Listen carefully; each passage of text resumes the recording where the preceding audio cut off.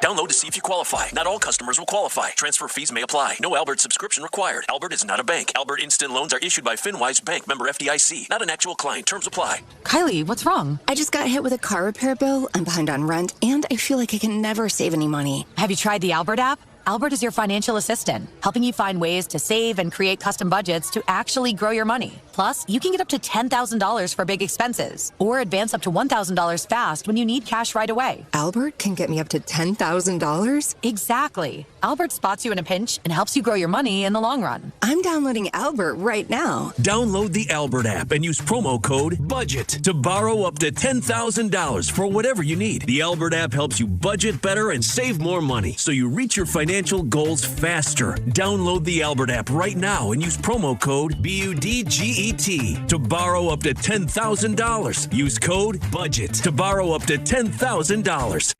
880 ESPN, WHSQ, and WCBS-FM HD2, New York. A Good Karma Brands radio station.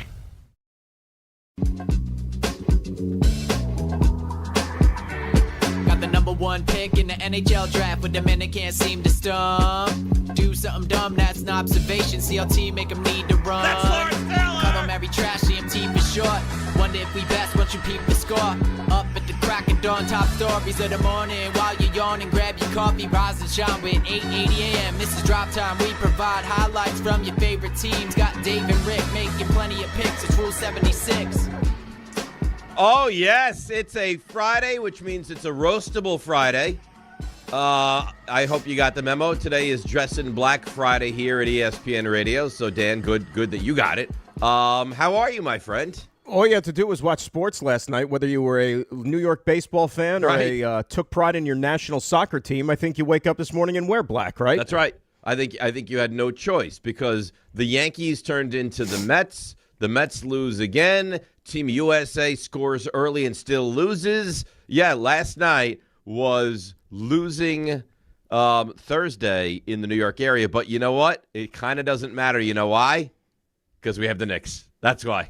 That is my ace in the hole until, I don't know, for quite some time, because we have the Knicks. Well, no, I think you could also, yes, you're right, the Knicks won, so you go there. But like we were just talking about in our little pre-show powwow, stop complaining about the Yankees, right? Like we've talked about, the Yankees are going to be fine even if they lose. Who cares? The Mets are dead already, so it doesn't matter. Right. You can only kill a dead body so many times. Right. And Team USA, let's face it, they basically played that game yesterday, not really surprised if they were going to lose, and they're still in fine shape despite the fact they lost because they had nothing to gain or lose in that game. Well, I said yesterday, and you guys jumped down my throat, that, I mean, it's a meaningless game. Like, it's not meaningless. They've never gone undefeated. Fine. But they didn't play to win that game, right? Like, they didn't. Like, I'm not saying they were opposed to winning it. I'm sure they would have liked to win it. The goal was not to win. They did not go all in to win that game last night. No, well, technically no, but what I was surprised at, and we knew that there would be some tweaks. Like I said, the 4 guys that had yellow cards you knew weren't going to play. I didn't think there would be 9 changes in the starting lineup. I mean, that's 9 of 11 guys, including your goaltender, who, even though he's a local kid, not as good as your starter. They were very, very shaky in the back end. And that was essentially Türkiye's World Cup final last night. You know, that was done, like right? their now Super Bowl. They can leave now. They can, so they're going to have a happy flight back to Turkey today whenever they board to go home on, Air Istanbul or whatever it is. So Turkey wins, and now the U.S. goes on to take on, as I like to call them, and now RJ has taken to mock me for it, a little B&H. So Bosnia, you go to B&H. Bosnia Herzegovina against Team USA. I just saw the odds. I have them in front of me. Do you have any idea? Maybe you know. Do you know the odds? I do not. I'm not Brendan Sorsby, no. Okay. So to advance. Thanks, Ray. I don't know that was great, by the way. Great why? Like great on my part? Yeah, I don't know that was great. I don't know that it wasn't, but I don't know that it was. Well, when you say great, do you mean it wasn't humorous, or do you think I was being rude? I think that was really mean to him. Oh, I could not disagree more. If you told me today was Sunday, I couldn't disagree more. He made his own bed. It's not like I made a Terry and Arnold joke. That was a choice. What, me? No, Sorsby. Yeah, but he's an addict. And then whatever bridge was still standing, he's burned that 10 times over with all the litigation. So he's like Dave. He's like A-Rod. Like A-Rod wants you to feel sorry for him. See, A-Rod brought it all on himself. Well, in a way, so's Brendan Sorsby. All right, well, whatever. Regardless of that, so yeah. I have Give me the two odds. Separate odds in front of me. I'm just going to give you to win the game because they have like the who's going to win if it doesn't go to penalty kicks, that whole thing. Who's going to win this match? Advance. That's it. What am I looking at here?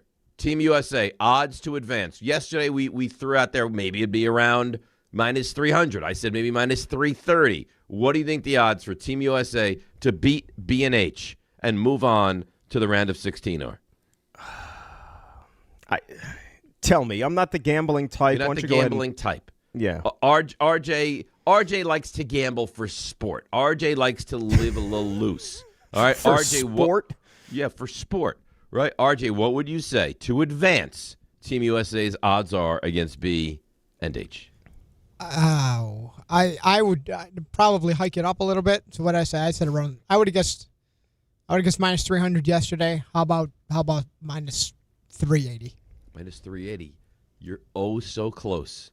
So I think this is a prohibitive favorite, guys. Team USA minus 400 to move on against Bosnia and Herzegovina. There you go. Well, that's good.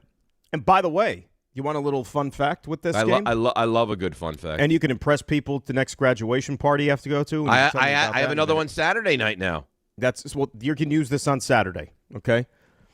We, and I say the national team, has not beaten a European side in 5 years. You know who the last team that we have beaten out of Europe in soccer? Can I get a moment here? Last time you in 5 years. Guess. Was it? Now you're just saying period or World Cup? Period. Well, because it was in 2021. There was no World Cup in 2021. Oh, I don't know. I thought maybe that was because of COVID. All right, so, oh man, last European, Germany. No. Oh, RJ. Okay. All right. You know Turkey. this. No. Bosnia Herzegovina. There you go. That is right there. That's why I tossed it out there for you.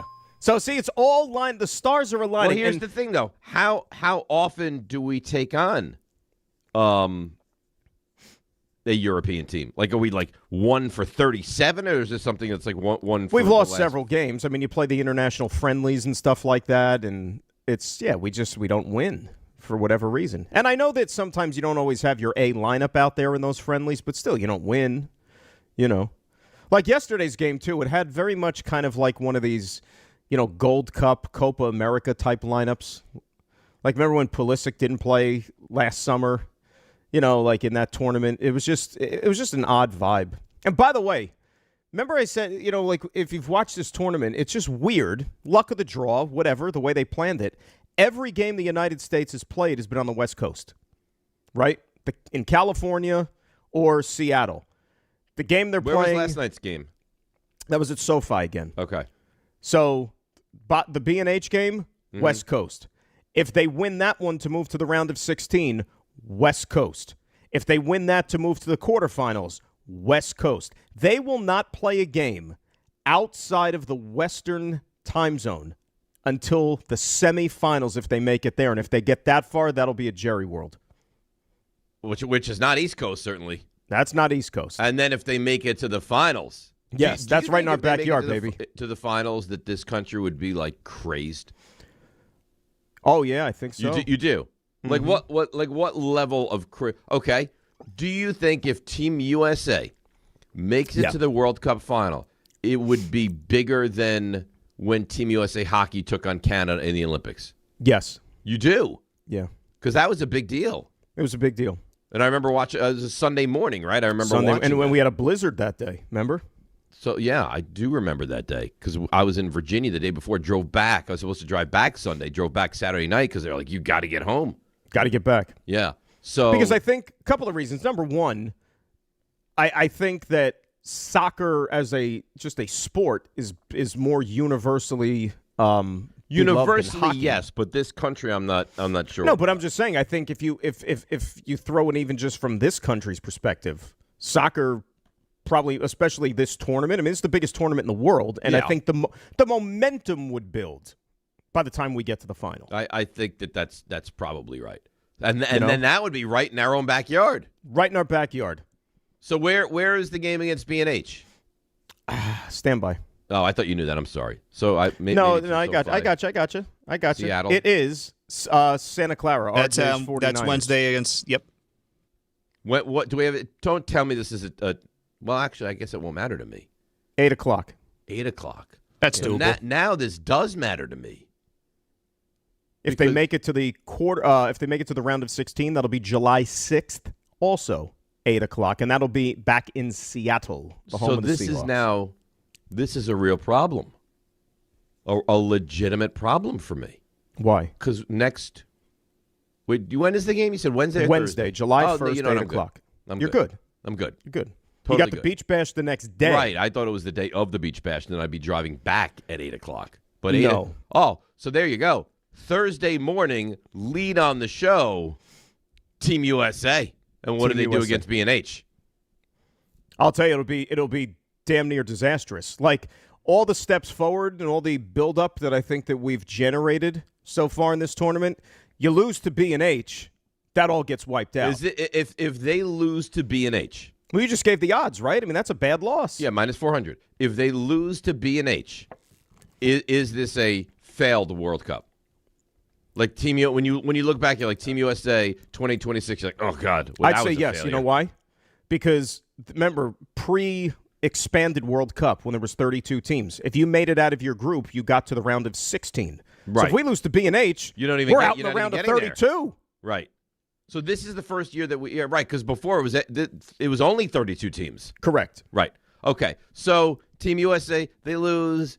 But it doesn't really matter. They don't play their guys. The back end, like you said, was not good. They scored early. It was like Germany yesterday afternoon. Germany didn't need the game against Ecuador. Okay. So then why does it matter? Like when I went in yesterday saying, like, I don't care. You're like, no. You'd like to win the game. Well, you'd like to win for history. It didn't matter. But we're talking about developing soccer in this country, getting the U.S. program on the level with some of the giants in the world, right?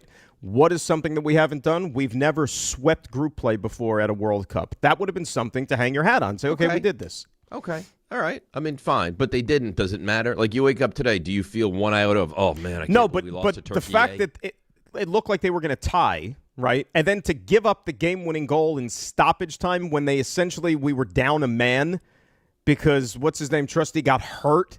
And he was kind of just like hobbling around out there, and we were at a substitution. Curious that a man got hurt in huge moments of the game, and he wants us to call him Trusty.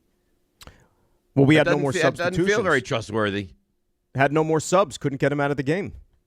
Didn't feel very trustworthy. By the way, speaking of, and this, I'm not saying this caused the injury, but let me just say this. For our friends, if they're listening bright and early this morning out there in L.A., the grounds crew at SoFi Stadium. They did a good job or a bad job? Little bit of slipping and sliding last night out there on that old grass surface. Oh, really? That was a problem, huh? Guys were slipping in all over the place. It was terrible. And that's this is the price you pay when you're importing grass.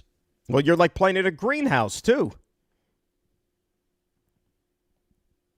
I don't know. Mina Kimes was at the game last night. Who cares? I care. I like Mina. Brad Pitt was at the game last night. Leo DiCaprio was at the game last night. Was he?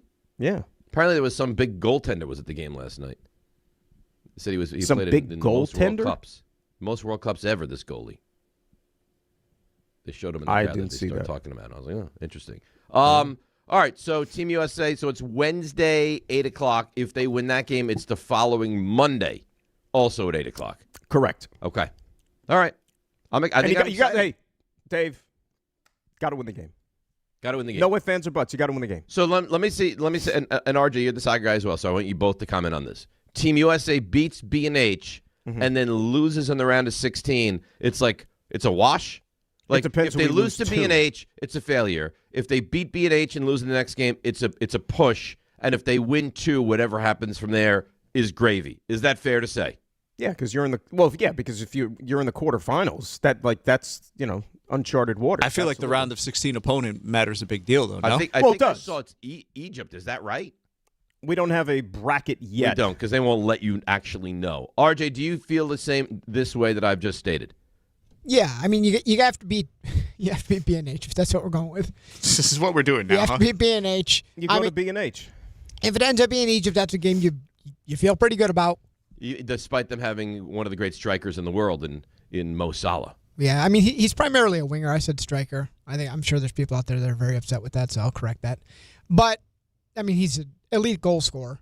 The thing about Bosnia is they're going to be content to drag this out, I would imagine. Like, I don't think you're concerned that Bosnia's going to come in and try to light you up. So they want that, like the longer it goes scoreless, the better. They want to take the air out of the ball, essentially. Eat the clock. Keep the other team's offense off the field. Yeah, it'll be like the old four corners in college basketball. I mean, it could be. I mean, I don't know if they'll be playing with a lead, but we'll see. But I think you'll hear the common question asked today: is there reason for concern after yesterday? I don't really have any. I mean, that was a B squad yesterday. I know that's the manager doesn't really like to use that phrase, but that looked like a friendly. From our perspective. I was reading some of the quotes or whatever from Pochettino after the game, and he essentially said, I don't know if he said it in English or Spanish or whatever, but the translated to, he was like, because the line of questioning was kind of on the negative side about the fact that they lost the game, and he basically said, we're the ones moving he's like, on. we're acting, he's like, what are we doing here? He's like, we're acting like we're going home, and Turkey are the ones that are moving on. He's basically saying the coach is saying it's no big deal after. Well, that's what I said yesterday. You guys jumped me. Well, we wanted to see the lineup. We knew there were the four players with the yellows were going to sit, but I mean, like I said, we didn't know it'd be a full scale. He said everybody. Yeah, I mean, Weston McKennie was the only regular. I mean, let's be fair. He didn't play to win that game. No, I mean, but Weston McKennie was the only holdover. Ricardo Papi too, but he's not a typical starter. When Christian Pulisic came on, did you stand for it last night, RJ? Yeah, I watched a lot of it. Did you stand for the whole game? Towards the end, so I'll be honest. I was fading during the. So you tried to, your body wouldn't let you. Yeah, in the 98th minute, I was on the couch doing like the head nod thing. But listen, I mean, Türkiye is. I mean, Dan, what would you say? I don't know if they're the most disappointing team in this tournament, but they are right there. So they were playing to win that match. They had to go home with something. Yeah, absolutely. Consolation prize or not, they had to go home with something. So 100%. But this was, you know what it was? I mean, football, week 17, week 18, whatever we are up to now. The final game of the season, you already clinched the division, but you got to play the final game. That Josh Allen comes in for a snap to keep his streak going, and then he's out of the game. You know what I mean? And then we're going to play all the backups. All right, so then, I mean, according to that, we shouldn't be remotely upset. No, with I mean, last night. I mean, Pulisic comes on and he looked. Pulisic came on in the second half. He looked fit. He looked ready to go. That's the biggest takeaway for me. He looked. I mean, we haven't seen him since the first half against Paraguay. And Pulisic almost scored on a beautiful shot. But guess what happened? He slipped. Yeah, I saw that. All right, so why don't we do this? Now that we've done a little soccer, and I think we've done it at a pretty decent level this morning. Very good. We'll move over to some baseball. I mean, the Mets do what the Mets do. They bring you to extra innings and disappoint you there. The Yankees lose in Boston, and I'm sure we're going to get Yankees fans like, oh, my God, I can't believe the loss, and the defense so awful. I think you're going to be okay. So the Mets, they stink. The Yankees, they stink last night, but overall, they're pretty good. I read something that it's like, oh, my God, this is very upsetting. I'll tell you what that is as well. It's DNR with you right here on ESPN New York. When care matters most, experience matters more. The Allure Group is redefining rehabilitation and long-term care across New York with 6 convenient locations. Their expert clinicians create personalized care plans to help you recover, rebuild, and get back to what matters most. From short-term rehab to long-term care, Allure is committed to comfort, dignity, and results. To learn more, visit allurecare.com. The Allure Group, where care meets compassion. New York basketball is back on top. Champions of the world. When you watch a team play that well, you can tell. It starts with how they're built. Depth, leadership, execution, doing the little things right. That's exactly how Tricon Construction builds too. Whether it's medical, industrial, multifamily, or commercial, Tricon brings the right team and the right plan to every project across the Tricon area. So if you're looking for a construction partner for your next project, don't overthink the pick. Choose Tricon Construction. Every phase, every detail done right. Visit TriconBuilds.com. From your neighborhood stop to the city and back, New Jersey Transit keeps your day moving. Reliable, convenient, and ready when you are. We're on this ride together. So keep aisles clear, use headphones, and be mindful of fellow riders. Small actions make a big difference, especially during travel times. New Jersey Transit. Ride together, ride better. Plan your trip at njtransit.com. Hey, Yankees fans, come out to Yankee Stadium on Monday, July 20th, when the Yankees host the Pittsburgh Pirates, and be ready to receive a traditional Yankees giveaway. It's Yankees T-shirt night, presented by Sato. The first 15,000 guests will receive a Yankees T-shirt. For tickets, log on to Yankees.com/tickets. Again, don't miss the Yankees and Pirates for Yankees T-shirt night presented by Sato on Monday, July 20th. Visit Yankees.com/tickets today. Okay, class, let's begin. Psst, love your boots. I just sold a pair like that on eBay. Oh, really? Yeah, it took like 2 seconds to list, and they sold almost immediately. I've been selling everything lately. Some chunky boots, a faux fur coat I never wore, and a vintage chair that was more of an expensive clothing rack. You know, I actually bought these on eBay. Wait, are you Kitty Sell Stuff from Brooklyn? Okay, quiet, please. Find what you love, sell what you don't. eBay. Things people love. My name is Whitney Allen, and I'm a widow. My husband, Ryan, died. We never thought we'd ever have to use life insurance, but the unexpected happened. With Ethos, signing up was fast and 100% online. You can get a quote in seconds, apply in minutes, and get same-day coverage. No medical exams, and you can get up to $3 million worth of coverage. I'm grateful we were prepared. Get your free quote at ethos.com/play. That's ethos.com/play. Paid spokesperson. Time spent on application may vary. Online health questions required. This is Bart and Carlin on ESPN New York. The Yankees are under pressure, and it's more pressure on Aaron Judge than it is any other athlete in this market because of what Brunson has done. He'll never be accepted as one of the greats until he wins a title. And this is the time because the American League stinks. Everybody just assumes, kind of like the Knicks, that the National League is that much better, like they did about the Western Conference. Take that easy path. Bart Scott, Chris Carlin, weekdays at 10 a.m. on ESPN New York and streaming live on YouTube.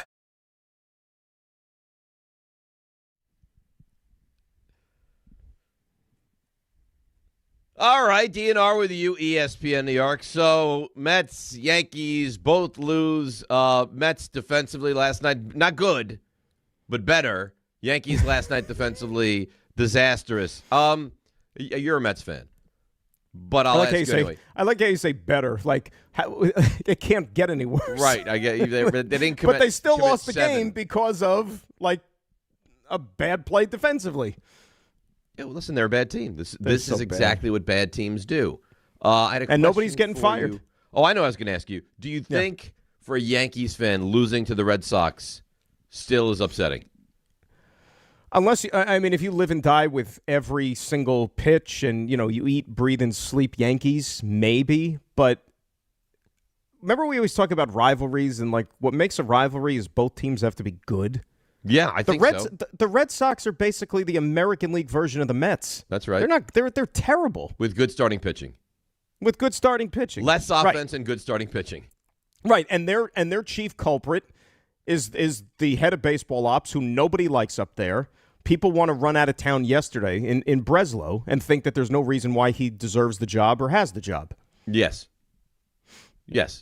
But it's not like they were excited to get Breslow, like the Mets were excited to land David Stearns. That's the thing. I was at this graduation party. A lot of Mets talk yesterday. Knicks. How was the party, by the way? The party was good. Well, it was nice. I got to tell you, though, and this is going to come off like, oh, God. Indoor or outdoor primarily? It was not primarily outdoor. It was entirely outdoor. Oh. There was no indoor. Okay. No, but it was nice. This was something. So they live up on the start of their driveway is down here, and it just goes up. If I said to you, what city are we in? You'd like, San Francisco. That's the level of hill. So what did they have at the bottom of the hill?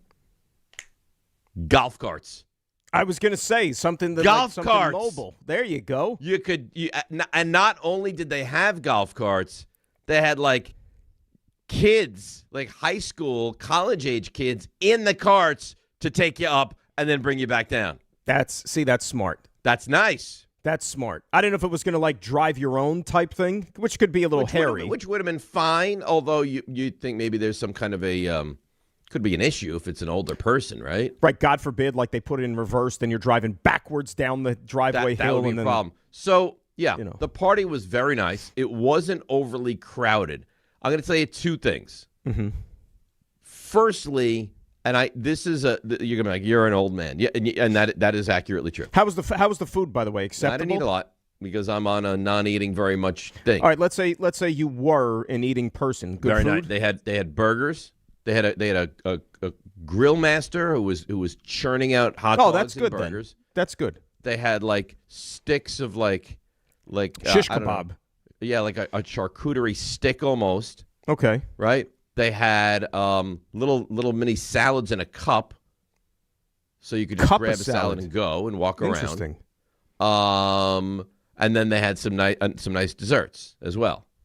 I had 2 mini salads in a cup, and I had what else? And I had 1 mini chocolate chip cookie, and that was my dinner last night. So 2 little salads and a mini chocolate chip cookie. That was it. Yeah. So did you feel satisfied? Nice.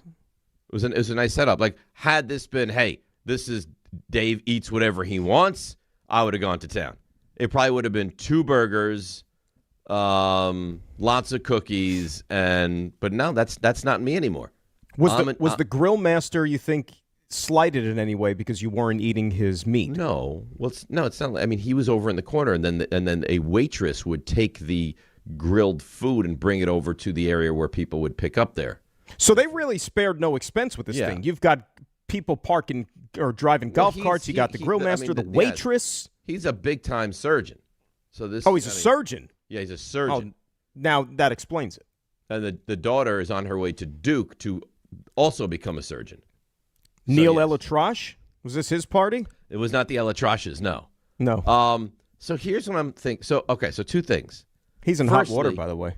What? He is? Dr. Neil? Yeah. Why? They're looking into him like he was with some shady practicing or something like that. Yeah. That's when you think you trust a guy. So weekend reading. I cannot stand for like 3 hours. I can't do it. Mm-hmm. I'm not like, by the time I left the party last night, I was like, oh, my back. I could walk.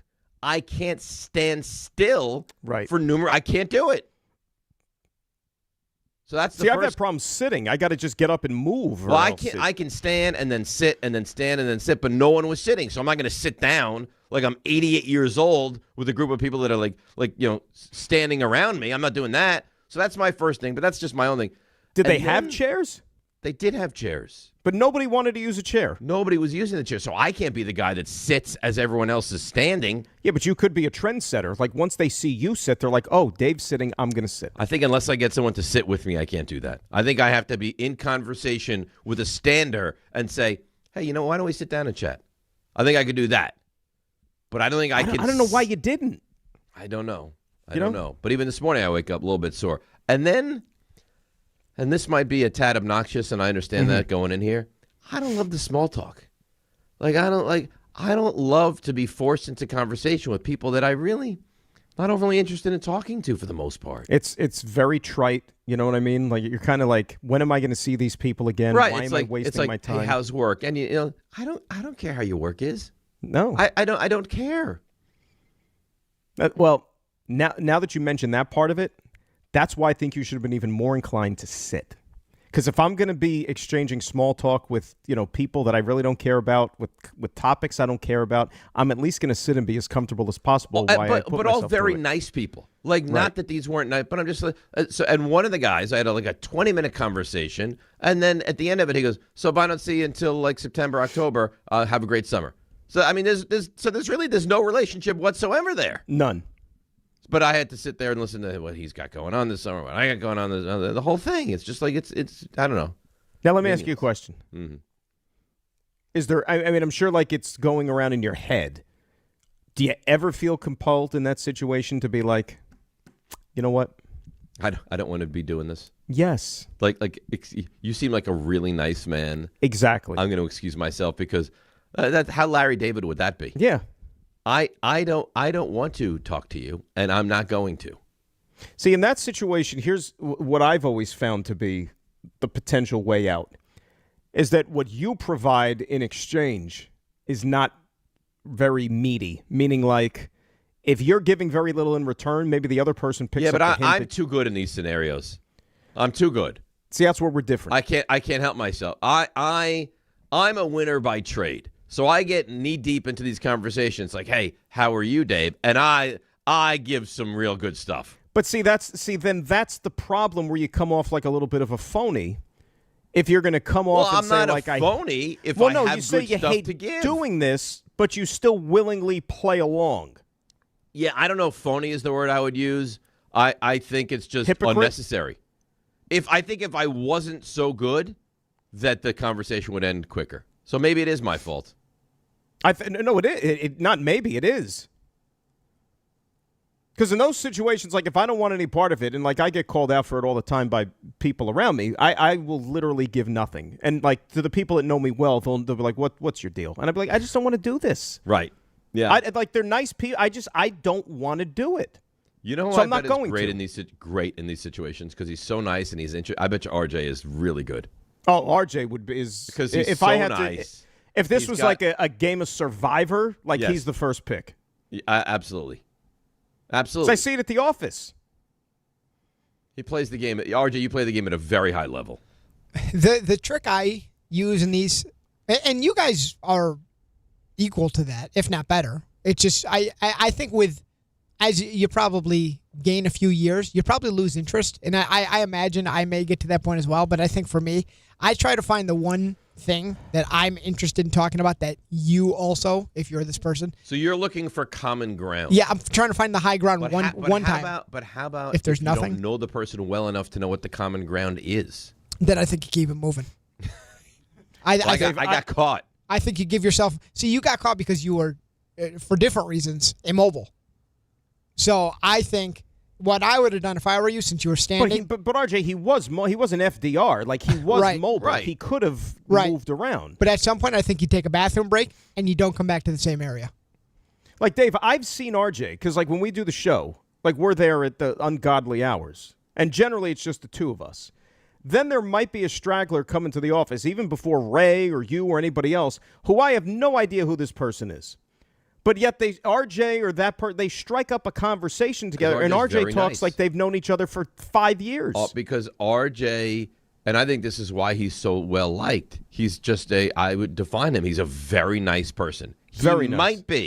He might be too nice. You know those people? Oh, yeah. You're like, are they really that nice? And the thing that almost feels disingenuous for RJ is very nice. But slightly crazy. But everyone thinks RJ's so, he's not. There is a little bit of not nice in RJ. Yeah. But he never shows that to people unless you get to know him well. Yeah, it's in there. I'd say it's, I don't know, 5%, 8%. If you see the blow, like I mean, you talk about a rare occasion, the rare blow up from RJ. I made RJ go crazy one time. So I've worked many more shows. We've worked at this point in the thousands of shows together. Is that really true? Yeah, I think so. Thousands. I mean, 365 in a year, multiplied. Yeah, the but we years. don't work 365. Even if I get it. Even if it's 2 something. Let's just say even 200. Yeah, I'm sure so it's not like 5,000, but it's like over 1,000. Okay. My point. But I bet you that Dan has seen more of the 5 to 8% crazy than you have. Really? 100. Oh, yeah. Yeah, because some of those, we worked, I don't know, 5 years of Jets together. And during some of those broadcasts, there were just some things that happened behind the scenes that drove me to right up to the line of insanity. Really? And Yes. Dave, remember, too, those are Sundays primarily. No one around. So it's like the weekend, nobody around. Right. Yeah. Yeah, that's nice. Yeah, if Dan, but has he ever seen an explosion like I saw? No. He has, but not directed like at anyone, like right to that person. He attacked me. I played that for Dan, and he was actually on your side, because I was right. But it never got like semi-physical though. It was just verbal. Yeah. No, it did not get. Who are you? It did not get physical. But that is actually what led me, because I trust Dan so much. I wanted to play that for him, and I said, whatever you think, I'm going to now base my opinion off of you because I trust you that much. He said, and Dan took my side in that argument. Yeah, he looked at me as he said, I'm a friend. I love you. I think you're wrong here. And I said, you know what? I'm going to step back. I think I am wrong then. By the way, as long as we're emptying our souls here for a second, I know we got a break. I had more than one occasion yesterday where I was just like hanging around in the afternoon and the thought was, I didn't know how to, I was going to like pick up the phone. I was actually going to call RJ. Like, I feel compelled to issue a public sort of like, I'm sorry for what happened yesterday, like during the one break. And I hope that RJ doesn't like hold it against when me. you verbally berated him for the soccer ball? Yes. Glad this is being addressed. Beration. The soccer basketball. This is healthy. Is this a cathartic healing right now? And Ray, you weren't in there for this thing. So I'm in there minding my own business. It was so brief, but I feel like I hurt me more than I hurt my what you discussed on the air was uncomfortable. RJ, like a child, is taking this I think that's inflated basketball and kicking it against the wall continuously. And Dan, you could see it in his eyes. He reached his tipping point, and he went crazy. He's like, can you stop with the soccer ball? He's like the Simpsons episode, Urge to Kill RJ Rising.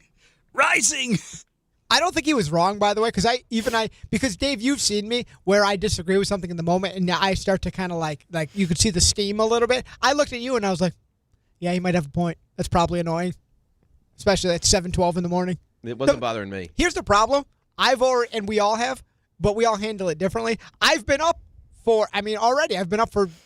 Mia woke up early. I've been up for like almost 4 hours already. I've already had a cup of coffee. What time did you wake up today? 2 something. Wait, you went to bed at midnight and woke up at 2? Well, she was crying. Ange was already up. Ange was crying? No, Ange was crying. That's what I thought, too. She might be right now. I hope she's okay. But she was, and Mia was already up, so I woke up, and then Antonio woke up. I said, hey. What was Antonio doing up? He heard all the chaos. And you know what it is? And today we need to make mention of this. It's Antonio's big 3rd birthday. It is his birthday. Antonio woke up because he wanted some cake. There's even a chance. He thought there was a 3 a.m. World Cup game he wanted to watch.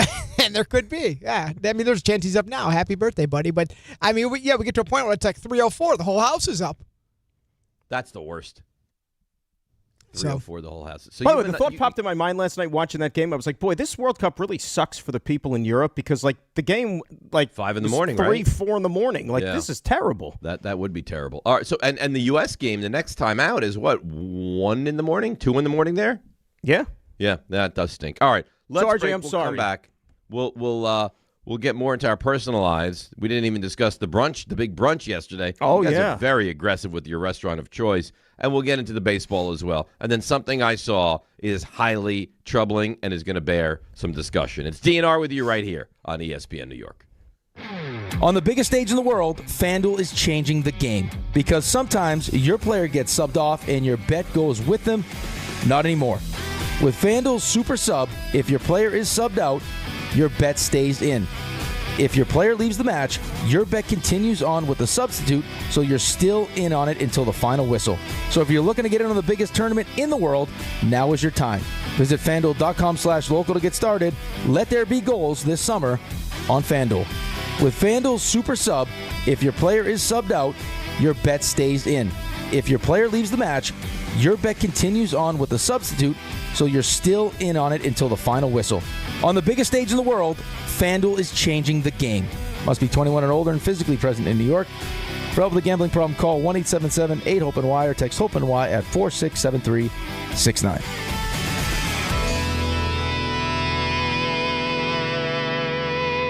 Summer's here. People are outside walking more, traveling, going to games, barbecues, the beach, just enjoying life. But if you have joint pain, sciatica, or back pain is still holding you back, you don't have to live like that. I'm Bart Scott, and Dr. J. Shaw at Sandwell Pain is the real deal. Ivy League trained, double board certified with non-surgical treatments that get real results. No cuts, no downtime, no pain medications, just a smart, targeted approach that gets you moving again. Same day or next day appointments are available. Go to SandwellPain.com. Don't let pain steal your summer. Hey, it's Alan Hahn. At Rings End, they're there to help realize your modern design visions. That's why they partner with Marvin. Engineered for big ideas, Marvin modern windows and doors deliver effortless elegance, expansive views, and industry-leading innovation, all in a modular system designed to meet the exacting principles of modern architecture. Experience Marvin Modern at a Rings End showroom today and create something stunning with them. Rings End is a certified Marvin installing retailer. Hey, it's Michael Kay. I love when I get to talk about PC Richard & Son. This has been my go-to store for years now. They're local, they're family-owned, and they truly care about their customers. And you know how I love to support our local businesses. Always have. And you should too. During their July 4th sale, save big on appliances from all the top brands, up to 40% off. In fact, the more you buy, the more you save, with up to 20% in additional savings on select appliances. So do what I do and get to PC Richard & Son today. Download to see if you qualify. Not all customers will qualify. Transfer fees may apply. No Albert subscription required. Albert is not a bank. Albert Instant Loans are issued by FinWise Bank, member FDIC. Not an actual client. Terms apply. Kylie, what's wrong? I just got hit with a car repair bill. I'm behind on rent, and I feel like I can never save any money. Have you tried the Albert app? Albert is your financial assistant, helping you find ways to save and create custom budgets to actually grow your money. Plus, you can get up to $10,000 for big expenses or advance up to $1,000 fast when you need cash right away. Albert can get me up to $10,000? Exactly. Albert spots you in a pinch and helps you grow your money in the long run. I'm downloading Albert right now. Download the Albert app and use promo code BOOST to borrow up to $10,000 for whatever you need. The Albert app helps you budget better and save more money so you reach your financial goals faster. Download the Albert app right now and use promo code BOOST to borrow up to $10,000. Use code BOOST to borrow up to $10,000.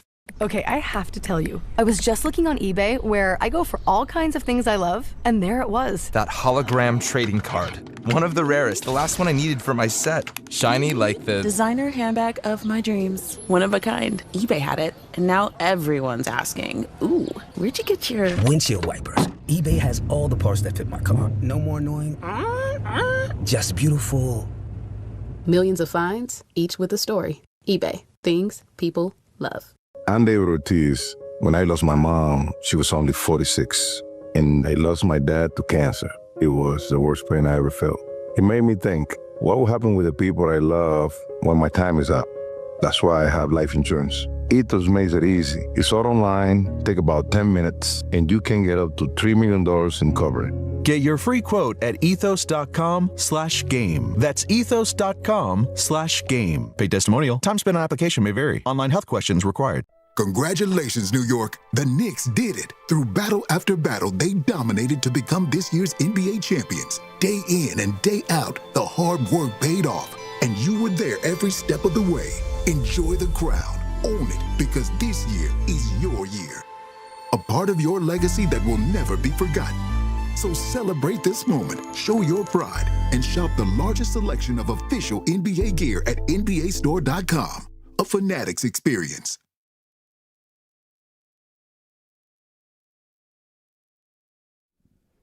All right, DNR with you, ESPN New York, the ESPN New York Beach Bash. Back, it's next Thursday. We're under a week away, July the 2nd, Bar A in Lake Como, New Jersey.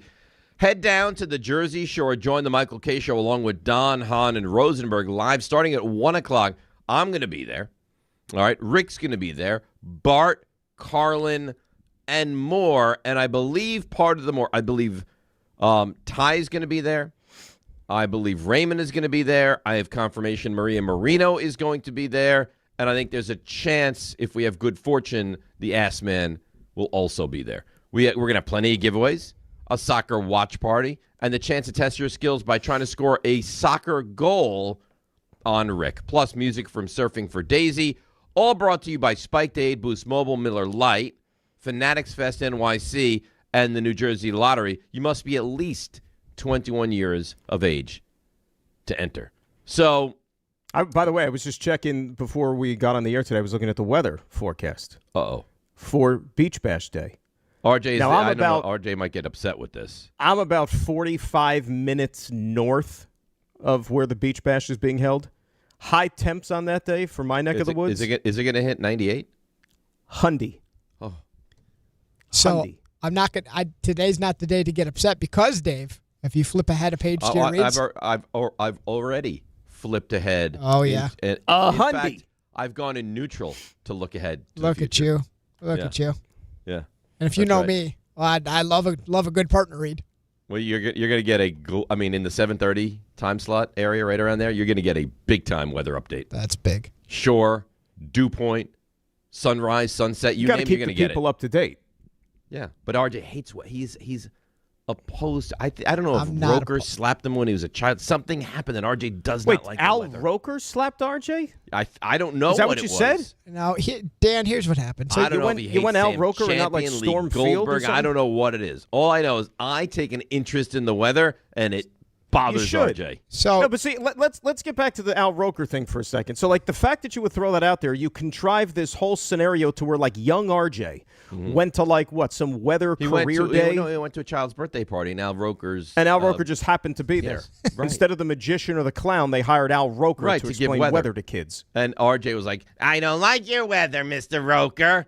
And Al Roker slapped him across the face.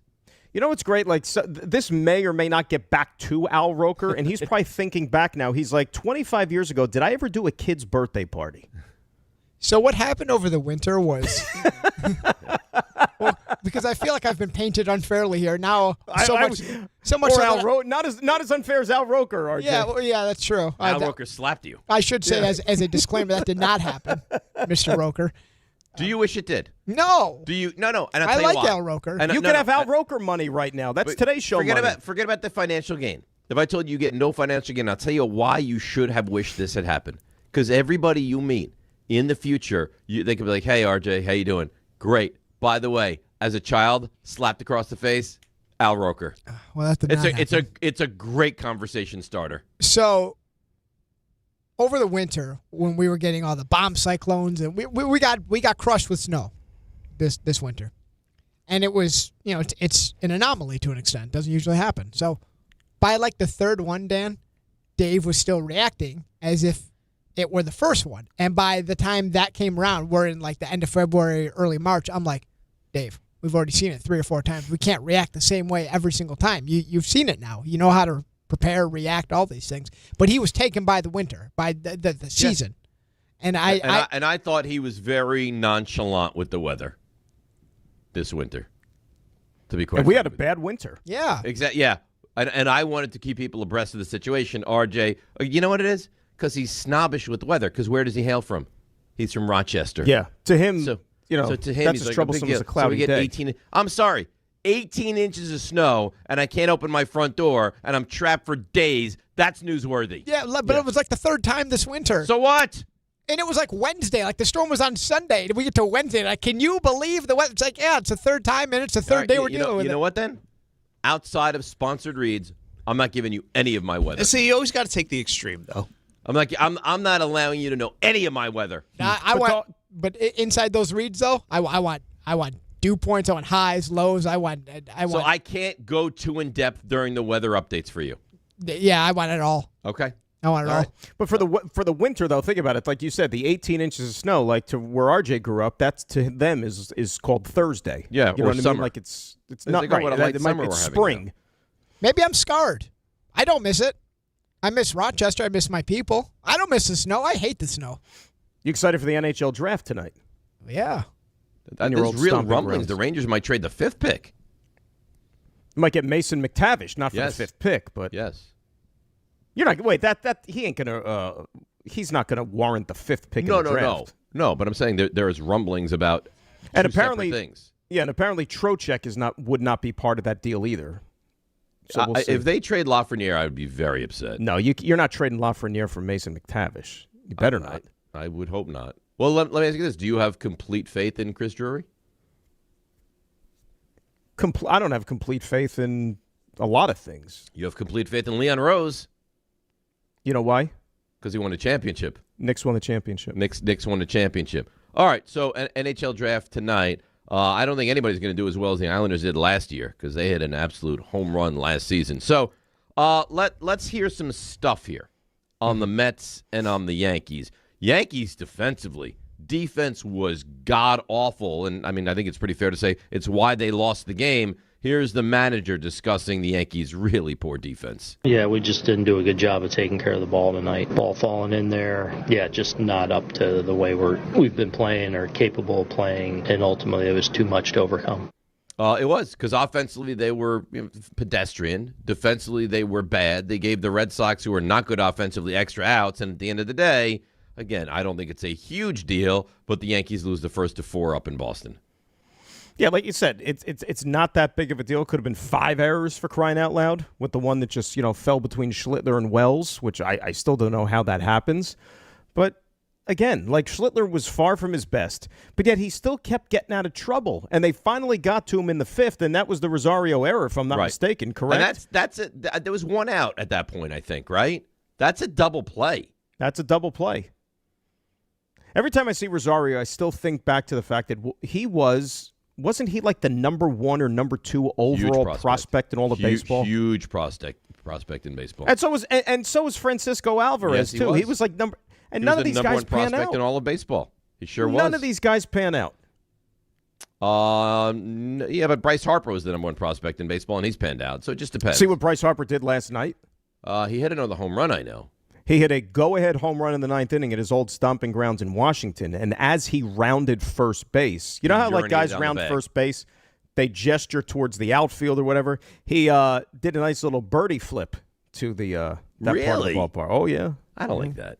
Yeah, I don't love that. Nice little bird. You mentioned Cam Schlittler, and you're right. He didn't have his best stuff, but if he got any help defensively, he would have won that game, and you would have been like, "There's another 6 innings of 1-run ball from Cam Schlittler." Like that's what he is now without having his best stuff. And I asked Buster earlier this week about Schlittler. I was like, you have Rodon. Obviously, he's good. He's not great. You have Rodon. You have Fried, and I think Fried is excellent. You have Cole. Short series. You get to the postseason. Who's your starter in that series? And without hesitation, it's Schlittler. Absolutely. This guy was called up last year. Most people didn't know who he was last season, and he has gone to overtake everyone in that Yankees rotation to be their number 1 starter.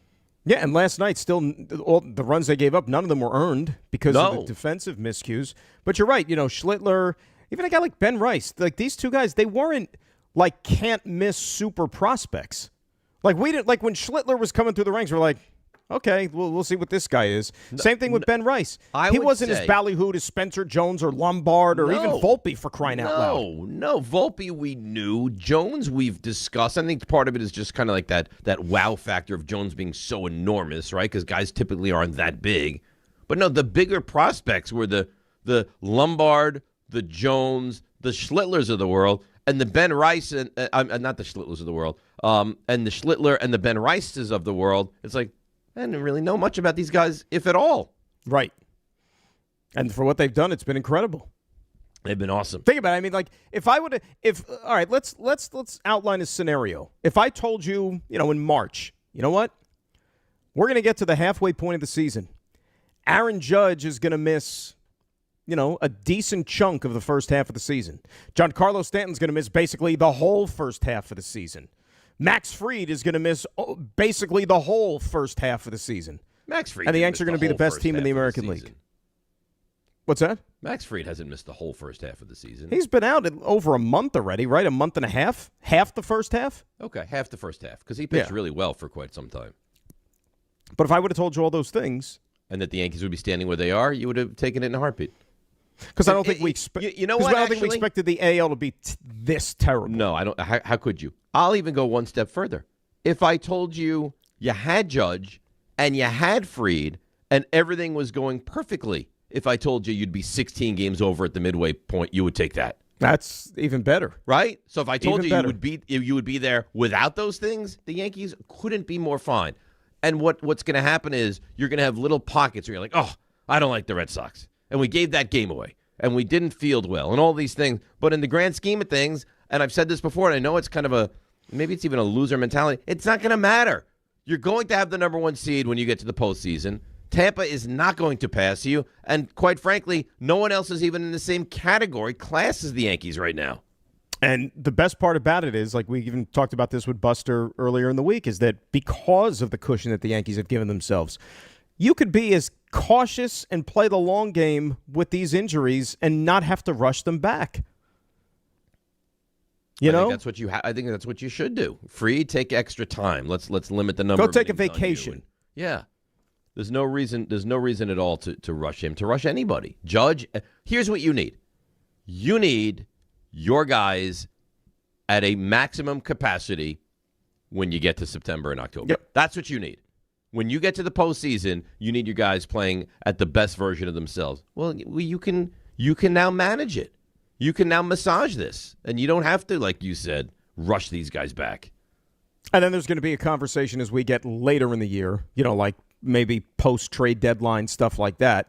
If let's say one or two of these guys still isn't back yet, because we've already discussed it here hypothetically, like, can the Yankees, when they get to the World Series, can they win a championship without Aaron Judge? Right, like those type of things. I think, and Buster, I think, agreed with me, right? I think they could definitely get there without Aaron Judge. They won't win it, but they could get there. In this American League, 1,000%. Okay. Now, you're not the right person to ask officially because you're not a Yankees fan. Would you want the Dodgers? Or if you're a Yankees fan, will you root against the Dodgers? Good cough, by the way. Thank you. It was one of those, like, I saw it coming, and I was wondering, how are we going to deal with this? Building. But you did a good job. It was building. It was percolating. No, I don't. You can't be choosy. First of all, you need to get to the World Series, and whoever's there, you play them. But to say, like, we want the Dodgers, but would you prefer to avoid the Dodgers? Like, are you scared of the Dodgers? If between now and the end of the regular season, if they do indeed still prove themselves to be the best team, then why would you want to play them? I think that would be silly, saying we want the Dodgers. So you would say, hey, let's go Brewers, let's go Braves. We don't want the Dodgers. Right, the Brewers won't because the Brewers never win in October. But even if it's the Braves, you know what? A championship's a championship. It doesn't matter who you play. I mean, the Knicks didn't have to beat Oklahoma City, but they still won the championship. Yeah. It's still special. Oh, they're all special. The Giants could have beaten the Little Sisters of the Poor in the Super Bowl, and I would celebrate it. I don't care. Right, so I don't think a Yankee fan cares about the Dodgers. You just want to get there yourself. You worry about your own business. Right. I think you're right. I think, to me, if I'm the Yankees, I'm going to try to figure out a way to mend fences with Aroldis Chapman. I think he would be perfect to bring in as the Yankees closer. Do you understand how good he has been? He's unbelievable now. Except for the game in Colorado earlier this week, but still. Right. But, I mean, when you look at him I don't last know, year man. Into this year, just to finish out the season, you wouldn't want to bring him in? I just still, like, too volatile, like, and there's history there. And that was a long, like, think about it. He was a Yankee, it feels like 100 years ago. Feels like he was a Yankee when Jeter was still on the team. That's how long ago it feels like. Wasn't he he was traded for Glaber, right? Traded and then brought back or re-signed in the offseason. Because he was traded to the Cubs for Gleba. Right. So that's a long time ago now. Yeah. But so you wouldn't want him back? I would look at other directions. Let's see how the market plays out over the next month or so. Ray, would you want back Aroldis Chapman? Probably not. Really? At this stage. It's like probably been there, done not. that. Why? Yeah. A third time. Been there, done that. Yeah. It doesn't matter what I want. Brian Cashman will never take him back. Okay, is there a better relief pitcher that's going to be on the market than Chapman? I would say probably not. I would again say probably not. No. Okay. All right, how about this? How about this? Yankee fan. So, Ray, RJ, you can answer. Cuddle Mary Trash. Which former Yankee reliever, not saying they're going to be available, would you take back at the deadline? Aroldis Chapman, Devin Williams, or Luke Weaver, who hasn't given up a run since April. I think. Well, Weaver. So, yeah. Weaver's the guy? Weaver, Chapman, Williams. Weaver, Chapman, Williams, yes. Yeah, in that order. I think that's fair. But I also don't think it's I think Williams is definitely the third of the three. But if you said Chapman, Weaver, Williams, I don't think that's crazy either. Well, I don't think it's crazy. I'm not against it. It's just like, I'm not. I don't see it happening. So you wake up one day, I don't know, right before the trade deadline. The Yankees have acquired Aroldis Chapman. You're like, I'm not upset at it. It's not something that's going to make me jump for joy, but it's not going to make, why did we do that? I wouldn't do that either. Chapman seems like he has an issue with one person, whereas Devin Williams seems like, I don't know if he has an issue with. He just has issues. I don't know that Devin Williams can pitch for the Yankees. He did not seem like he enjoyed his time there. No. from the start. Not even. The Red Sox actually, but if you think about it, the Red Sox actually might move him sooner than later. Like, they're not going to hold him up until the deadline because, as you said, like, his value right now, I don't know if it can get any higher. You can't. You know what I'm saying? So, like, what happens over the next month if he hits a funk and he starts pitching poorly? Like, that's going to bring down his value a bit. I think the Sox might move him soon. I would they're trade done. him as soon as you get the appropriate offer. New York basketball guys is back on top. I think we've covered Who's that. that? Sad. Who's that? Because they won the whole thing. Champions of the world. When you watch a team play just that well, you can tell it starts with how they're built. The depth, the leadership, the execution, doing the little things right. That's how Tricon Construction builds, too. Whether it's medical, industrial, multifamily, or commercial, Tricon brings the right team and the right plan to every project across the Tricon area. So if you're looking for a construction partner for your next project, don't overthink the pick. Choose Tricon Construction. Every phase, every detail, done right. Visit triconbuilds.com. Let's take a break. We'll come back, and I find something highly troubling. Tell you what it is next, Dan. It's DNR with you, ESPN New York. All right, let's see what's happening on the roads on a wet Friday. Here she is. I won't get too much into the weather, but here she is. She's the best. It's Debbie Duhame. Hi, Dave. Hi, Dan. Good morning, company. Hey, guys, roads are wet. Be careful traveling. Let's go out to Sunrise Highway eastbound, heavy through Hampton Bays. Lots of volume eastbound BQE up toward the Brooklyn Bridge. Watch for slowdowns westbound BQE into Meeker Morgan. A stalled vehicle cleared. Tunnelly Ave north of Manhattan Ave in Jersey City. A collision. Inbound GWB 45, Lincoln 20, Holland 30. Sponsored by RockAuto.com. Grinding and squealing are signs it's time for new brakes. Skip the hassle of searching for the right parts and shop RockAuto.com. Find trusted name brand parts at lower prices and have them shipped directly to your door. All the parts your car will ever need. Rock Auto. I'm Debbie Duhame, 880 ESPN New York.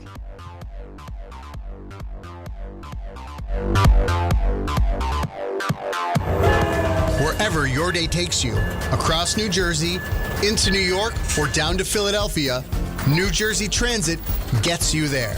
Skip the traffic and stay on track. With busy travel periods ahead, plan ahead, check schedules, and allow extra time for your trip.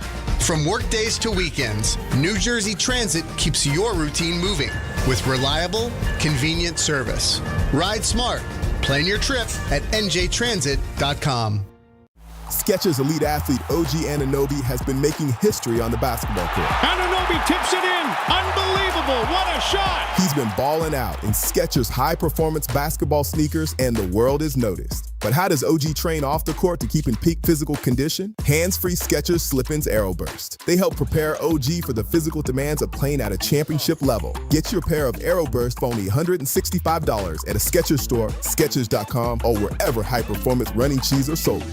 What's up, my friends? This is Francisco Lindor. This is Devin Williams. This is Luke Weaver. Bo Bichette here. You're listening to the home of New York Mets baseball. WHSQ and WCBS-FM HD2, New York. D'Agostino, Law, Bite Back. This is John D'Agostino from D'Agostino & Associates. And I know how a serious accident can change your life just like that. I'm Jenna D'Agostino, and I understand that with pain comes medical bills and time out of work. Let us get you justice. This is John Ryan, the closer. For over 35 years, our family has been getting accident victims every dollar they deserve. I started this firm for the injured so they can bite back against the insurance companies. Our legacy is to get you justice. Bite back. To get you paid. Bite back. At D'Agostino & Associates, bite back means fight back. When you're hurt and they blame you, we bite back and get you every dollar you deserve. We have offices throughout New York and New Jersey, so call us first at 1-800-BITE-BACK. That's 1-800-248-3222. 1-800-248-3222. I've been there, and I'll be there for you. Rich Eisen here with some advice. If high-interest credit card debt is grinding you down, it might be time to call an audible with a SoFi personal loan. It consolidates your debt into one low monthly payment with no fees required. And with as soon as the same day funding, you can make the right play fast. Call an audible on your debt today at SoFi.com/debt play. Loans originated by SoFi Bank N.A. Member FDIC. Terms and conditions apply. NMLS 696891. Fast funds terms apply at SoFi.com/debt play. Michelle here. Look, in sports, the best teams know when to make their move. Sherwin-Williams is making theirs with their 4th of July sale. We're talking 30% off paints and stains June 26th through July 6th. You know, I'm looking at these studio walls. They're a bit gray. I'm thinking I wouldn't mind a little more red in here. Get that Cardinal spirit going. Yeah, I like that. Order online and get everything delivered right to your door or swing by your neighborhood Sherwin-Williams store. Retail sales only. Some exclusions apply. See source for details. Delivery available on qualifying orders. This is DiPietro and Rothenberg. This might be a tad obnoxious, and I understand that going in here. I don't love the small talk. I don't love to be forced into conversation with people that I'm not really interested in talking to for the most part. It's very trite. So I get knee-deep into these conversations like, hey, how are you, Dave? I give some real good stuff. I'm a winner by trade. This is DiPietro and Rothenberg. I think if I wasn't so good, that the conversation would end quicker. So maybe it is my fault. On ESPN New York and streaming live on YouTube. All right, that was well done. I don't think it paints me in the best light, but very well done by RJ as usual. July 16th through 19th. That's coming up quickly. The biggest weekend in sports takes over the entire city. Fanatics Fest NYC puts you at the center of all of it. The world's #1 sports fan festival returns to the Javits Center with 500-plus athletes, celebrities, sports legends, all under one roof. Get closer than ever with autographs and photo ops, live panels, podcasts, exclusive merch drops, the tailgate zone, rare collectibles, nonstop action across every major league. Enter for a chance to win a pair of tickets in the ESPN New York app. Find the contest tile to submit your entry. 800-919-3776. So something has me I'm not even kidding, very upset. But by the way, you haven't speaking of upset, you haven't even mentioned it yet. What's coming up later this hour? Later this hour? Oh, the morning roast. Yeah. I don't think you mentioned it yet. I might not have, and that's remiss on my part. Yeah, the morning roast around 7:45. You have a roast ready to go? I think I do, absolutely. I don't think I do. I have a couple in the holster, but I think I'm going to come hard and heavy with one of them. So yeah. I got to think of something because I don't know that Ray, you have your morning roast ready to go? I'm batting around a few ideas. What you said about the party thing last night, like with the conversation, like that could have been a roast. It could have been, but I've already used that. I can't now go back and dip into that. You could have held it back and used it as the roast. But I can't put the toothpaste back in the tube now. Dave does not hold back. Yeah, Dave does not hold back. What could I? Listen. Why Dave no hold back? Do you think you'll ever look at Alex Bregman the same? Nope. What happened? I don't know what happened. But why Bregman not back? Why Bregman not back? Do you find the why Bregman not back better, or do you find the what happened? I don't know what happened. What happened? I don't know what happened. But why Bregman not back? No, the why Bregman not, because I'm not. That first part never even got me until you brought it up, because the one that jumped out was the why Bregman not back. You don't hear the what happened? Yeah, I mean now I hear it, but not initially. What happened? No. I don't know what happened. But why Bregman not back? What happened there? Not back? If you listen back to that, it sounds like English is not his first language. What happened? I don't know what happened. But why Bregman not back? The why Bregman not back is it's like a baby talking. Why Bregman not back? And by the way, today's Antonio's 3rd birthday. Yes. The little guy. RJ, you feel like it felt like he was born yet a week ago. Now he's 3 years old. It's crazy. It really is crazy. RJ, wait till he gets to be 19 like my kids. Can you get Antonio to record why Bregman not back and then play it up with Ricks? Hey, Daddy, what happened? I don't know what happened. Why Bregman not back? You know what that is, and there are moments for all of us. I feel like Rick and I show it more when we need it more than the two of you guys being Ray and Dave who worked this year round. What happened? I don't know what happened. But why Bregman not back? There's just signs that you just need time away. You just got to collect yourself, and not like a day. You say this. Dan, I once gave a whole tease discussing how when we return, we will break down how the Mets and Yankees have the night off. So I am hardly All right, innocent. let's take a break. We'll come back. He's got his Masters prediction. Rick is.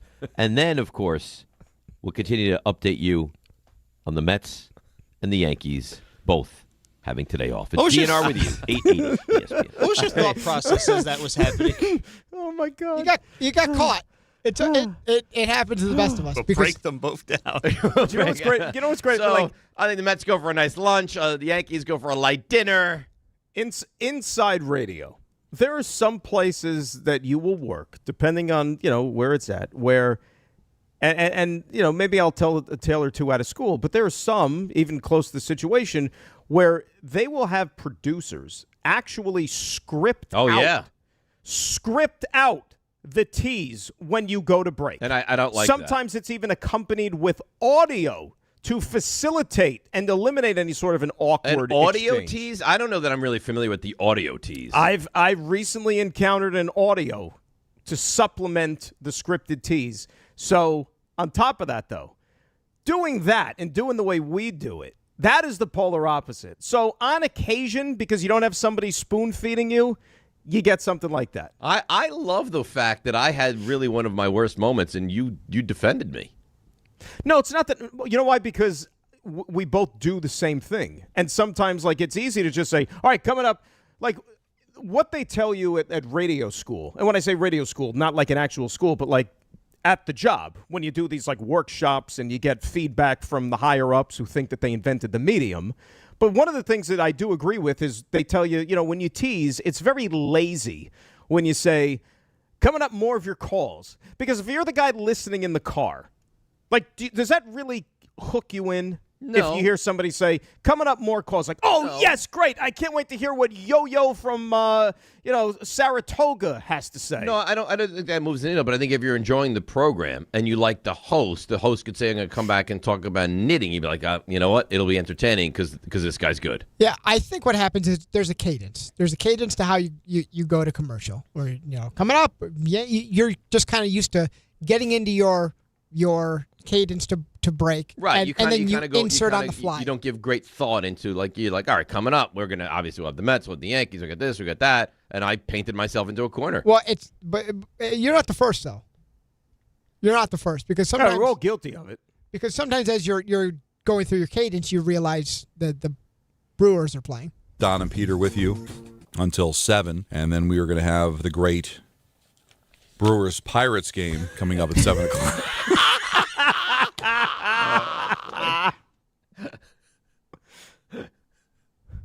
Great Brewers Padres. Yeah. Can you Ray? Can you give me the Mets and Yankees are off tease again? Oh God. Oh boy.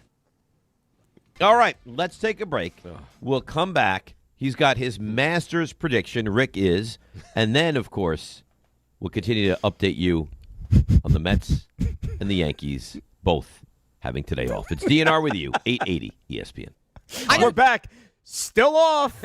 Still no game. All right, you were waiting for you made it through the commercial break. You were waiting for the update. Here it is. Mets still don't play, as the Yankees still don't play. They tried to get the Yankees on the phone, but they couldn't make it to the field in time, so no game. I got to tell you where it's brilliant, though, because for a second, if you don't know that we're just kind of having fun at the situation, you might think that guy knows something. The Yankees and Mets are off today. He's going to up. What's happening? Is there a game it's today? better than when I once teased death. Right? That did you ever hear this one, Dan? The Magic one? Nobody had any idea that Magic was going to die. Why is Bill Gates not alive? Not Bill Gates, the other guy. What's the other guy? Just kill Bill Gates? That one is an honest mistake. The Magic was going to die. Do you remember that week that it was a week or close to a week that you and I did this year? What was it, in March? I had a rough week. Did you? Because remember, I killed off how many people that week? Oh, and they were all still with us. Right. And I paid the price because the gods were looking down and listening that whole week. And then I fell violently ill. I remember. Remember that? They basically struck me down to basically on death's door. I do remember for that. a week. All right, let's get to a couple of the calls, and then I got to tell you the thing that's got me very upset. Leon in Albany. Leon, good morning. You're on ESPN New York. Hey, what's up, David, Dan? How are you, Leon? What's going on, buddy? So yesterday you guys were talking about, not going to Citi Field this year. So this is what I'm doing. I love the Mets. So I decided to book a trip to go down to Atlanta next week to see the Mets play in Atlanta against Atlanta. So you don't want to go to the turnstile at Citi Field and give them the satisfaction of being another fan there, right? No, I don't want to give Steve Cohen any of my money. I can't stand him. I understand why you're angry, but what I don't understand is why are you angry at Steve Cohen? What has Steve Cohen done here that has you upset? Nice to hear from him. I think he should have got more involved with Pete Alonso and bringing Alonso back again this year. Don't disagree. Remember, he got involved with Juan Soto. Juan Soto's here because of Steve Cohen. But he did it last. Okay, but and thanks for the call, Leon. And I don't disagree with what you're saying. Like if you're angry and you want to, punish them in some way, I think that's more than fair. I just don't understand.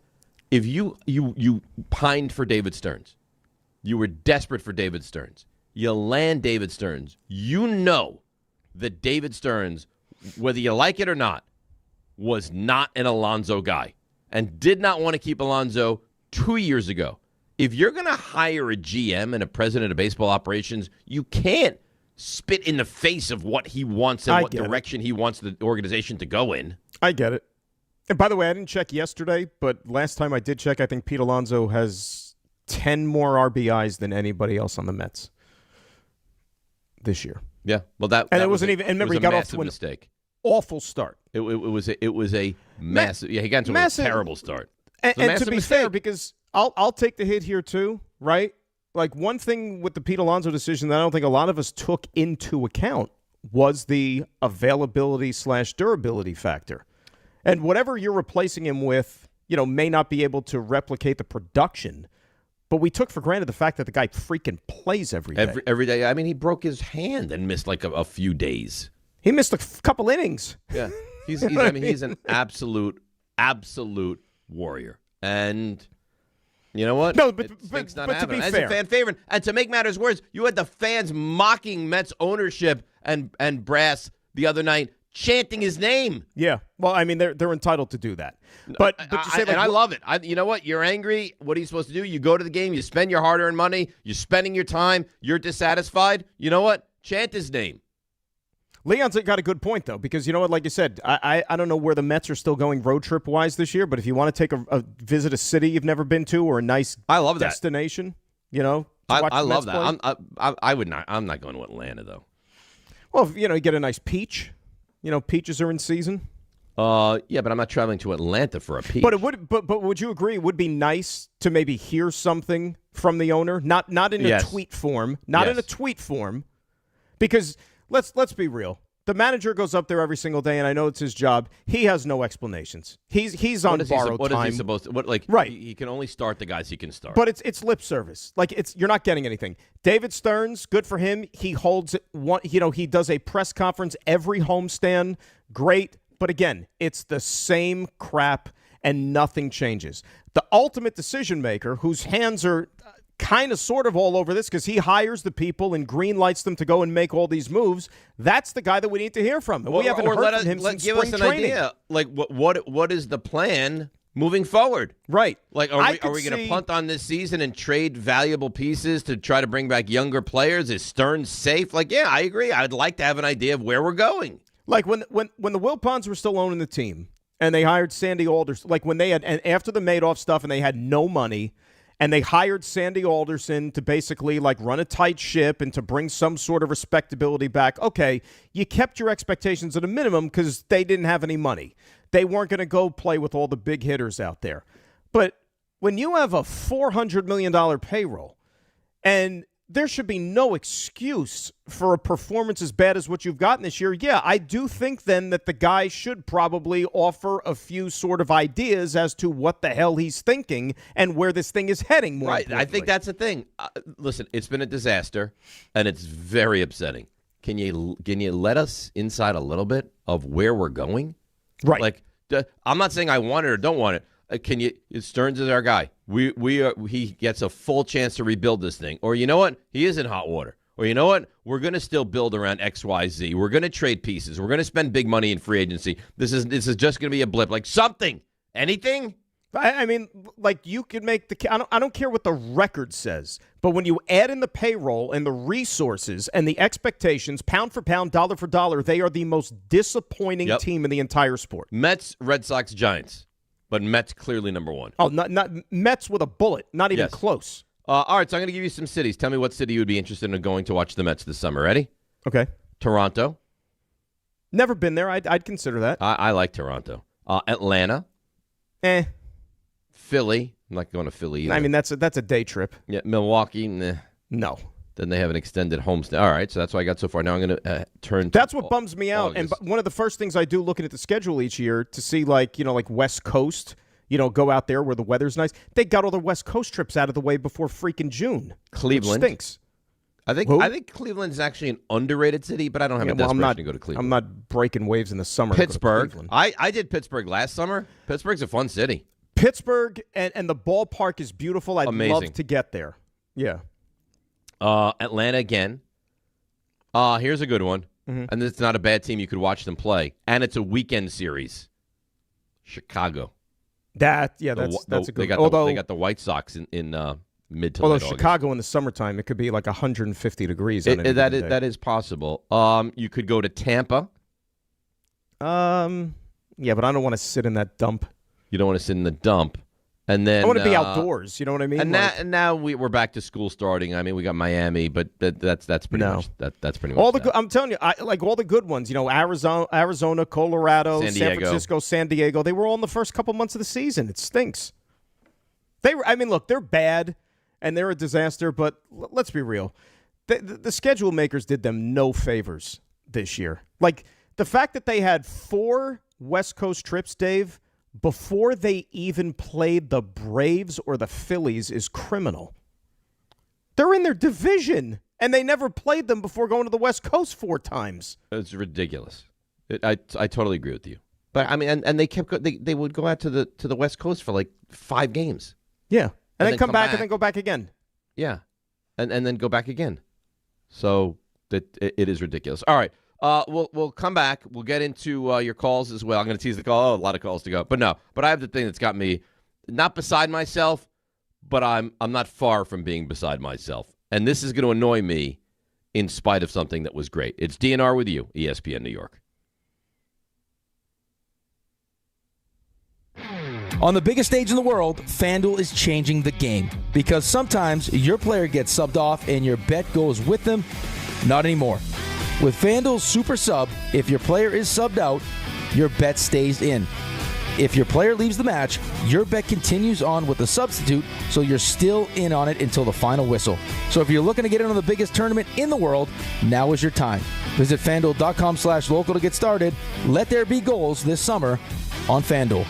With FanDuel's Super Sub, if your player is subbed out, your bet stays in. If your player leaves the match, your bet continues on with the substitute, so you're still in on it until the final whistle. On the biggest stage in the world, FanDuel is changing the game. Must be 21 and older and physically present in New York. For help with a gambling problem, call 1-877-8-HOPE-NY or text HOPE-NY at 467369.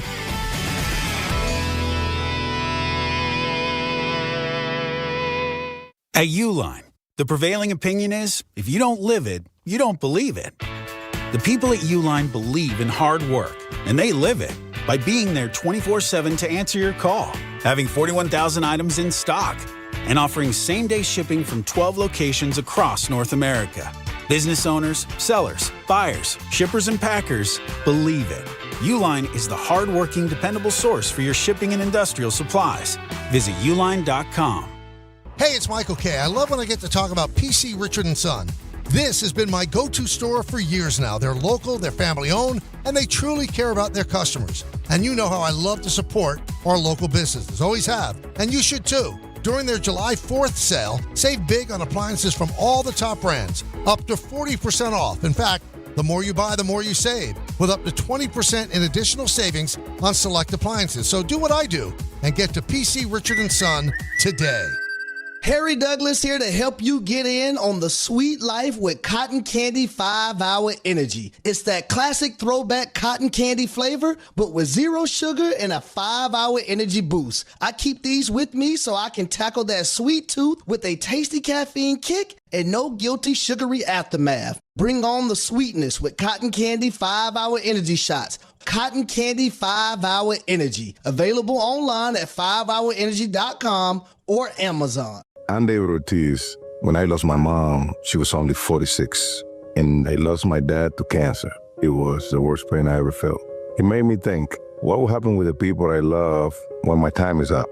That's why I have life insurance. Ethos makes it easy. It's all online, take about 10 minutes, and you can get up to $3 million in coverage. Get your free quote at ethos.com/game. That's ethos.com/game. Paid testimonial. Time spent on application may vary. Online health questions required. Download to see if you qualify. Not all customers will qualify. Transfer fees may apply. No Albert subscription required. Albert is not a bank. Albert Instant Loans are issued by FinWise Bank, member FDIC. Not an actual client. Terms apply. Kylie, what's wrong? I just got hit with a car repair bill. I'm behind on rent, and I feel like I can never save any money. Have you tried the Albert app? Albert is your financial assistant, helping you find ways to save and create custom budgets to actually grow your money. Plus, you can get up to $10,000 for big expenses or advance up to $1,000 fast when you need cash right away. Albert can get me up to $10,000? Exactly. Albert spots you in a pinch and helps you grow your money in the long run. I'm downloading Albert right now. Download the Albert app and use promo code BOOST to borrow up to $10,000 for whatever you need. The Albert app helps you budget better and save more money so you reach your financial goals faster. Download the Albert app right now and use promo code BOOST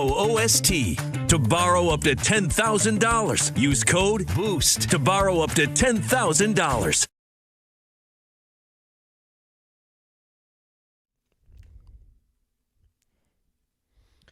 All right, DNR with you, ESPN New York. It's happening.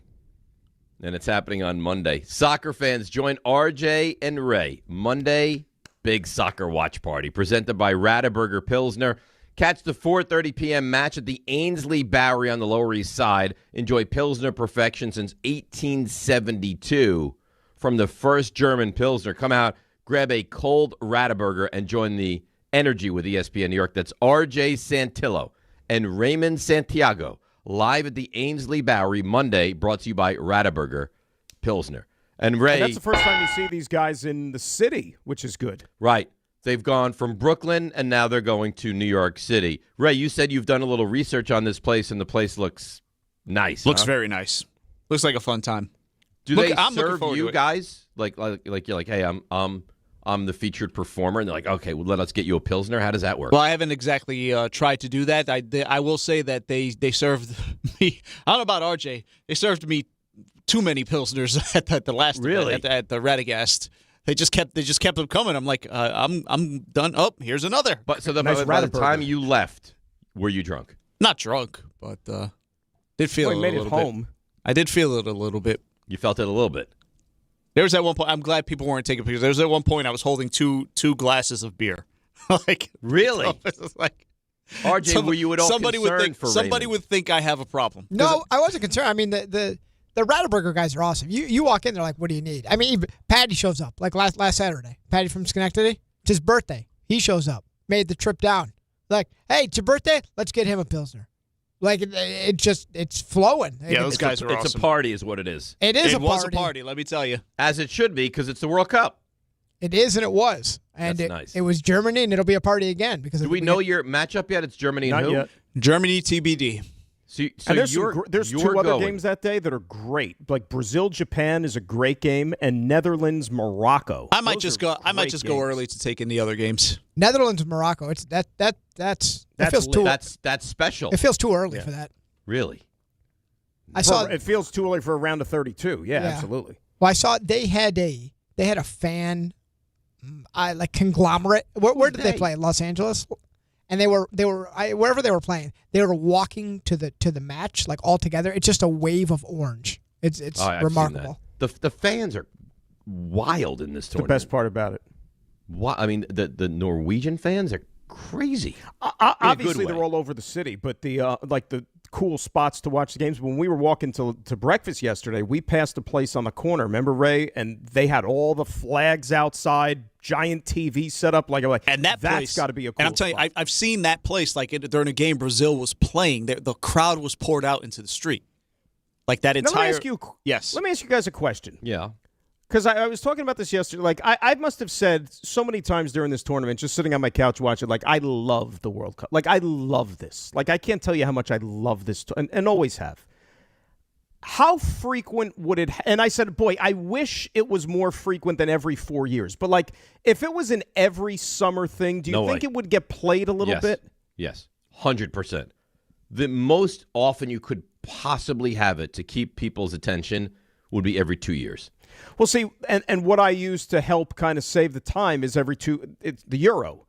So, like, that's also every 4 years. But as a soccer fan, every 2 years it's the European But then it would never Championships. stop because, qualifying takes a long time. I know. So but you I'm saying, end so you get one, the Euro and then every you start 2. qualifying for the next immediately. World Cup 2 after that. Where's the so 2030 World Cup? Where is it? Yeah. It's the genius idea, again, of like 6 different countries. It's Portugal, Spain.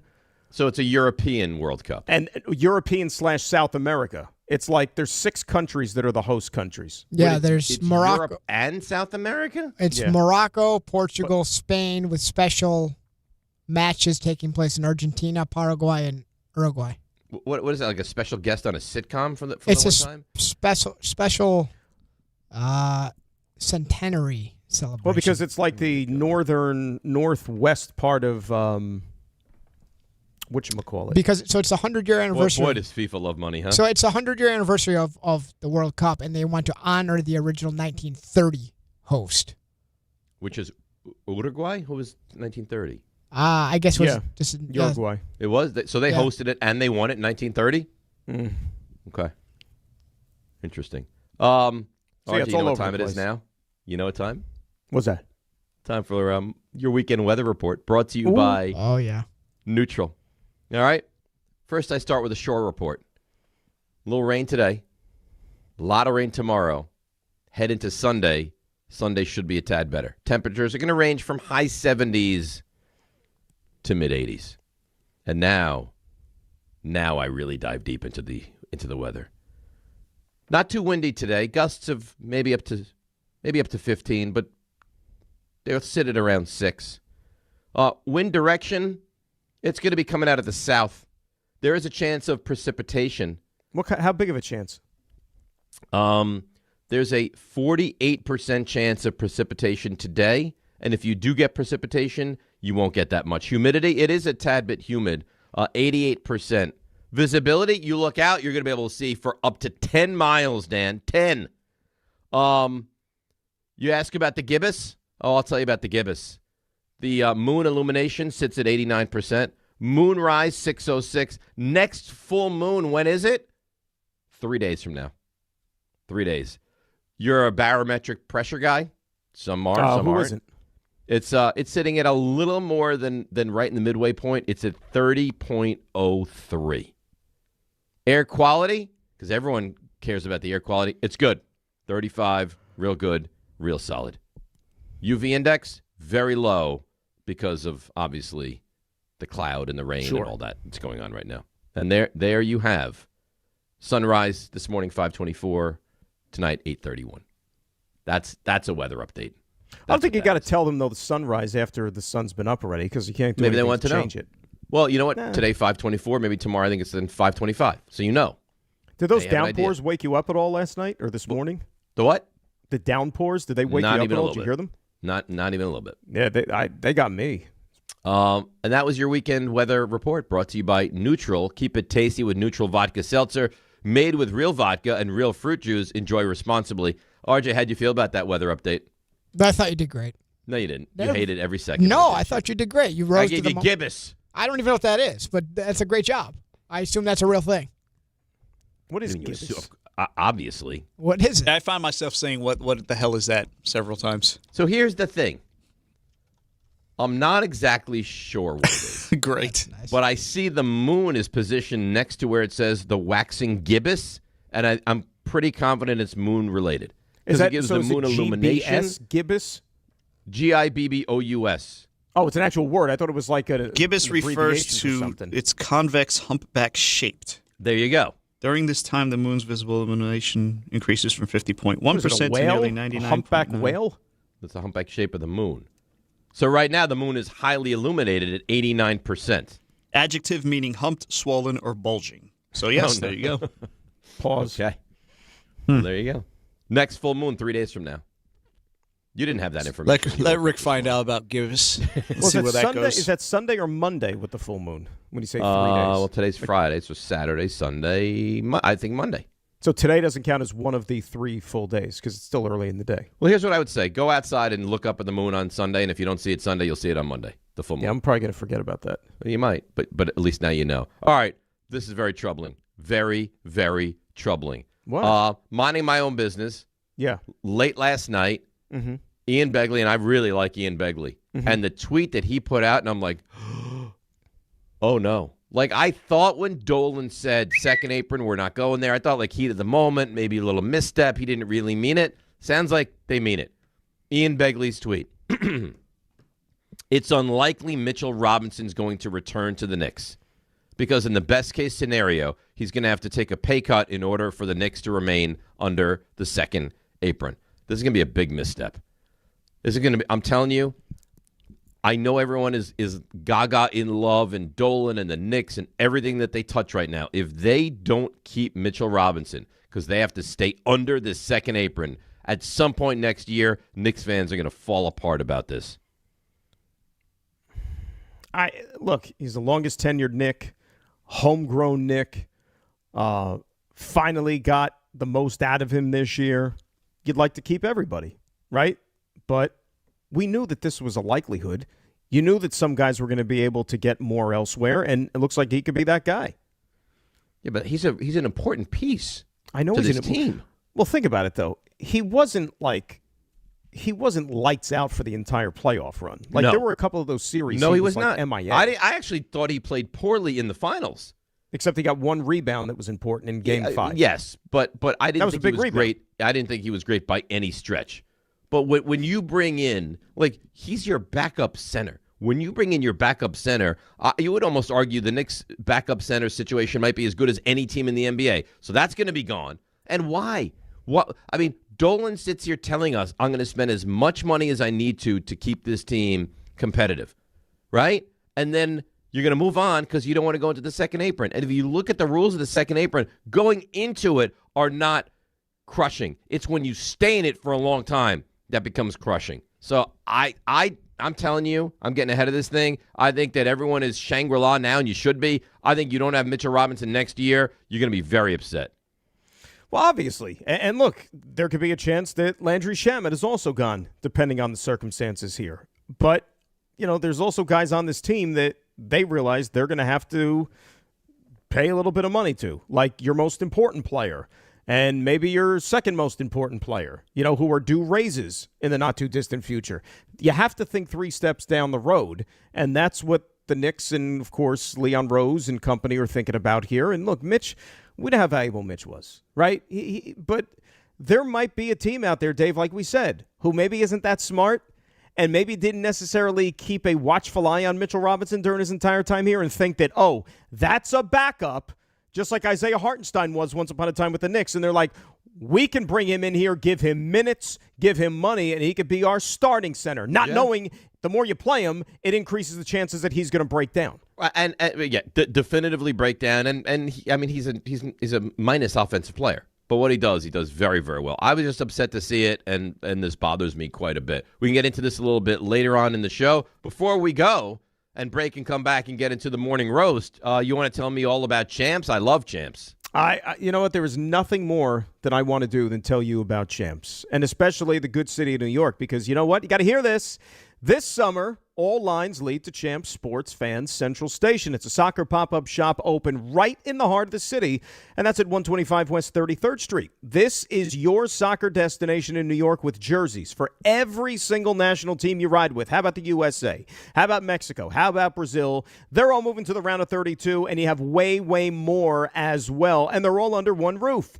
If you want to gear up, rep your country, and feel the energy of the city, Champ Sports Fan Central Station, 125 West 33rd Street, that is where you need to be. And it's for all of you Knick fans as well, because you know what? They've got championship gear to help you celebrate your team's first title in 53 years. World Cup, soccer, Knicks, all at Champs. Wow, that's a real nice read. All right, we're going to break. We're going to come back. We have the morning roast. So that is anything that's bothering you, annoying you, frustrating you, unload it before the weekend hits. 800-919-3776. DNR with you, ESPN New York. D'Agostino, law, bite back. This is John D'Agostino from D'Agostino & Associates. Did you know Social Security takes money out of every paycheck you earn, paycheck after paycheck, and you're not supposed to touch that money until you're 67? What if you can't work? What if you need that money now? The system is challenging and most people get denied. That's a fact. D'Agostino & Associates has the experience to win, and we win a lot. If you filed for Social Security disability benefits and were denied, let us appeal. Call us first at 1-800-BITE-BACK. Bite back means fight back. 1-800-248-3222. We'll fight to get you paid. D'Agostino & Associates has offices throughout New York and New Jersey and handles Social Security disability claims and appeals. Remember, if you've been denied, call us first. 1-800-BITE-BACK. That's 1-800-248-3222. D'Agostino & Associates. We win a lot. Rich Eisen here with some advice. If high-interest credit card debt is grinding you down, it might be time to call an audible with a SoFi personal loan. It consolidates your debt into one low monthly payment with no fees required. And with as soon as the same-day funding, you can make the right play fast. Call an audible on your debt today at SoFi.com/debtplay. Loans originated by SoFi Bank N.A., member FDIC. Terms and conditions apply. NMLS 696891. Fast funds terms apply at SoFi.com/debtplay. Harry Douglas here to tell you about Fruity Rainbow 5-Hour Energy Shots. It's a fruity candy flavor explosion, and I mean explosion. Fruity Rainbow 5-Hour Energy Shots, a zero-sugar treat that's sweet tooth approved. These can take care of my candy cravings and provides a tasty caffeine kick without all the sugar. Fruity Rainbow 5-Hour Energy Shots. Get candy-flavored chaos with Fruity Rainbow 5-Hour Energy Shots, available online at 5hourenergy.com or Amazon. Shop the Sherwin-Williams 4th of July sale and get 30% off paints and stains June 26th through July 6th. Whether you're refreshing your interior or exterior, we've got the colors to bring your vision to life. And with delivery, getting everything to your door is easier than ever. Shop online to have it delivered or visit your neighborhood Sherwin-Williams store. Retail sales only. Some exclusions apply. See store for details. Delivery available on qualifying orders.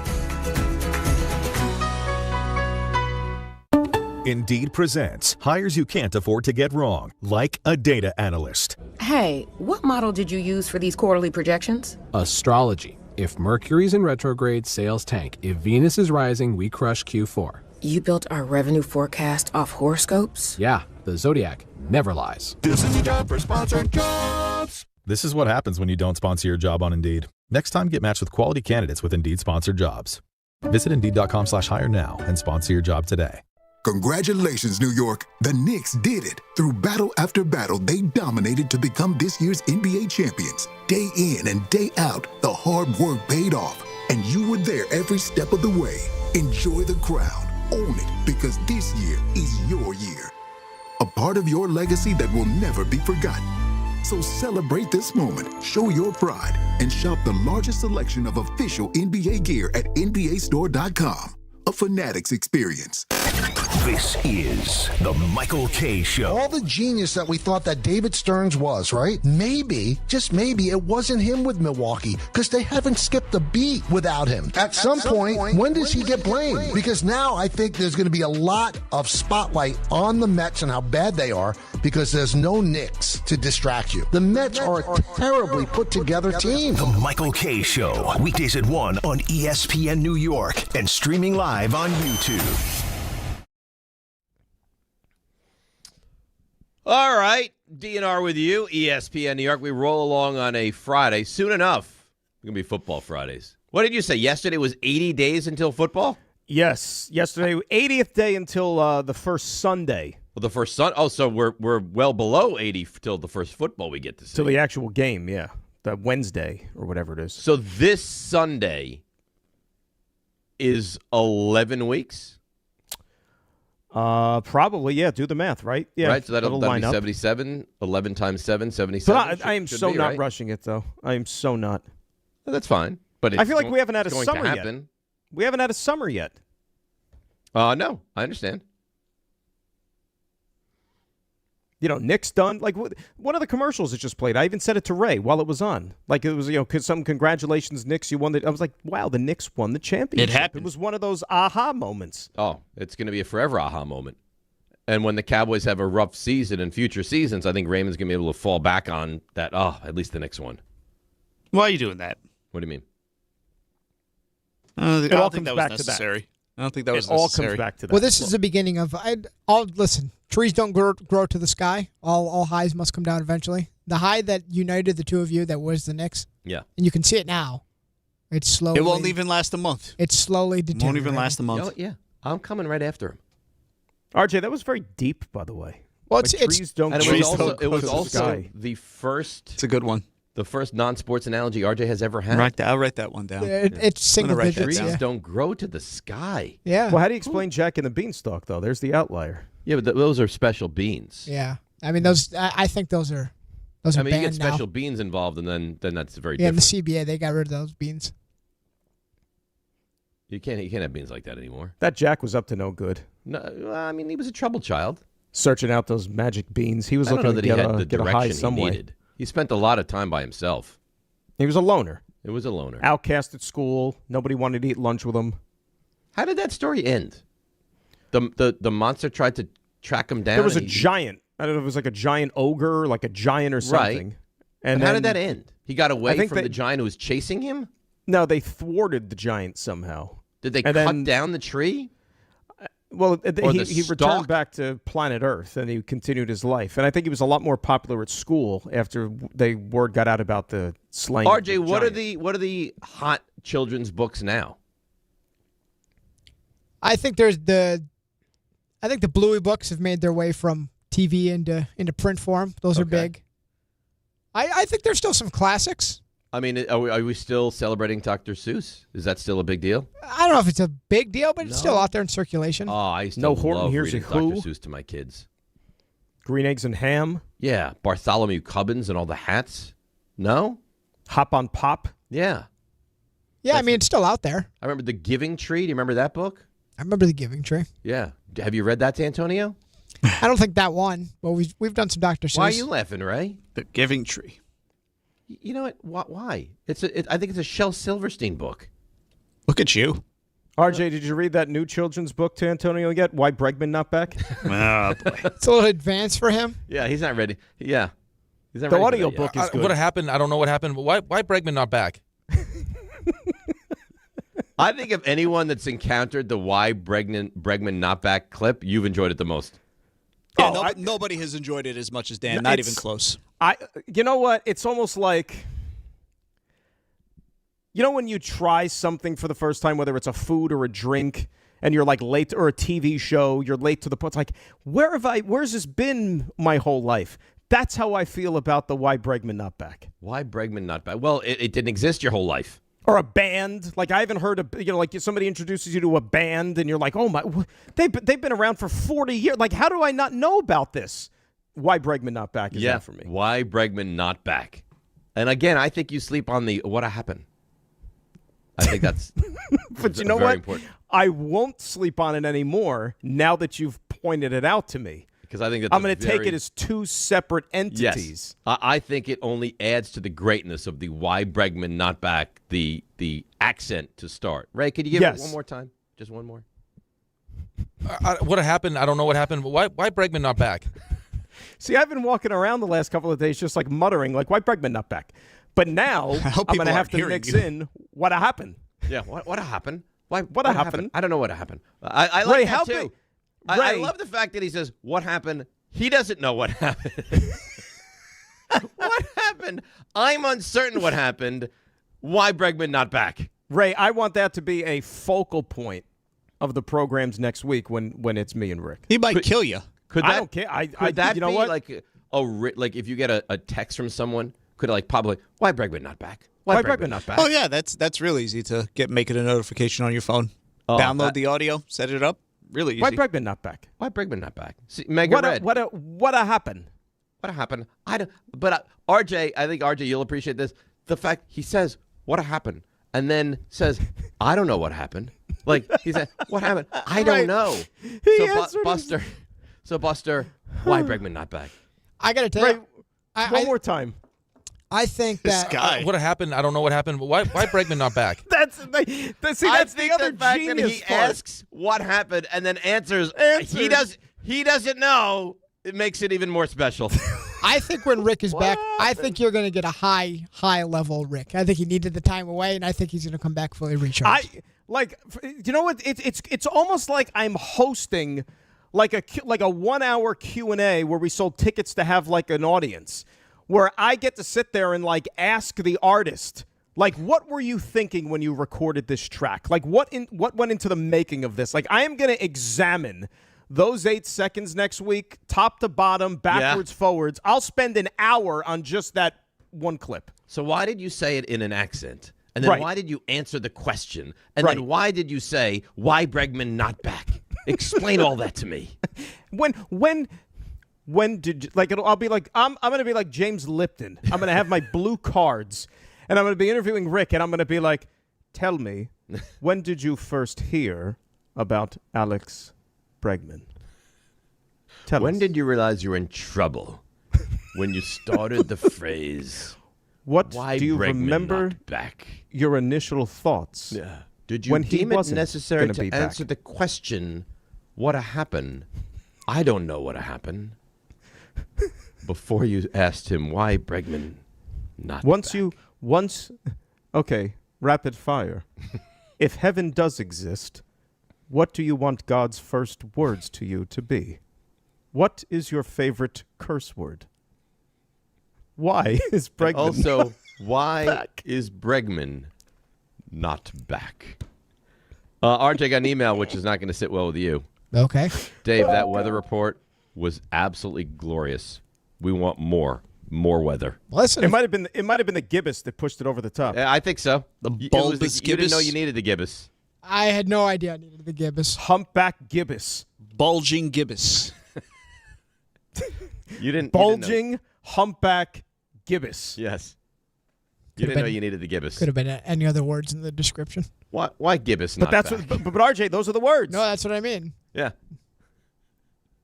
Buster, Wait, did you say the descriptor bulbous was there, Ray? Bulging, actually. Bulge. Buster, why gibbous so bulging? Why gibbous not back? All right, Game Time brought to you by Tullamore Dew Irish Whiskey. When it's game time, it's Tully time. Yankees, Red Sox Game 2 of that 4-game set, 7:10.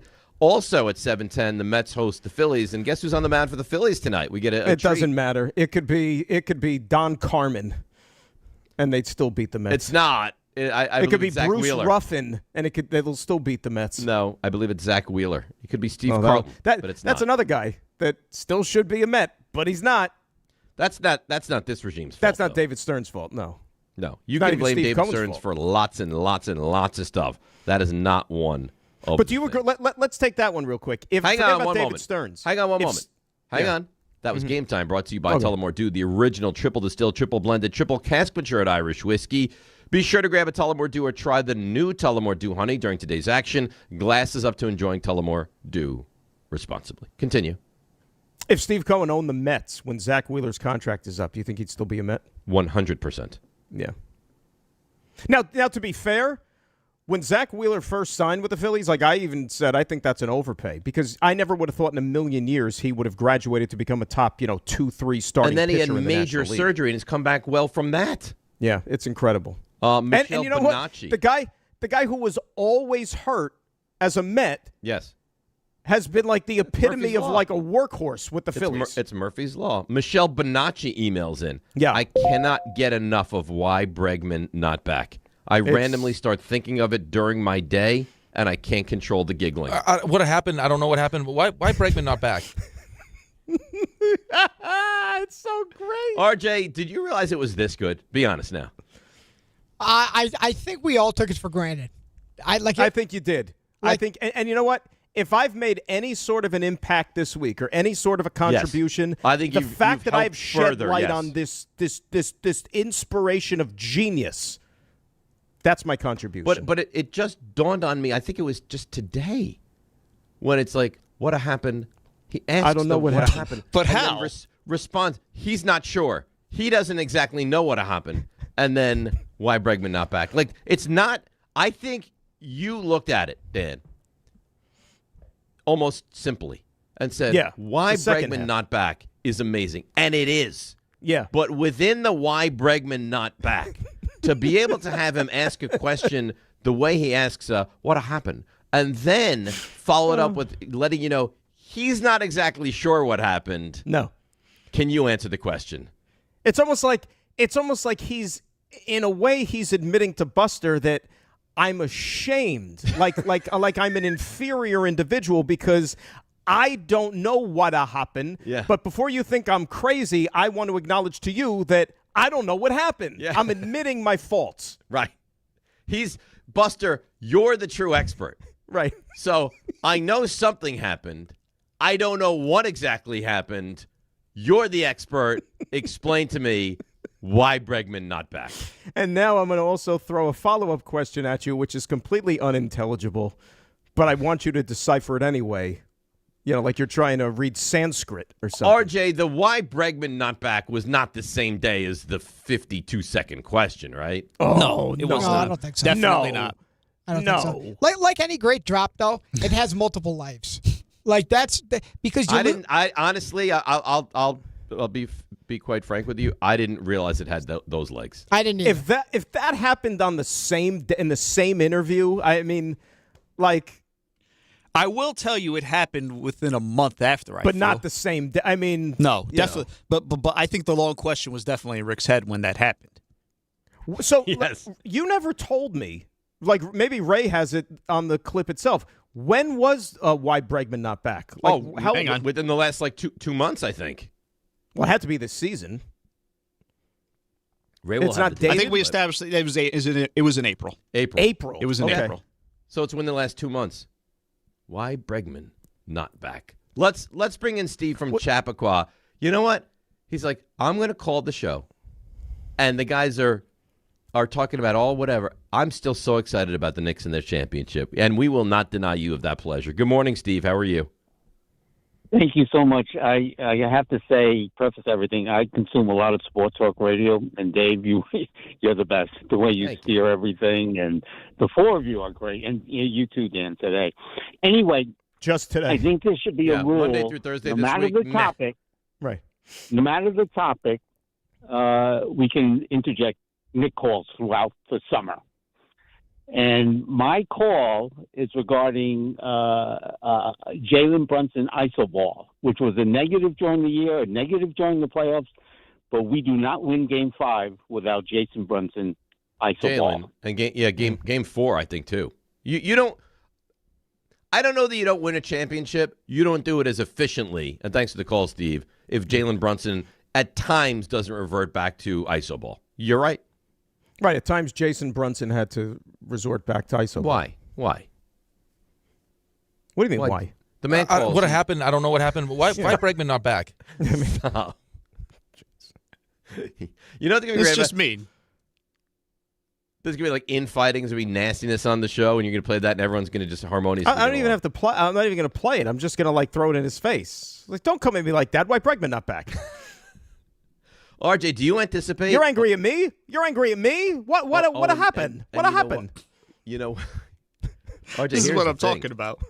Here's the problem. And Ray knows, too. Obviously, Dan's here. I'm not here Monday, Tuesday. Right.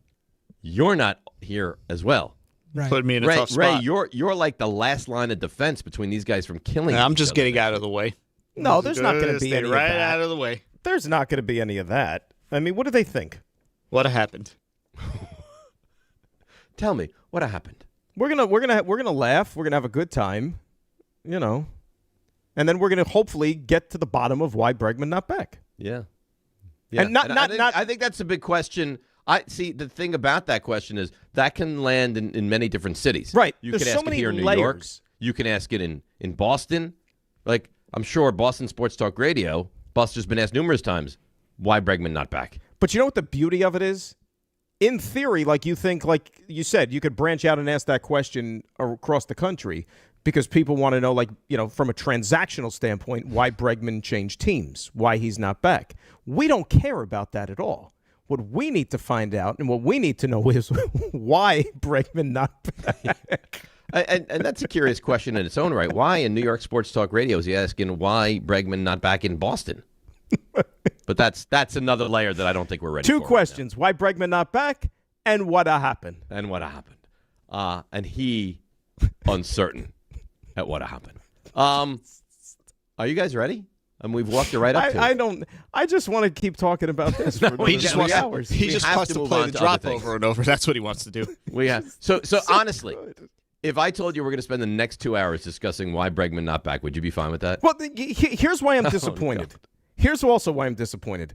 We get the most like nonsensical emails that are sent out collectively to like the entire staff. From management higher ups, they want to sit there and pat each other on the back for the biggest. Hey, we picked up 15 new followers on social media. Let's send out like an 18-paragraph email about that. Blah blah blah. How was this not circulated in an email the day it happened? Like, we asked a question on here, why Bregman not back? I don't know. And the clip should have been attached to everybody. You could have used it as a tease, an audio form tease. Greg Berry emails in, my 10-week-old son is in the car with me currently. So, of course, I have him listening to you guys, my favorite show. Originally, I was hoping his first words would be, Dada. But now my life goal is for his first words to be, why Bregman not back? Thank you. Thank you, Greg. Yes. Because my first impression on hearing it, I said it sounded like baby talk. Why Bregman not back? Why Bregman not back? And then we did the Yoda and all that other crap. Ray, I'm going to have to power through this. Are you ready for the morning roast? Yeah, sure. Ray, let's start it up. This is why I'm hot. Is the morning roast. Oh, yeah, it is. And it is time to roast. Something's bothered you, has you angry, upset, cathartic to get it off your chest. Can be sports, can be anything that you pass by in the game of life. It is now time to unburden yourself with the morning roast. 800-919-3776. Also, you're listening to DiPietro and Rothenberg on WHSQ, WCBS FM HD2 in New York. Dan, as a guest in our home, a guest on the show, what happened? Would you like to start? I don't know what happened. Would you? No, you wouldn't. Would you like to start the morning roast? I would love to roast everybody for not alerting me to this for 2 months. Like that could be the roast. That I didn't know about this for upwards of a couple of months. Is that your roast? Is that it? No, I mean, it could be. It could, but it's not going to be. No, it's not going to be. Okay. I was going to, there are a couple of heavy hitters I was going to take on today. So, you know what? The one whose straw got pulled, we talked about it off the air a little bit, so I'm going to give him a shout out. The good folks, and I say good in air quotes, at New Jersey Transit with this whole World Cup thing, who, tried to milk people, rob people, make it as hard as possible for people who just want to go see a soccer game, just want to go see the most popular tournament in the world in their own backyard, which is to some like a once-in-a-lifetime thing. And they wanted to make it as difficult as possible on people. Remember, they charged those exorbitant ticket prices to ride the train, and then they brought them down ever so slowly and all that crap. Well, I'm pleased to report that I saw yesterday that NJ Transit is currently out about $2 million on this whole endeavor because the ridership has been way lower than they expected it to be because of other factors as far as transportation for this World Cup. So when I saw that NJ Transit got hit in the wallet, which to them even $2 million is probably nothing, but at least that significant of a dollar figure, that made me happy. And it looks like this plan is kind of like blowing up right in their face. That brought a smile to my face. So I'll roast NJ Transit. I'm just completely dropping the ball. Yeah, they whiffed, huh? for the World Cup. They sure did. Good luck again in 30 years. That's Dan's leadoff in the morning roast. Let's go to Tyler in East Meadow. Tyler, good morning. You're on the morning roast. Good morning. I think I speak for lots of listeners when I say this roast. Why do we have to keep getting Grassa? No more Grassa. Grassa sucks. Oh no, that's it's well nice. thought out. RJ, I can't imagine when he called you. RJ was happy to put that through. And gave you what the roast was going to be, that was going to be it. I think he pulled the bait and switch on you. What was the giveaway? He did. I'm not even going to give that more breath than it's already. But here's the thing, though, because it's the morning roast. That was pathetic. That you have to call me and give me one thing and then go into like the whole radio shtick of, well, I'm going to go off and do what I want. Right, like if you've got some. This is the nads, platform. Just call in and say exactly what it is. What would you like to? I want to roast Grassa. Right, it's that simple. I hate Grassa, and I believe RJ, you would have put that person on the air. If ever, listen, there are times where if we're talking about, if it's the day after the NBA Finals and you call and you're like, you know what, I hate RJ. I'm not just because it's me. If it's Ray, if it's Dave, Rick, Grassa, that's probably just not the time. It doesn't really make a lot of sense. If ever there were a time we made a segment for it, it's right now. It's right now. Right. What are you playing games for? That was pathetic. What was pathetic? All he had to do is, what do you want to roast? Grassa. I find it frustrating. Sack up and just whatever it is, and we put you on. I think that's an appropriate phrase there. This is the time. You know what I would have said? If you were like, I can't stand Dan. I'm like, all right, is that your roast? What is that you want to go after about Dan? You would have told me. If you had a reason, it can't just be I hate Dan. That's not really good. Well, yeah, just screaming into the phone, Grassa sucks. That's not really a roast. And then hanging up. Right, not even allowing us to, like a drive back at you. Dave, what do you hate about him? If ever there were a show, though, that embraces that kind of thing, Dave reads emails regularly based on why we're all losers. Emails. Yeah. Oh, yeah. Hateful emails. If ever there were a show to embrace it, this is that show, and this is that segment. It's just what a waste of time. Yeah, that was a terrible job by him. Brian Taylor emails in, by the way, RJ. The old Yankee? Spells it differently. Pretty sure it's not the old Yankee. I pray someone wears a T-shirt to the beach bash that says, "Why Bregman not back?" That's probably going to happen. You think so? At this point, I don't. You got a week to make it happen. What happened? I don't know what happened. But why Bregman not back? Why don't we have the T-shirts, and why are they not being given out in mass? Maybe that should be your roast. There you go. John should get that done. I agree. That would be nice. All right, let's continue along. Let's go to Subi in Midtown. Subi, you're on the morning roast. Yeah, round two of Knicks fans going overboard. This They're getting is going to be annoying, tattoos, Subi. full face tattoos. I mean, come on, think about the kids. Think about the example you're setting for the family. You're not going to go in a job interview with a full get a neck tattoo, get a hand tattoo, something. What do you why care? Full face tattoo? Why do you care? If someone has a full face tattoo, I think it's ridiculous. But how does that affect you? That's a bad example for the kids. You're walking down the street and your kid sees that. Here's what it is. You can't roast the team because they just won the championship. You hate the Knicks, and you're going to look for any reason to roast anything Knicks related. Is that true? I appreciate it, but there's certain fans going overboard. Goodbye, Get your left Subi. butt cheek. Goodbye. Yeah. I haven't even seen any Knick fan getting a facial tattoo. I don't think I've seen a face tattoo since like Jelly Roll. I haven't seen a Knicks fan with a face tattoo. Jelly I Roll's think that would be available now, weird, by the way. and I would Right? never do that. But what for the kids? Does Subi even know what team he roots for? Like, does he even, like you said, he's not a Knicks fan. Does he I got to even tell you, so far, RJ, this has been a very underwhelming roast. Let's get back on track. Let's go to Kwame in Bloomfield. Kwame, you're on the morning roast. Gentlemen, good morning. My roast is simple. Love OG, big Knicks fan. Why did he throw away that ball at the end of the game? That is classic. Have the whole team sign it. Priceless. Thank you, and have a great day, gentlemen. Maybe we don't do a roast today. Oh, wow. No, You didn't really. You didn't care for that one. I didn't care for that one. As if his thought should be upon winning a championship, I'll hold on to this ball so I can have all the guys sign it, and then we can give it to Fanatics, and they can sell it for $12 million. Ooh. I mean, stop it. Ooh. Stop it. Steve Cohen owns the Buckner ball. Is that right? Yeah, supposedly. I didn't know that. That's interesting. He also owns Ray, the would you baseball not say team. that It's one of the the worst in calls have been baseball. highly underwhelming so far today? That's 3 in a row. Not good. That's 3 in a row. That's not that great. So, You want me to do a second one? Like I said, I got a couple. You got a couple. Interesting. No. I want to. You know what? Let's do a breathing exercise. Breathe in. Is that a breath? That didn't sound like a breath. It was like a half-hearted attempt. There was another sound going on there. I don't know. It was a slurping, really. Big slurp. Yeah. Raymond, breathe in. And breathe out. All right. Okay. I think we're better. Okay.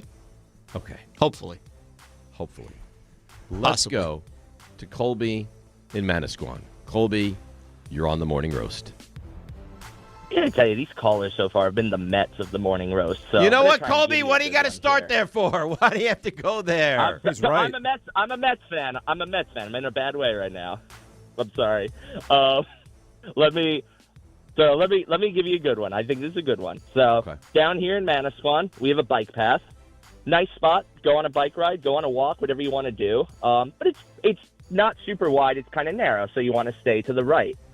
The youth of Manasquan, New Jersey, they're great most of the time, but there's two groups I'm going after. One, the ones that just congregate in the middle of the bike path, blocking access for other people trying to ride their bikes, or people like me who want to go on a walk or run. And these kids on their e-bikes that are going at such dangerous speeds that have almost killed me or maybe seriously injured themselves. It's not a good look, and they need to slow down. I think you're right. That's my roast. E-bike is a real epidemic. Thanks for the call. Dan, you don't need any kind of license, anything to have an e-bike, right? No, he's talking about Manasquan. Has he stepped foot in New York City and seen what it's like? But I've seen these kids. They don't wear helmets, and they're on their e-bikes. And they must be flying at like 35, 40 miles an hour. Well, how about these delivery guys in those like bike lanes? Even, like where we park, for example. Like you get out of the car, you're walking back to your car, like it's right next to one of those like bike lane things. I've almost been like run over 3 or 4 times. Can you imagine that? You take a tumble because a biker has a tumble. Run It's like you said. It's a guy on an e-bike with that lithium battery, like barreling 30 miles an hour down the road. Ray, why are you laughing? See, here's the thing, and I appreciate what Colby's having to deal with down there. Like, go try and drive around in some of the more urban areas of New Jersey where the kids don't even need e-bikes. They're just being irresponsible on regular bikes and running in packs. You'd pull your hair out, man. You'd pull your hair out. It's an acquired taste if you're just driving your car on the road. All right, Colby was better, but I don't think by any. Listen, I mean, he makes a valid point. Let's put it that way. He's leader in the clubhouse by far. Yeah, but that's not saying much. I thought mine was a good one. Yeah, it was fine. It was good. Colby's was the best that we had from the callers. I think they've been highly underwhelming. You know what? I'm going to go because it's a perfect spot for me. Because if mine's not great, it just fits right in. If it's good, then I win. So I had a lunch the other day in White Plains. You're familiar with White Plains, right? Westchester. And why? So I got to the lunch like 30 minutes before. I was like, you know what? Park in my car. There's a CVS right here. I might as well get the stuff I need at CVS before I go into my lunch. RJ, you listening to this? I want I'm here. Your ear as well. Okay. So I walk into it's enormous, like a block long CVS. So I walk in. I need very benign, very simple toothpaste. So excuse me, 2 things. I said, I really have to go to the bathroom. And where do you have the toothpaste? Well, toothpaste aisle 24. Great. So I make my way, aisle 24, in and out, 26, over with 24. Here it is. Okay, cut in. Great. Oh, look, there's all the toothpaste. I'd like this. I want the Crest. I'm going to take that. Oh, I can't get there. The toothpaste is locked up. Yeah. The toothpaste is locked up. And there's a button on the door which is locked, which says, if you need help getting your toothpaste, press this button. I press the button, and you hear the loudspeaker, please report to the dental aisle. Someone needs help in the dental aisle. And I sit there, and I wait, and I wait, and I wait. No one. Now, I really have to go to the bathroom, and I really want toothpaste. So I walk all the way up to the front of the store. There's one person helping all the people in line. And I say, excuse me, I'm trying to get toothpaste. Also have to go to the bathroom. How can I get some help? Oh, I'll call on my radio. And now I'm getting the side eye from the guy who's online. But I'm not cutting the line. I'm just asking a question. The side eye from that guy of why are you cutting the line? And then the guy says, go back there, wait there, someone will show up. I walk back to the toothpaste, which is locked away, and I wait. And I wait. And I wait. No one. Then I walk to the other end of the store, to the pharmacy. I say, excuse me, I'm trying to buy toothpaste. Also, I have to go to the bathroom. Can you help me? Go back to the toothpaste. We'll have someone make their way over there. So now I say, you know what? Now I'm upset. And now I'm going to be that guy. So I go back to the toothpaste, and the button that's there, I'm pressing it endlessly. Someone is at the toothpaste aisle. They need help. Boom. Someone is at the toothpaste aisle. They need just rampant in the store. Finally, after about 10 minutes, someone shows up at the toothpaste. They open it. And I said, can I ask you a question? Is thievery on toothpaste a big thing? Like, are people stealing toothpaste and running it out to the streets of White Plains and saying, hey, Crest toothpaste, $1. Colgate toothpaste, $1. Buy your aim here. Buy your aim here. Like, this is a real problem? The guy's like, I don't know. No, so you're finally, asking questions they don't want. I got my toothpaste. I went to the bathroom. Let me tell you something right now. I'm never going back to that CVS ever. Yes, ever. CVS is becoming like way too half of that section is under lock and key. For the most innocent things. I encountered that the last time. You're right. But I wouldn't ask like Rufus, who works part-time there for his summer job until school starts again, about all the intricacies of the black market toothpaste. Shocked. He doesn't I was care. so shocked. They lock away. Like, I get it.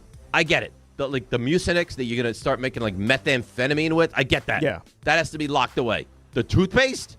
I think the eye drops are. Like, if you want, eye drops. By the way, how much was the tooth? It was $3.99. So even if someone were to go in and steal all of the toothpaste that's there, they're stealing what? $30, $40 worth of equipment? A product? I thought it would be like $12. Oh my God. Because they're not cheap at CVS. Oh, I was so frustrated. So what about the bathroom? Did you go? Yeah, they opened up the bathroom and then yeah. Wait, you went to the bathroom at CVS? I had to go to the bathroom. One or two? One. What do you think? So I'm why an didn't you animal? just wait to go to the place where you were having lunch? It was use the it was CVS 20 bathroom? minutes away, and I had to go. 20 minutes away? You said you were there. No, it was 20 minutes from happening. I had to go to. Have you ever had to go to the bathroom? Yeah, I have. You want to wait? I wanted to go to the bathroom. You're jumping on me for saying, can I use your bathroom? Hold on a second. You said at the beginning of the story that you were going to meet somebody for lunch. Yes. The lunch was still 30 minutes away. You made it seem as if you got there early for the lunch. I'm not saying it was a drive of 20 minutes. I still had 20 minutes until the lunch was going to happen.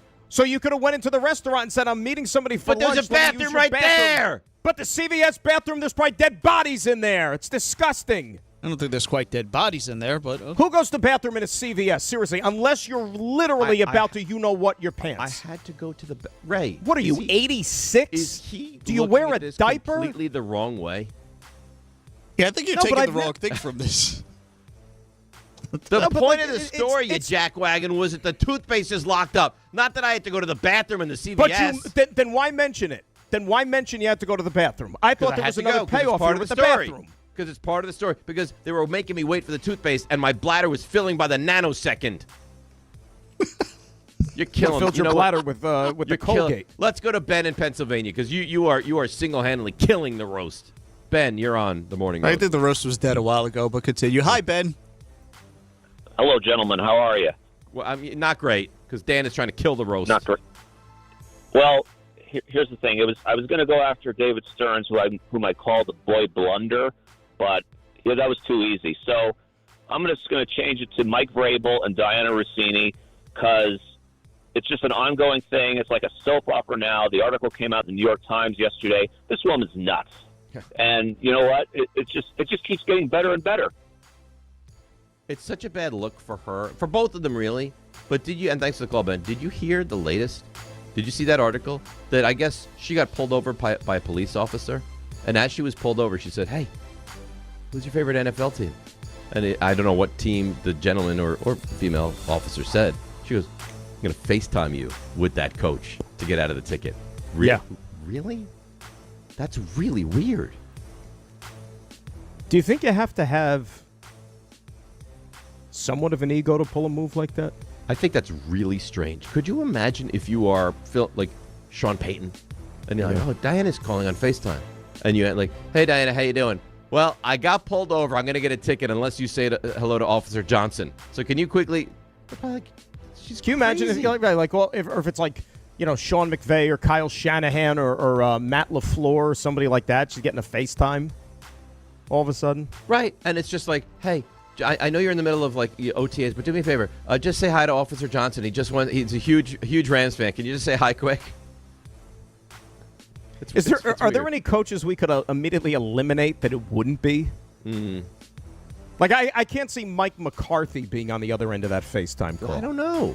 I don't think I would eliminate McCarthy.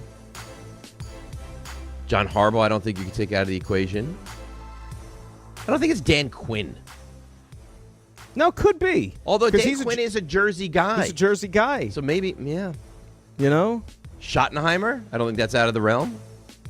Did you said the Harbaughs, either of them? Yeah, I think they're both. I can't imagine calling Jim Harbaugh and say, "Hey, I just got pulled over by an officer. Can you quickly say hi?" So if you had to pick a Harbaugh, it'd be John. I think she would sooner call John than Jim. Most people probably would. Right? Like, I think John feels like Jim is a great coach and seems like a good guy. Jim seems crazy.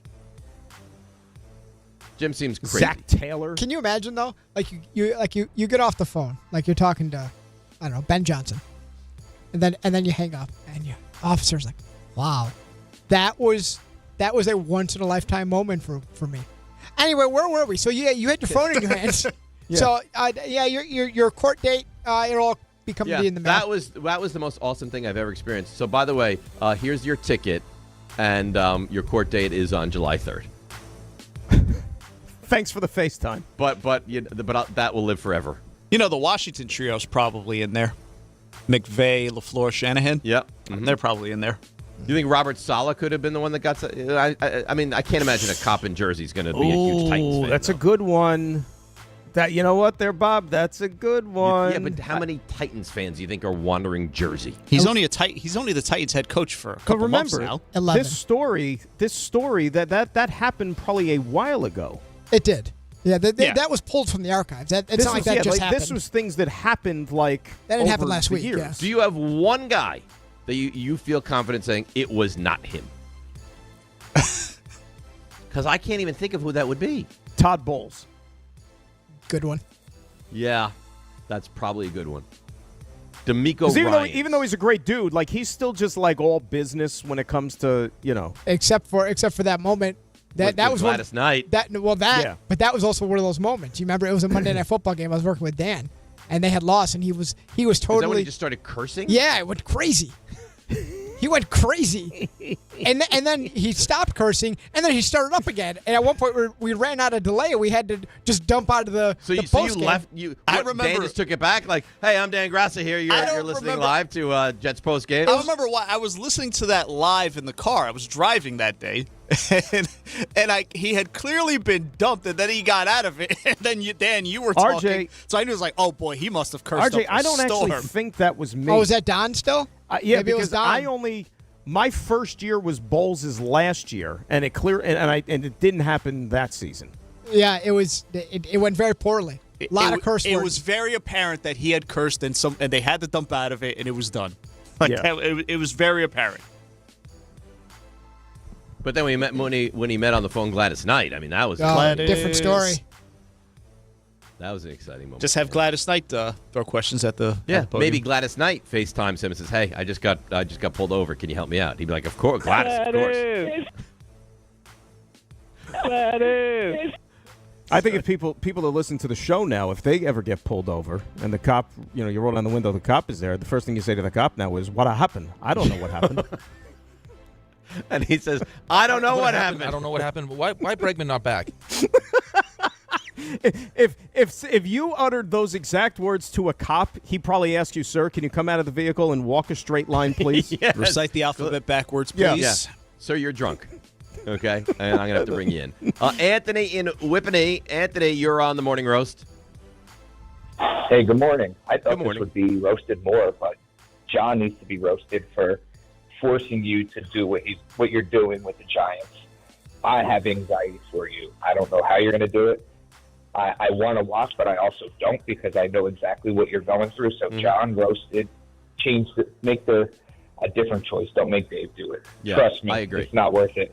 I agree. And here's the thing. Sherry said this yesterday to me. She said, this can't end well for you. Like, there's no upside for you. You're going to get fired, or the Giants are going to lose and you're going to punch Peter in the face, or the Giants win, you go crazy, and now that's the only way that this has any chance of a decent ending.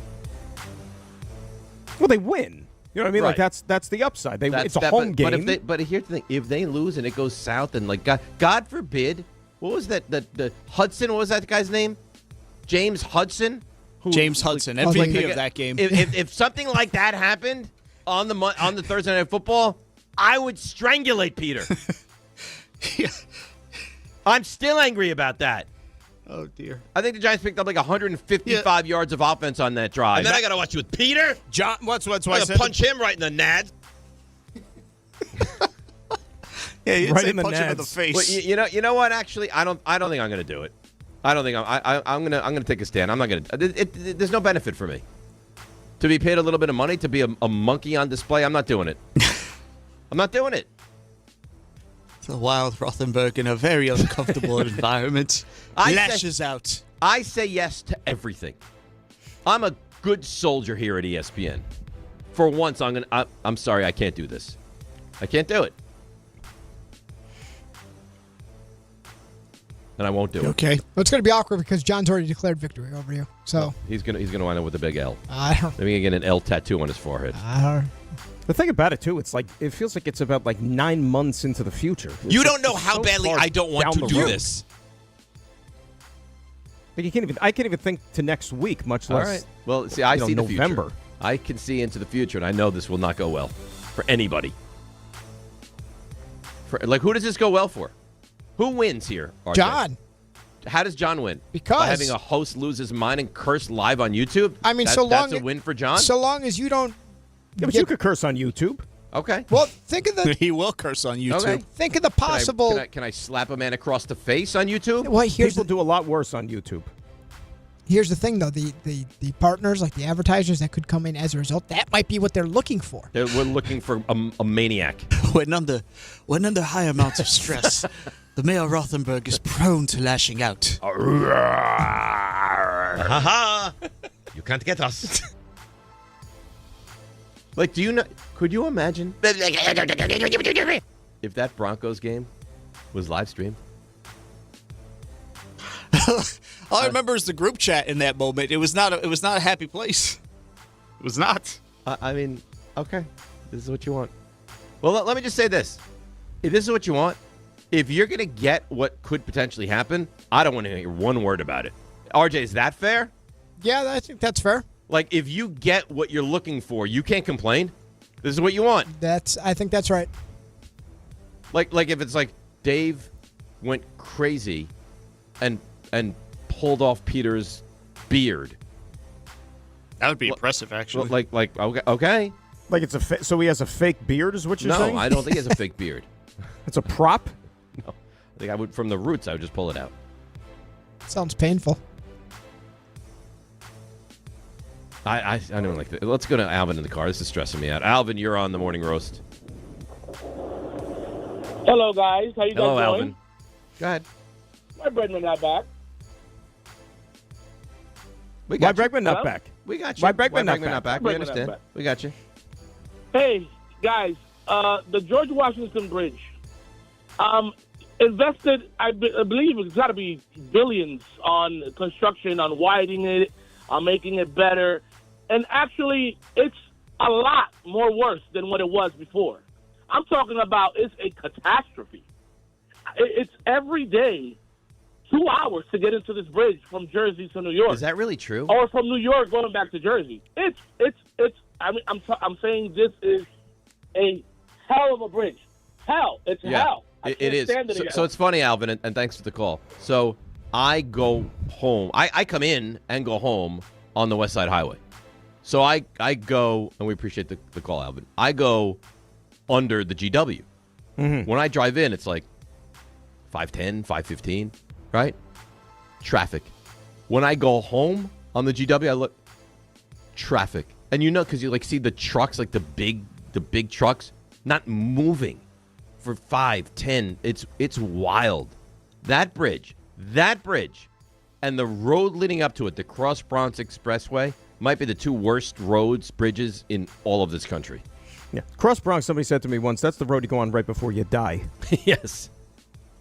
That is the worst. But it's remarkable, too, because it's like and this was even, it seems like they're doing construction every single night. Like you hear, well, there's a lane, or if you're coming back from the city or whatever late at night, one of the lanes is closed. Like, so they're always doing work on it, but even when they're not doing work on it, there's just always backup. When does the work ever end? It never does. You would think that they would have fixed it by now. It never, ever, ever ends. All right.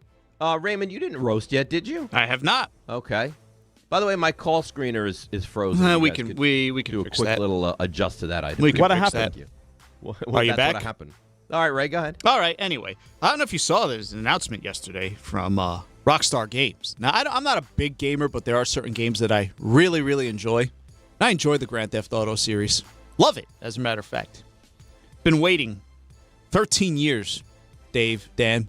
13 years for the latest installment. That's 2 consoles ago. I bought Grand Theft Auto 5 for the PlayStation 3. We're on PlayStation 5 now. So the wait is one thing. And again, like 13 years. They're kids who are in elementary school. They've graduated college. They've gotten jobs. And they've suffered existential crises in their lives. So much has happened. Fine. Whatever. The game is usually great. It's usually worth it. Come to find out, game's going to be $80 when it comes out in November. The latest push. It was supposed to come out last month. It was the original date. Now it's going to be November 19th, which, oh, by the way, is also the date of my brother's wedding, so I won't be able to play it that day. It's fantastic. But that's not their fault. No, but again, they just kept pushing it back. It's also going to be $80. Then I come to find out yesterday that they're doing pre-orders for it, right? Well, why don't you pre-order it? Well, yeah. Well, here's the thing. They want to charge $80 for a physical copy, but it's not actually a physical disc copy. It's got to be downloaded. And so apparently they're charging $80 for this, and I think it's been fixed now, but apparently they were sold out at a certain point. It's just like, how do you sell that on downloads? That's a great question. That's part of my, again, they just got so many things working against them right now. And again, I love the series. I enjoy every single version of the game I've ever played. I mean, Don's got old Vice City on his tablet. He still plays it to this day. Fantastic. Vice City came out like 20-something years ago. But just very, very frustrating by the folks at Rockstar. I'm grateful that the game is finally making its way here. But again, I've waited 13 years, 2 consoles, to be overcharged, and I can't buy a physical copy of the game. So that's fun. It's wonderful. How about that? All right. That's nice. RJ? Hi. How you doing? Good. Is it going to be good? I mean, for me it is. This has bothered me all week. Okay. So you've really sat on this roast. Yeah, well, it affects me directly. So for the last however many years I've been taking the train to work, I am the second stop on the train. The first actual stop. The original stop is where it parks, turns around, train comes back towards the city. So I'm the first actual stop. Every single day, that train comes at 3:47 a.m. Every single day without fail. That's early. This is years. And I know that subways don't run on like exact times like a Metro North. But that's when it shows up. That is years of data. Years. So on Monday, I show up at about 3:40. I don't know, 5, 6, which is when I always show up. Train's pulling away. Oh, that's weird. Okay, it's a one-off. Came early. Tuesday. Gonna do the same thing. What Show time does the next train usually 20 show minutes up? later. How many? 20. Oh, that's a long time. So, yeah, usually I just end up taking an Uber because I'm like, I don't want to burn those 20 minutes. So, okay, same time. I show up 3:45, 3:46. Again, the train is pulling away. Huh, this is odd. I asked the person at the station, is it a little weird to you? You say, why train pull away? Why train go bye-bye? And she says, yeah, I'm not sure what's happening. Just arriving a little earlier. Okay, fine. So by Wednesday, now it's on me to adjust, right? You would think. Yeah. So I show up at 3:44. Oh, no. The train's gone. The train already came and went. At this point, this is like some kind of weird joke. So, yesterday. You showed up at 3:40. 3:40. Train is pulling up. And finally, today, because again, they're pulling up. Yeah, so this that's is like perfect. It's like a 3:41 now. So I asked the person in the middle of the car. I said, "No disrespect, what on earth are you guys doing? You are disrupting years worth of data and schedules, and this may only affect like me and 2 other people, but I want to know the answer." And they said, "No, we're going to be leaving earlier now." And I said, "Well, what time is early? Because you're all over the map here." I said, "I can't tell you exactly, just earlier." It's just... Was it a government secret? What happened today? I was there at 3:40. It was probably 3:42 or so. So it seems like we're settling into that like 3:41, 3:42 area. Okay. Wow, that's real early. What time does your alarm go off? Lately, 3. Wow. And for you to wake up, shower, do whatever you need to do around the house and get to the train at 3:40 is a stretch, or it's fine?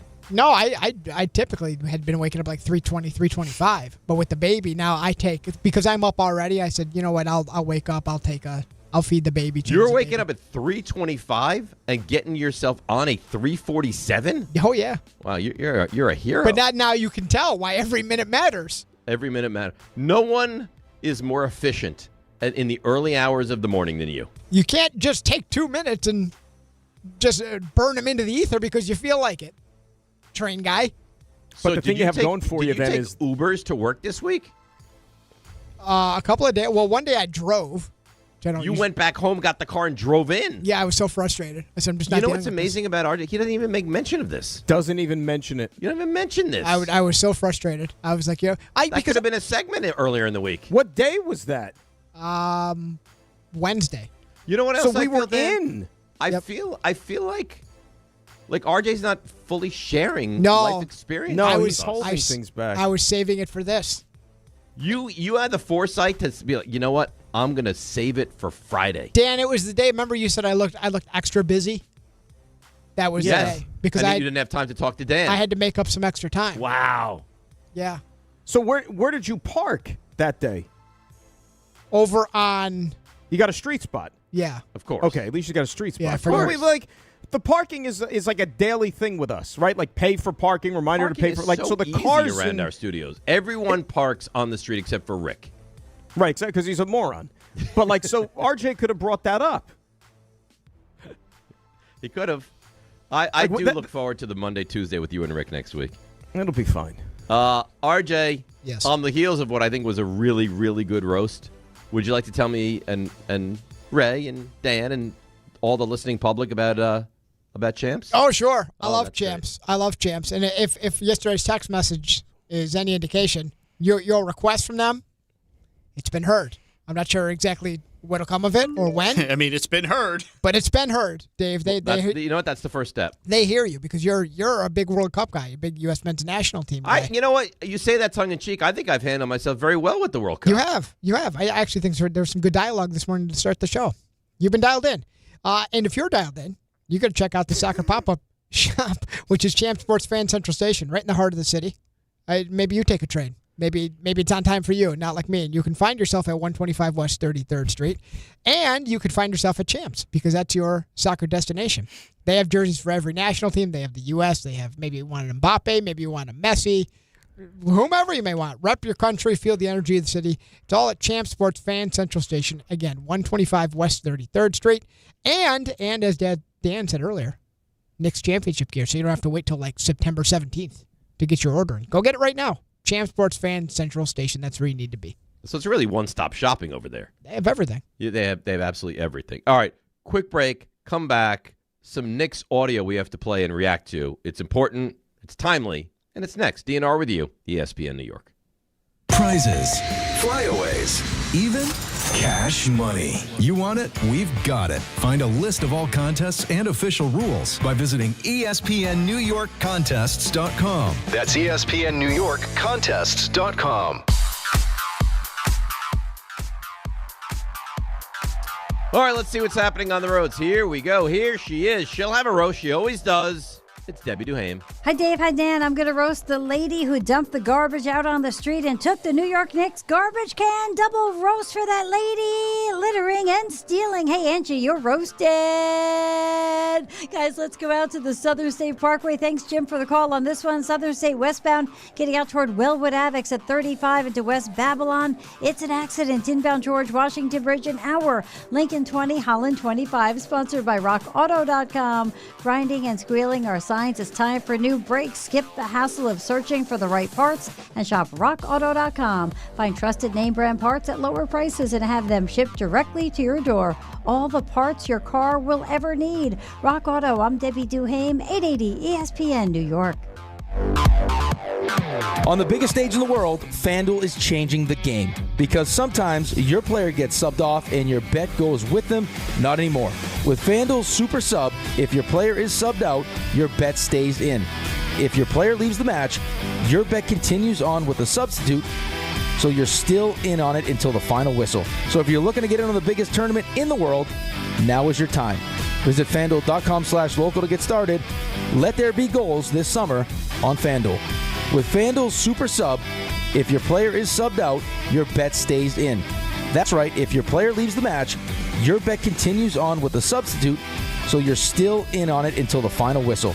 On the biggest stage in the world, FanDuel is changing the game. Must be 21 and older and physically present in New York. For help with a gambling problem, call 1-877-8-HOPE-NY or text HOPE-NY at 467-369.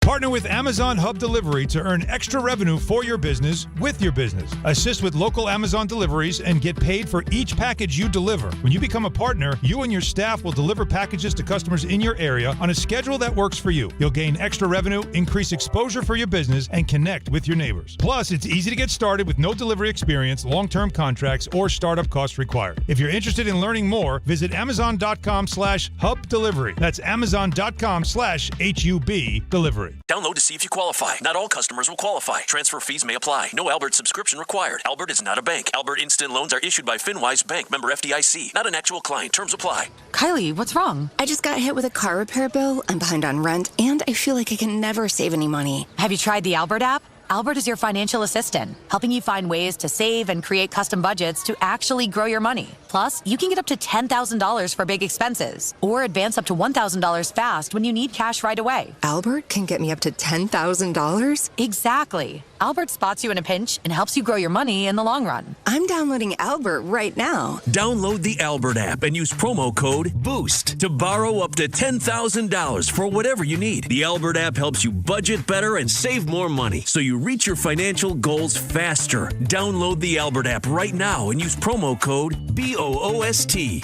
to borrow up to $10,000. Use code BOOST to borrow up to $10,000. Oh, yeah. DNR with you, ESPN New York. My favorite part of the show, time for your weekend weather report brought to you by Neutral. Your shore report for the weekend involved a little bit of rain today. Likely lots of rain coming tomorrow into Sunday. Sunday should be a little bit better. Temperatures range from high 70s to low to mid 80s. And now is where we get fancy. Okay? Currently we're sitting at about 70. UV index, it's hit now because obviously the sun is out, but it's low. The maximum time to get sunburn today, 10 a.m. to 5 p.m., so obviously use sunblock in that little range. Not much wind today. Looking at about a 4-mile-an-hour average wind, gusting, if you can call this gusting, up to 7.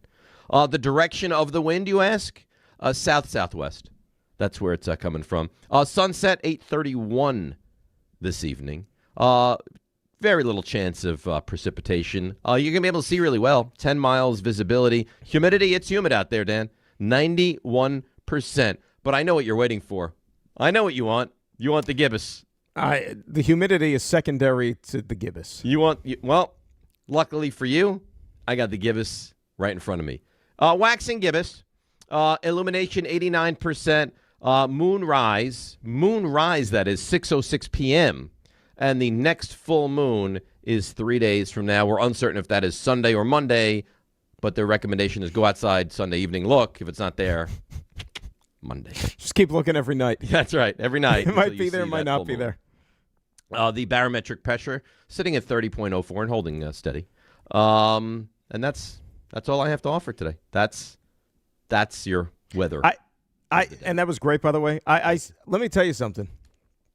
Just building off of the RJ Rose thing and continuing the conversation during the commercial, like he has like a whole like storyline in his life that we don't know anything about. Like there's characters, which I want to hear. But I want to let everyone know that was your weekend weather report brought to you by Neutral. Keep it tasty with Neutral Vodka Seltzer made with real vodka and real fruit juice. Enjoy responsibly. I feel typically like I'm very close with RJ. I feel very distant right now. Well, I think I'm right with you, and a lot of it, of course, had to do with the childbirth thing when I heard about it after even the postman did. But, Right. Things like that. But now, like, there's us. We're like his work friends, but apparently he has commuting friends, too, that Which we have I'm no fine idea with, about. And I want him to have those commuting friends, but I'm hurt with the fact that his entire commute has been altered. Right. So, like, that happened, and he could explain it, but then, like, in doing more fact-finding, you also come to realize that, oh, by the way, there are, like, set characters. It's almost like a sitcom every day. The same, like, 4 people that he encounters every day on the subway. There's a nurse. There's a construction Trader Joe's worker. Yeah, I'm fine with not knowing that. The fact that RJ had to drive into work one day, park on the street, miss the subway numerous days, and we don't learn about this till Friday, there's a real division right now between at least me and RJ. No, I I think think it's palpable. not. I think not. This was a story that had to wait. That's how you properly place something. That's where I filed my complaint for the roast. I think it was built for the roast. Well, Dan feels the same way. Ray, I know Ray will say, no, I think he did great. Ray, how do you feel about this? No, I'm actually more on your side for this. So It's withheld. It's withholding He's a little withholding bit. And we are a show of we disclose things going on in our life. That was a big thing going on in your life, and you deemed, you know what? To be fair, you famously withheld the story from the roast, but it wasn't something that affected your personal life that way. So I get that. Who did? You did. What did I withhold? The Bernard King, Cedric the Entertainer thing, if you remember. You withheld that, but that was not a personal life. Like it wasn't a personal life thing. As you said, that was an observation. You were angry because as you said to RJ, well, we could have made a segment out of this. That's your issue. Yeah, I mean, you wasted content, RJ. How's it wasted if it's being used right now? Yeah, that's hurtful. That's a good point. Yeah, I guess so. Got you there. It's a little hurtful though. RJ, you're not uncomfortable that I brought it out into the universe? No, more uncomfortable than the soccer thing the other day. What soccer thing? Kicking. Well, the basketballs in the studio. Oh, that was Ray. You weren't here. Like you were here, but you weren't in the studio for that. That was very uncomfortable. But it was brief. Yeah. And to RJ's credit, And this is why he's the best. Like you said, he's too nice. To his credit. Like, I had a moment. I own the moment. But what prevented World War III from happening was RJ being as nice as he is. He just basically let it go.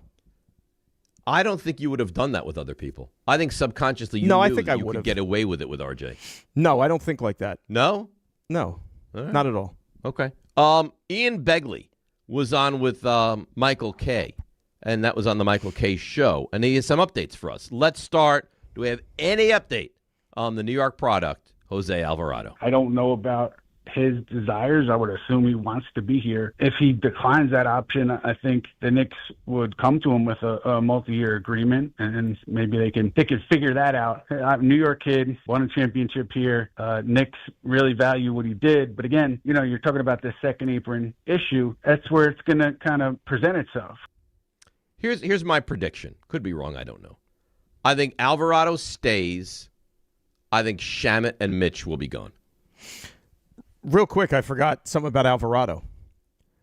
Do you remember vaguely in the beginning of the week, the Mets could not wait.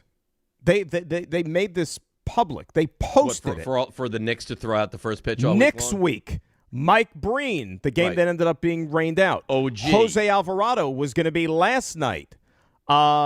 Somebody else was going to throw it to OG Anunoby. OG was going to throw it to Jose Reyes, I think, on Saturday. Guess who didn't throw out the first pitch last night? Because I saw clips of him touching down in Puerto Rico, as a matter of fact, with the Larry O'Brien. Oh, Alvarado was not there last night, huh? He was nowhere to be found. Oh. So once again, the Mets swing, the Mets miss. Doesn't that make, he's a champion. He probably doesn't want to be associated with the Mets. No, why would you? I don't want to go. So think about this. Mike, and I'm not blaming Mike Breen, but the game gets rained out, so they didn't play a game. So Mike didn't throw out the first pitch. Right. Alvarado's in Puerto Rico. So far, none of them have happened. They're 0 for 2, and I don't know. We'll see if OG could come through tomorrow. We'll see. That's interesting. All right. But I think you hit it right on the head. Why, if you are a champion, would you want to be associated with the polar opposite of a champion? I don't think you do. But I can't imagine that he would have agreed to do it. It's weird. Why would you agree to do it and then just leave the country? Unless the Mets, not doing like their due diligence, took like a maybe as a yes and ran with it because they need any sort of publicity they could get. Oh, Knicks are going to be here. Let's tell the world it's Knicks week. Maybe 5 people extra will buy tickets. Yeah, maybe. All right, let's come back and kind of dissect what we think will happen here with the Knicks of the big three, which they could or could not keep this offseason. DNR with you right here on ESPN New York. It's summertime, so why are you still living with pain? If you're dealing with neck pain, back pain, joint pain, or nerve pain, don't wait any longer. Call Dr. Jay Shaw at Soundwell Pain. He's Ivy League trained, double board certified, no surgery, no long recovery, no relying on pain medication. Just non-surgical image-guided treatments that help you get your life back. With offices in Woodbridge, Livingston, and Inglewood, and most major insurances are accepted. Help is close. Go to SoundwellPain.com. Feel better this summer, not someday. The 2026 U.S. Open Tennis Championships are back, where the world's greatest city meets the world's greatest tennis players. Fan Week begins August 23rd. Experience the Mixed Doubles Championship on the 25th and 26th. And the U.S. Open Singles Championship starts Sunday, August 30th. All tickets on sale now at usopen.org. The U.S. Open. Spectacular awaits. There are a million reasons to love New York. Making your budget stretch isn't one of them. According to an independent study, Amazon prices average 14% lower than other retailers. Get food, fashion, furniture, and more shipped straight to your building. That's how Prime members have saved over $2 billion on grocery and household items. Learn more at aboutamazon.com. Roll Pros, save more on what you need to get the job done right. Right now at Lowe's. Get 15% off select custom entry and interior doors. Plus, save $80 on the DeWalt 20-volt Max 2-tool combo kit. Now just $169. And at the Lowe's Pro Desk, bring us your materials list and get a quote in minutes. Handwritten, a photo, or even a sticky note is all you need. Keep your jobs moving faster and on budget at Lowe's. Valid through 7/8 while supplies last. Selection varies by location. Progressive presents ways to save money that aren't bundling your home and auto insurance with Progressive. Thanks again for taking me to the game, man. I can't wait to get in there. By the way, what's in the bag? Oh, I bring my own hot dog and peanuts. Saves a ton. Savvy. And what about the beach chairs? Why buy seats when you can save big and bring your own? We can't get in without tickets. Tickets? What do you think the portable TV is for? Don't save money pretending to go to the game. You could save hundreds by switching to Progressive. Get a quote at Progressive.com. Progressive Casualty Insurance Company, affiliates, and other insurers. Not available in all states or situations. Soccer fans, join me, Ray Santiago of DiPietro Rothenberg, and RJ Santillo for a watch party presented by Rothenberger Pilsner on Monday, June 29th. Watch the 4:30 match at Ainsley Bowery on the Lower East Side and enjoy Pilsner perfection since 1872 from the first German Pilsner. Come out, grab a cold Rothenberger, and join the energy with ESPN New York. That's me, Ray Santiago, and RJ Santillo, live at Ainsley Bowery on Monday, June 29th. Brought to you by Rothenberger Pilsner.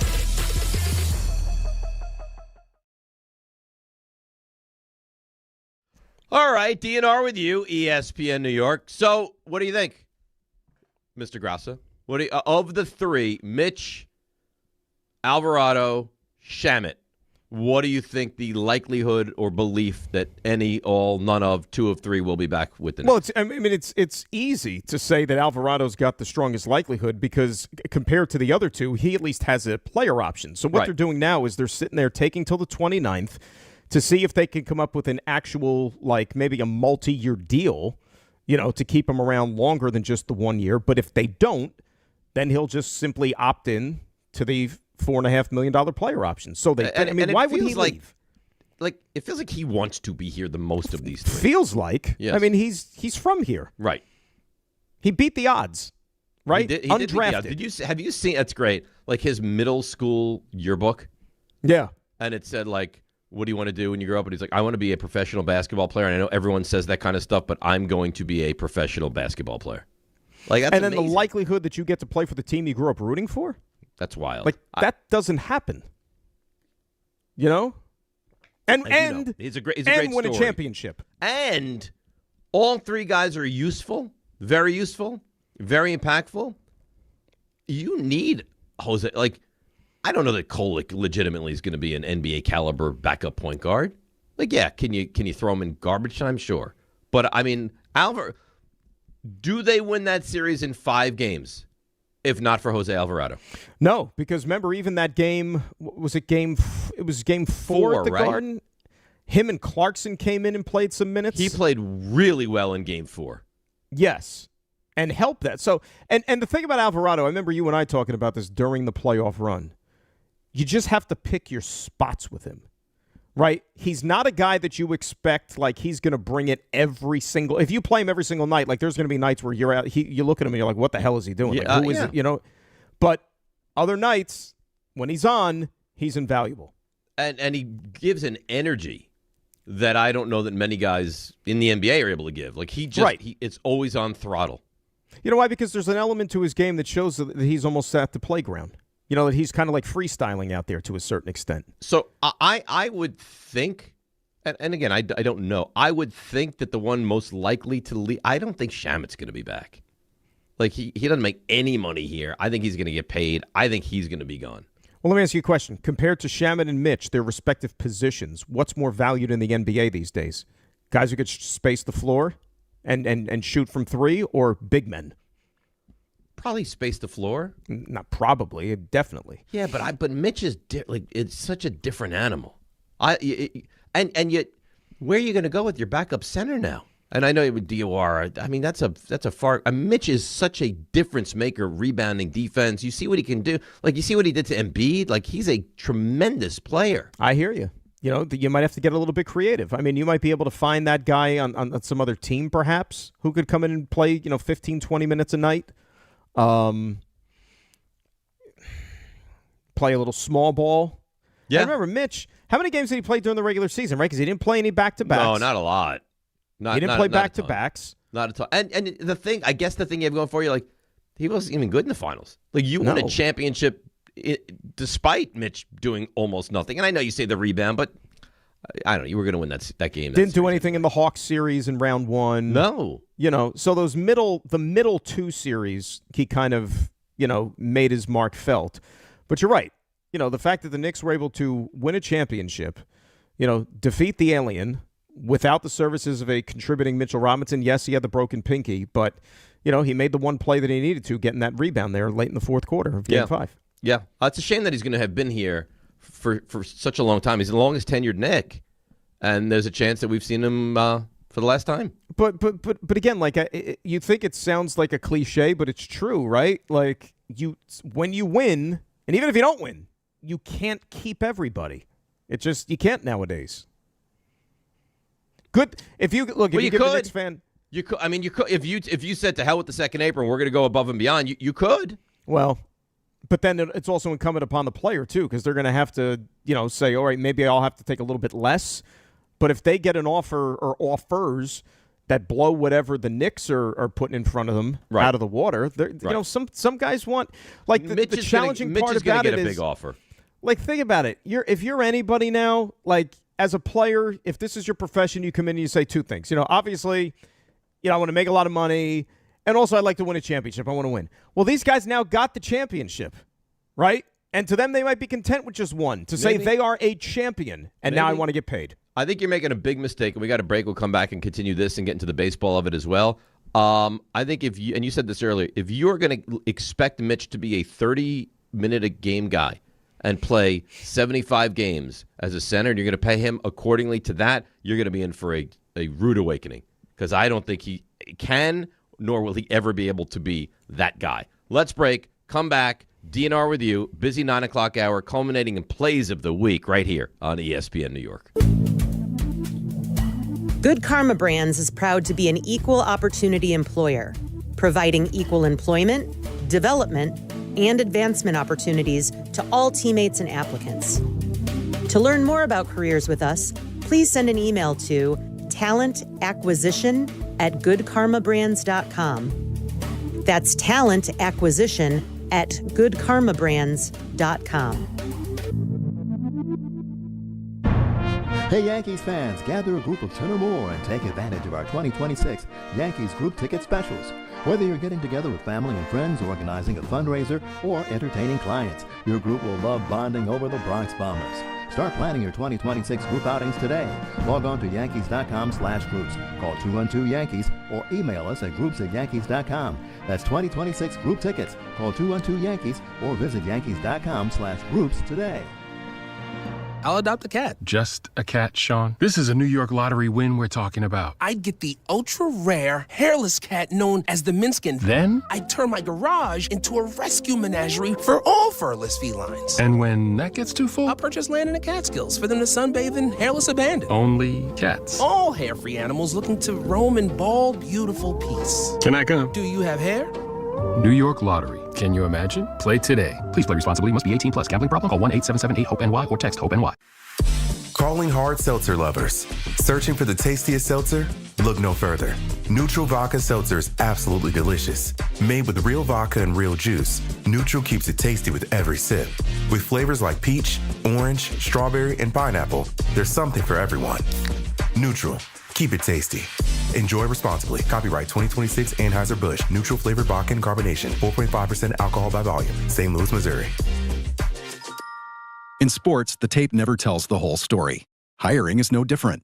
AI can make candidates look like an MVP on paper. So knowing the person and the skills behind the resume matters. That's where Robert Half changes the game. Our recruiters combine their expertise with award-winning AI to evaluate skills and fit quickly. Learn how we can find you specialized talent in finance, accounting, technology, and more. At Robert Half, we know talent. Visit roberthalf.com/talent today. Skechers elite athlete OG Anunoby has been making history on the basketball court. Anunoby tips it in. Unbelievable. What a shot. He's been balling out in Skechers high-performance basketball sneakers, and the world has noticed. But how does OG train off the court to keep in peak physical condition? Hands-free Skechers Slip-ins Aeroburst. They help prepare OG for the physical demands of playing at a championship level. Get your pair of Aeroburst for only $165 at a Skechers store, Skechers.com, or wherever high-performance running shoes are sold. ESPN New York, now streaming live on YouTube. Subscribe today and watch the show. WHSQ and WCBS-FM HD2, New York. This is DiPietro and Rothenberg. Dave does not hold back. Why Dave no hold back? What happened? I don't know what happened, but why Bregman not back? Do you think he'll ever look at Alex Bregman the same? Nope. What happened? I don't know what happened, but why Bregman not back? Why Bregman not back? What happened? I don't know what happened. What happened? I don't know what happened, but why Bregman not back? This is DiPietro and Rothenberg on ESPN New York and streaming live on YouTube. All right, now, this is it. The big 9 o'clock finale to the week. We've had quite a week, Dan. Been a lot of highs, some lows, some laughter. It hasn't even felt like a whole week, to be honest with you. Like when you said that, I had to actually give it pause and think, has it been a whole week? Yeah, and yeah, it has. It's been. This is the 5th day of the week, and you've been here for the duration of the whole thing. Perfect attendance, 5 out of 5. Yeah, I mean we've had nosebleeds we've had to deal with. We've had multiple potential eye infections that we thought were happening. We had RJ living like a secret double life that we didn't know about. Like lots of stuff is happening this week. Where would you power rank them? What was the most jarring? You think? What was the most jarring occurrence of the week? Well, I think the RJ thing, like he had this whole thing going on and didn't tell us. I think that to me is jarring. He drove. He drove in. We could have talked about parking. He missed the train. Like obviously he was very upset and frustrated, and he didn't let us in on any of that. His pre-work life that involves like regular characters, right, that we didn't know about. Right. He has role players in his life that we just in passing learned about today. Well, not really. By accident. I don't. By accident. A couple things. If I would have brought it up, it would have been like an excuse. Here's the reason why I'm trying to get being more quiet, or I fall behind. Well, what would have been wrong with that? No, it's what not. What about Dan? I can't check. God, no, it's not acceptable. The train came early today. I missed it, and I had to drive in. That's an excuse. You think Dan would have been like, "How dare you?" That's an excuse. No, and Dave, even more so because he said it was Wednesday. Jefferson was in on Wednesday, and I was talking with Jefferson. So RJ didn't have to necessarily even be part of it. He could have. You had another outlet. Had an outlet. And the people, these characters on the train, I don't know their names. I don't talk to them. You don't need to know their names. I don't know anything about them. There's a craftsman. You know where they work. There's an artisan. There's a nurse. I'm guessing. Just give us who you think they are. And then what?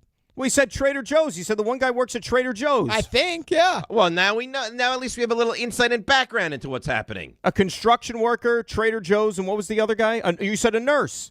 Some kind of medical setting, yes. Yes. So that's a character group. Yes, maybe an audiologist. And then what? I tell you that. Well, no, see, we all have different avenues of our life. Like we have, the people we show up at work with. We have our work friends. I told you all about the graduation party I went to last night. Yeah, there was dialogue, and you ran into some social situations you didn't know how to work out of. RJ has commuting friends. People. No, I don't know them. I don't know their names. I don't know exactly what. Yeah, but you had real life issues get in the way, and you spat in the face of it. I did not. You didn't think to tell us. RJ, you felt comfortable enough to basically just start spewing obscenities around them while storming out of the subway like a crazy person at 3 o'clock in the morning. One of them did witness some things, yeah. Like, they were like, this guy RJ, and I don't know his name was RJ, but this guy has a chemical imbalance probably. I'm nervous to take the train with him every morning. Yeah, that person might be now. That person might. Listen, there's schedules exist for a reason. So, I'm watching the show The Americans. Do you know the premise of this show? Do not. So it's this American couple who are living in the States as Russian spies. I don't know how far RJ, in fact, is from living a very similar life to that. How so? You're not wrong. Because there's stuff that goes on in his day-to-day life that it's not truthful. It's kind of a lie, and it's very hurtful. Well, it's like the old saying. It's like how well do you think you know a person? Yes. Right? Yes. If John, God forbid, were to come in and play that stupid game that he likes, getting to know me, and we would learn a lot about RJ this week. Why do you have to attack the game? You know it's not great. And you know what, RJ? The man, against my will, might make me watch a Giants game streaming live. I'd probably let go of the mic. No, because I always have in my back pocket. I'm not doing it. I'm not doing it. Here's the thing. I watched him go up in front of all the big bosses, all the entire staff, not even just the bosses, and say, no, this is happening. Go ahead, put it on your calendars, mark it down. It's already done. Because it also makes him look a certain way too. If it doesn't happen. No, if it does. Like the fact, because he comes across as, I'm a guy that gets things done. I can make things. I'm a mover and shaker. If I can control him in this scenario, what can I not do? Yeah. Or anything. Like you want it done, you come to me. He's the fixer. I'm the answer guy. If anything else, you're actually making him look better because your pushback just enables him to, in the end, declare even greater. Right, so you can kick and moan and scream and all that stuff, but it's not changing. He's like, my word is the law. I love it. Or else. But what happens if I just put my foot down and I say, I'm not doing it? I don't know if that ends here's well the problem. for you. You could say, like, if you eat like some bad fish and have like food poisoning and you can't make it in that night. I'm not doing that. No, but I'm saying I'm not playing this game of like I'm doing it. No, set up, it's happening. They'll and then still in make the you do it 11th from hour, home. I'm out. They'll make you do it from home. I'm not doing it from home. I'm just saying. I'm bringing you into my home to watch me watch a Giants game. Well, they're just I'm not an making you put a animal. screen in front of you. Why am I treated like an animal at this station? That's the question. Like, hey, we're doing a couch cast where we look in on Don taking a giant dump. No, they wouldn't even. Don would, of course, be well within his right to say I'm not doing it. Then it would be a toilet cast, not a couch cast, unless he defecates on the couch. You know, we're gonna on the couch. We're gonna have Rick have a full lovemaking session. No, it'd be ridiculous. With who? As is this. Fun. As is this. Sponsored by Calandras. You know what? What? Watch Don take a dump on the couch, sponsored by Calandras, and enjoy great wings and baked goods. Just move on. Fine. I'll just move on. I'm just a pawn in the game of ESPN Radio. We all are. I don't want to be a pawn. It's John's game. Two can tango. I don't think so. You don't think I can tango? No, how are you going to tango? I think you're tangleless. I'm not doing it. I'm not. You're putting me in a very uncomfortable situation, and I don't want to do it. Why can't I say that? What are you going to do? Call HR?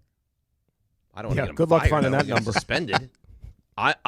This is not in my contract to do this. I don't want to do this. RJ, let's say their life depended on it. You had to find HR. Where is HR?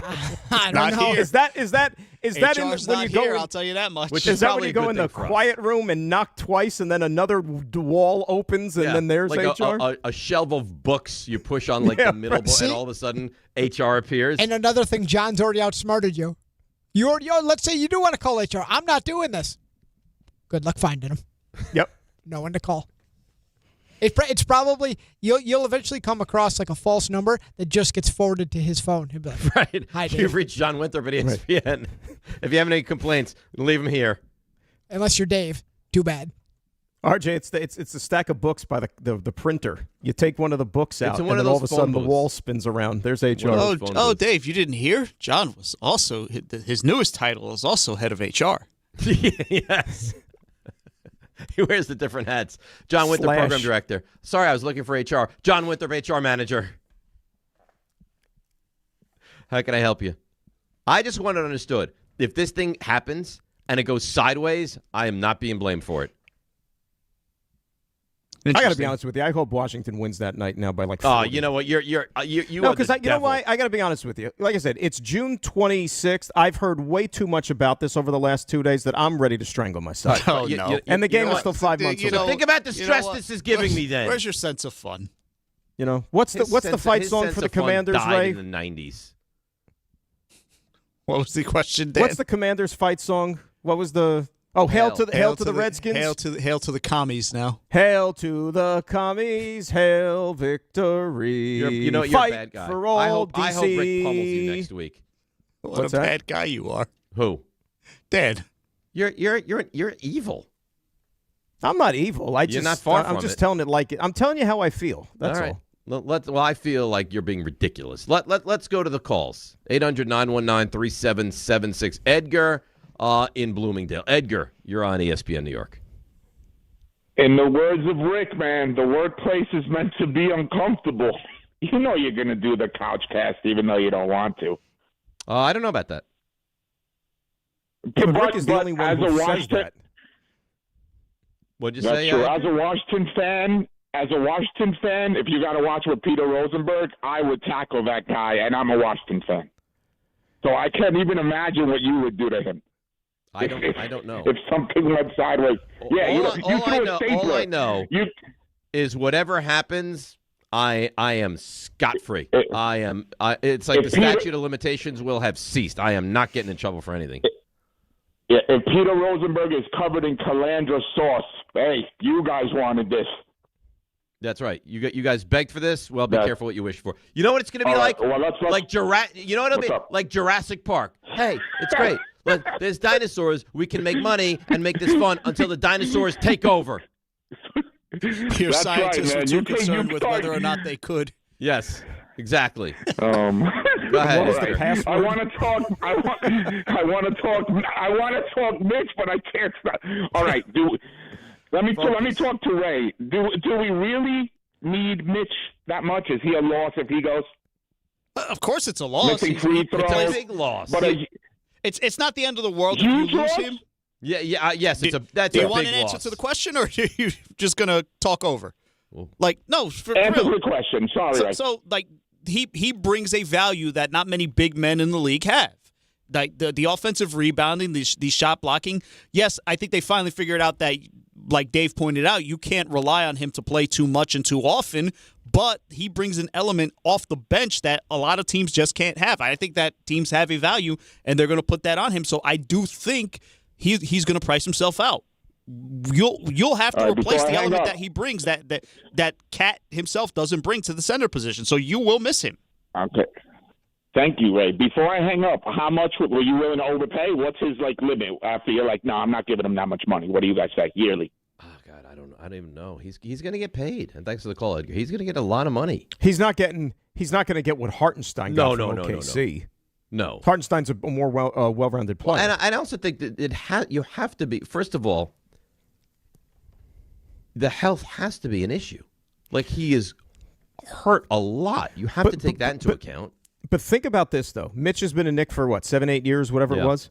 It took 7-8 years, up until this past season, for the medical staff and sports performance science, whatever department, to gather all this information they know about the player and to realize, you know what? What's the best way to keep him on the court? He's not going to play both ends of the back-to-backs ever, right? And he had probably, even though he did not play 80 games, he probably had his healthiest season pound for pound since he's been in the league. But it took how many years of this relationship? So if he goes to a poor organization like Sacramento, who's going to do something stupid and throw a bunch of money at a guy who's a world champion and they think could be a difference maker, they'll probably be dumb enough to try to make him play 80 But games. that happens all the time, though, is what right, I'm saying. If they're going to pay him $17 million a year, whatever he's going to wind up getting, they're going to want their money's worth. They're going to want to and play that's him. not the right decision, though. I agree with you. I totally agree with you. I don't even think he realizes that if he doesn't wind up in the right situation, it's going to be an absolute disaster for him. Well, the other thing, too, is, and I didn't want to go here, but it's very real, and he's spoken about it. Like, he's been very public about, his mental state. Correct. Right? He posts all those things on social media. This is an environment that he's comfortable with. He's been here all these years. I just worry about somebody then if they find themselves in a whole new situation, what type of a toll is that going to take on them from that aspect? You're thinking about the person, not the basketball player. So it's a multi-layered argument here, and I hope he just does the best for him. Yes, of course, that's what you want, and it would be ideal if the best for him, because you know it works here with him, right? You like Mike Brown, his role, the way they've managed him, it works. And I don't know that if he goes to Sacramento and he's asked to play 33 minutes a night and play 77 games and be like an integral piece of that team, if that works. Right. In fact, I would go the other side and say that won't work. You have to know what you're getting when you get into a situation with Mitchell Robinson. 100%. You got a usage, realistic expectations. Is he going to need a night for load management or this and that? That's barring he does stay healthy. Right. And then if he's healthy, are you going to be okay with Mitchell Robinson playing 50 games? You going to sign for that?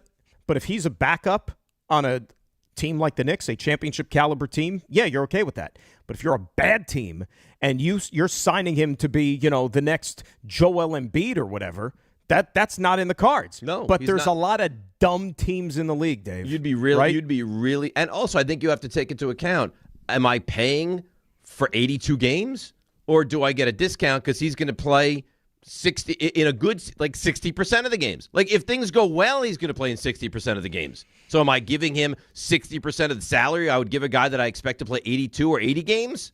I don't know what the right thing to do with him is. There's a lot of dumb teams. He's tough to figure out. Yeah. It's a tough measure. It really is. But you got owners that see one thing and one thing only, and they think that's what I want, and they can't be stopped, regardless of how rational an argument it might be. And they might give their GM the green light and say, "Give this guy that. We want him." Because now the other thing too is it's like when these guys are available, they're free agents. If you've got on your sticker champion. Mm-hmm. That's another layer, too, that makes you appealing to some folks. It matters, yeah, because he knows how, he's played in the biggest games. You know that he's going to play well. And, I mean, again, that rebound, and I didn't think he was great in the finals by any stretch, but that rebound against Wemby, that's like a signature moment. That was a big play. The other day I was talking about, remember when the Nuggets won the championship and that dude, Ben Brown, was a free agent at the end of the year? And he was an important piece for the Denver Nuggets. And you had Mike Malone, who was half in the bag at the parade, saying, hell no, he ain't going nowhere. He's coming back.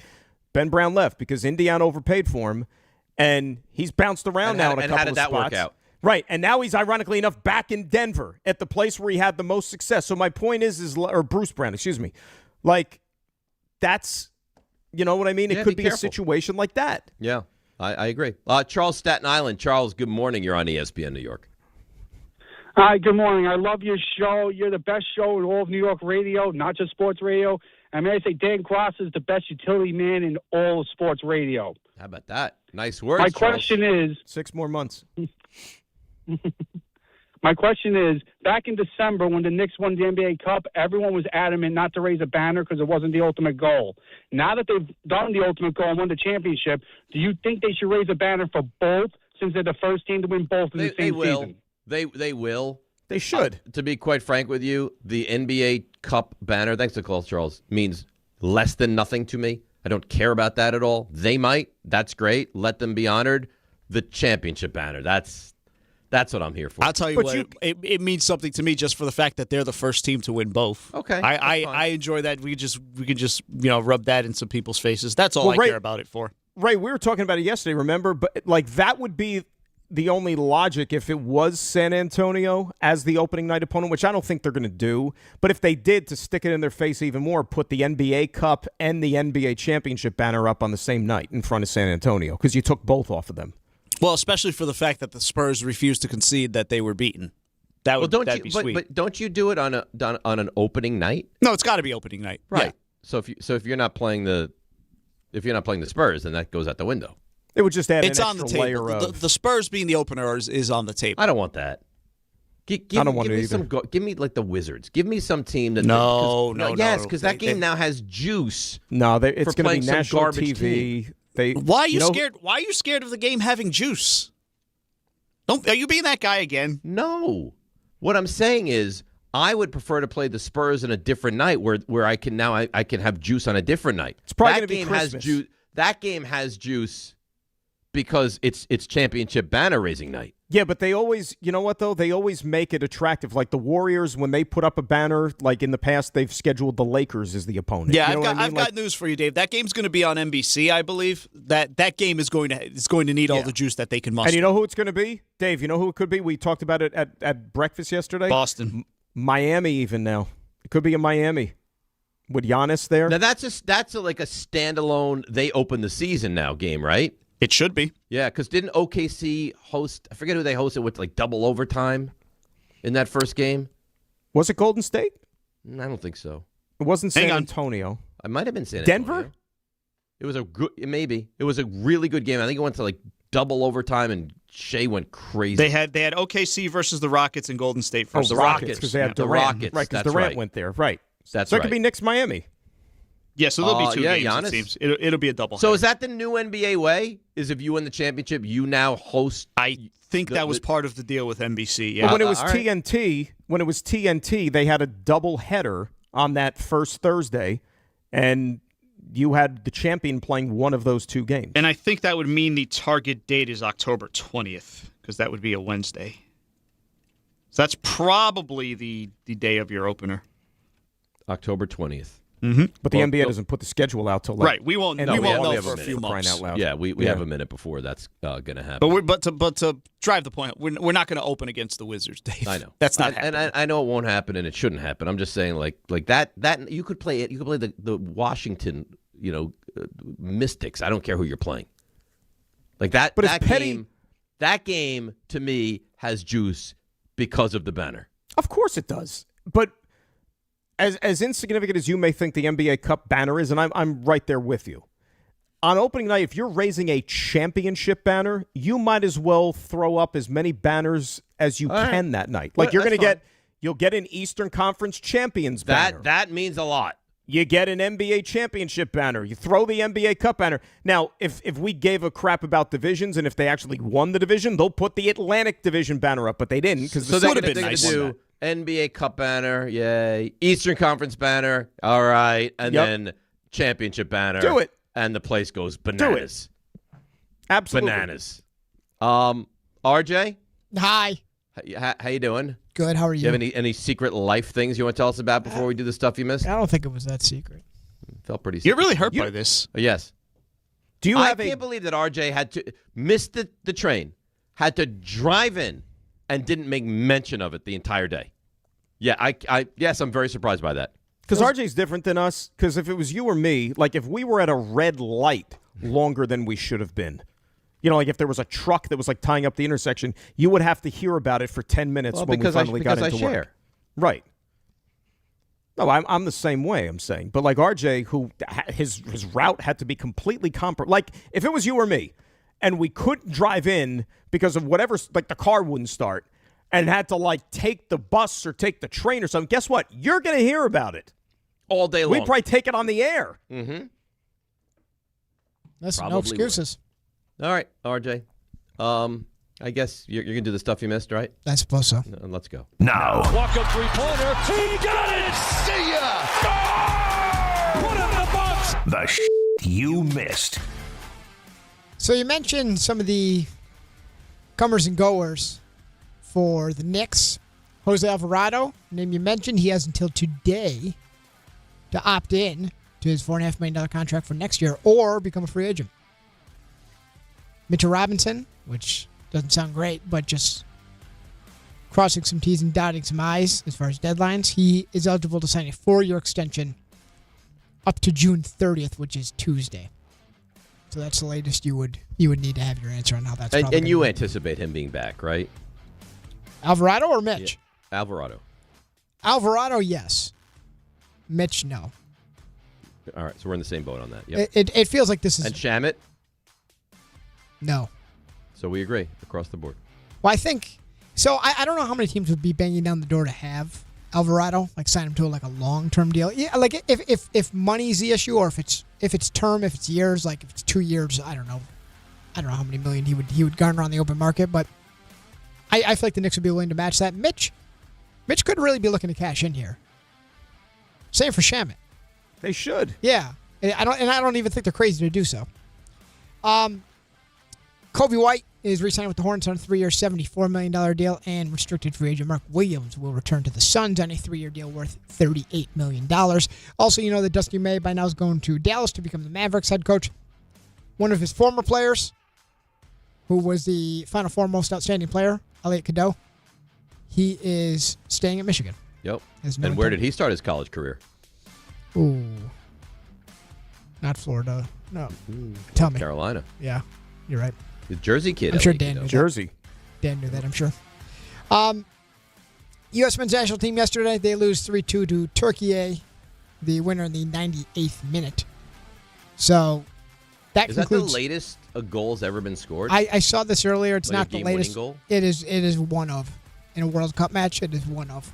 I'll look up the answer to that, but I provide very intriguing soccer questions. I don't Because believe the it's- hydration breaks are just adding more Yeah. stoppage time, unfortunately. So that concludes the group play for the United States. Every match you see from now through the weekend, that'll be the final group stage match for all of these teams before we move to the round of 32, which will be the knockout round. Should be mentioned some background on the U.S. and their loss. That was a B team, a lot of backups out there. And you saw Christian Pulisic. He came on for Tim Weah, who was not very good. And Pulisic, he looked good. He has moments where you could tell he's still working his way back in, but he looked really good. And Türkiye, Their next game is what, Wednesday? Wednesday. So he has more time now to he's fine. He's 100%. He's fine. Türkiye had 3 shots on goal, and they scored on all 3. So they made the most of their chances. Wow. Good success rate. Yeah, And the game times today, by the way, are 3, 8, and 11. 11? Yeah. Well, it's Friday night. Yeah. Come on, So United States will take on who are they taking on, Dave? B&H. Yeah, B&H, Bosnia. And they're the 64th ranked team in the FIFA World Rankings. So that makes it a match you really Where's you really Team need to win. USA? They are. I want to say They're in the teens, right? Yeah, I want to say they're 12. I'll look it up for you. So that's pretty good. FIFA World Rankings. That's even preteen. Let's see. United States. I'll get that for you. I don't want to bore people. Oh, actually, nope.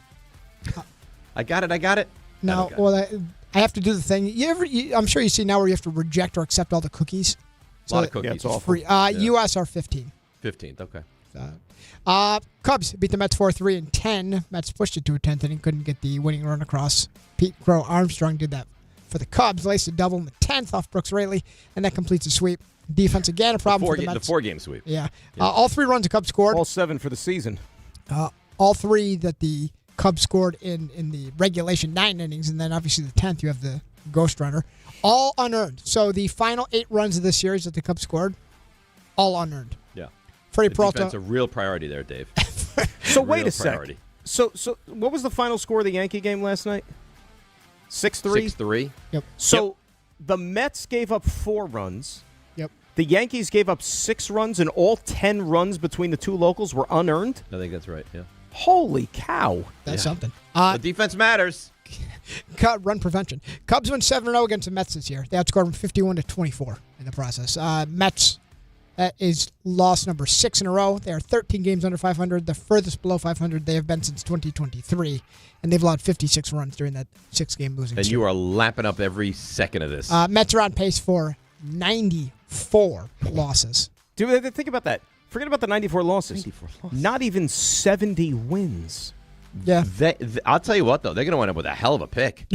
I don't know what the collegiate draft is going to show this year, but they're going to wind up with a top 5 pick. It doesn't matter. It's not going to be a season next year. Oh, that's tough. Mets also put Marcus Semien on the IL because of a left hip flexor strain. Juan Soto did return to the lineup. Red Sox, you mentioned, beat the Yankees 6-3. Cam Schlittler allowed 4 runs. None of them were earned. I got breaking news. Yeah. Massive breaking news. Massive breaking news, which will carry the rest of the day at the station. Stand by. The Mets have Big fired news! Carlos. Jazz hands! Did they? The Mets have fired Carlos Mendoza, yes. Well, there you go. Yes. So now what happens is all the pressure is on David Stearns. And it doesn't say who's taking over? I do not see at the moment who's taking that I've role over. said, and I could be wrong, because they don't have anybody on staff, Andy Green is the manager. I told you. That's from John Heyman, yep. I told you he was in the minor leagues, former Padre. And you know what the thing about Andy Green is? And I'm not trying to sit here and tell you he's, the second coming of, Casey Stengel. He's got some piss and vinegar to him. And for a team that's performed as lifeless as the New York Mets, he might be a guy that comes in and he's the closest thing they have in the organization to maybe light a spark under these guys. And to not tolerate this just laissez-faire behavior. I'll tell you what. You know what? I'm not that it would be bad, but what almost like the worst thing that could possibly happen is if all of a sudden with Andy Green, they start playing really good baseball. I don't know if they're capable of that, but then you would say to you, well, why didn't they do this 6 weeks ago, 2 months ago? No. How about this? Play good baseball, tease you for the next 2 months, and miss the playoffs again by 2 or 3 games. I don't know that they're capable of doing that, but wouldn't that be the Mets way? All right, David Stearns, you're on alert. That's your one bullet. Well, your one bullet was fire the whole coaching staff in the offseason. And now you fired the manager. Now the target is squarely on the back of David Stearns. So this all comes from John Heyman. Andy Green has been named manager. He was running player development, but like you mentioned, had previously been the manager of the Padres. So there you go. You wanted your pound of flesh. People were freaking out.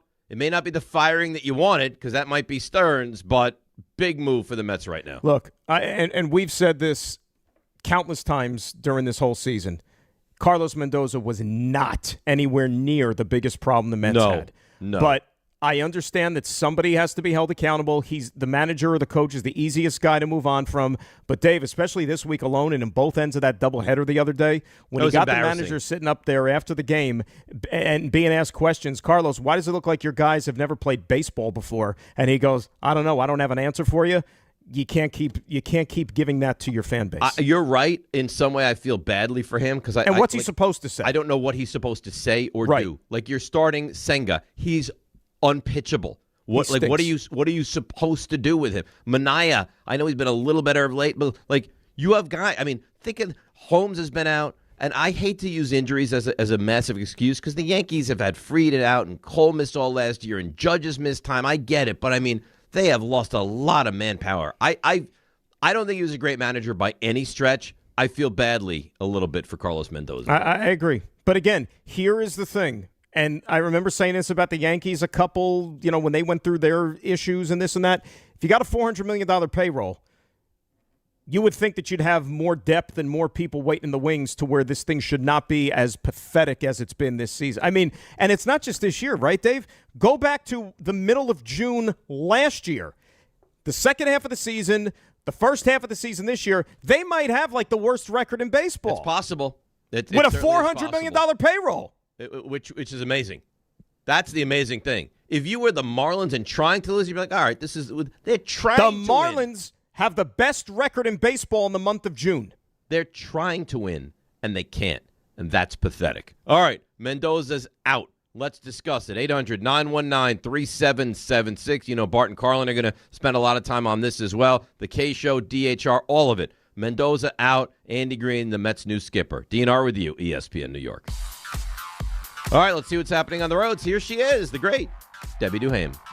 Hi, Dave. Hi, Dan. Have a great weekend, and happy birthday again to Antonio. Hey, guys, watch for protesters here on 42nd Street. 42nd Street is basically closed between Madison Ave and Lexington Ave because of protesters, about 100 protesters there. Watch for slowdowns as you head to the Deegan South by the stadium. It's a stalled truck, and the LIE eastbound at South Oyster Bay Road. Watch for an accident. Inbound GWB, still an hour getting into town. Sponsored by RockAuto.com. A failed truck can turn any drive into a rough ride. When it's time for repairs, Rock Auto makes finding the right part easy. Shop name brands at lower prices and have parts shipped directly to your door. All the parts your car will ever need. Rock Auto. I'm Debbie Duhame on 880 ESPN New York.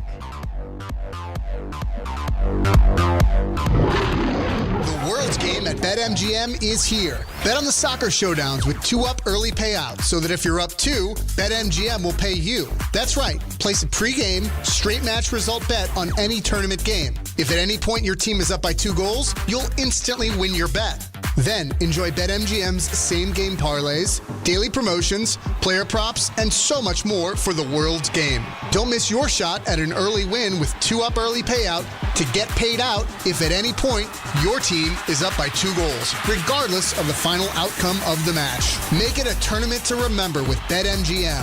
BetMGM and GameSense remind you to play responsibly. Gambling problem? Call 877-8-HOPE-NY or text HOPE-NY 467-369. See BetMGM.com for terms. 21 plus years of age to wager and physically present in New York only. New and existing customer offer. Subject to eligibility requirements. Additional terms and restrictions may apply.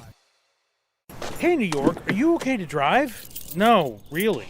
Did you know just one drink can lower your inhibitions slow reaction times, and reduced coordination? That single drink causes your judgment to be altered and makes it harder to track moving objects. The risk you take by getting behind the wheel is not worth your life or anyone else's. Call a cab. Hey, I'm looking for a cab. A ride share, a sober friend, or take public transit. The New York State Governor's Traffic Safety Committee is reminding you to always drive sober. Skechers elite athlete OG Anunoby has been making history on the basketball court. Anunoby tips it in. Unbelievable. What a shot. He's been balling out in Skechers high-performance basketball sneakers, and the world is noticed. But how does OG train off the court to keep in peak physical condition? Hands-free Skechers Slip-ins Aeroburst. They help prepare OG for the physical demands of playing at a championship level. Get your pair of Aeroburst for only $165 at a Skechers store, Skechers.com, or wherever high-performance running shoes are sold.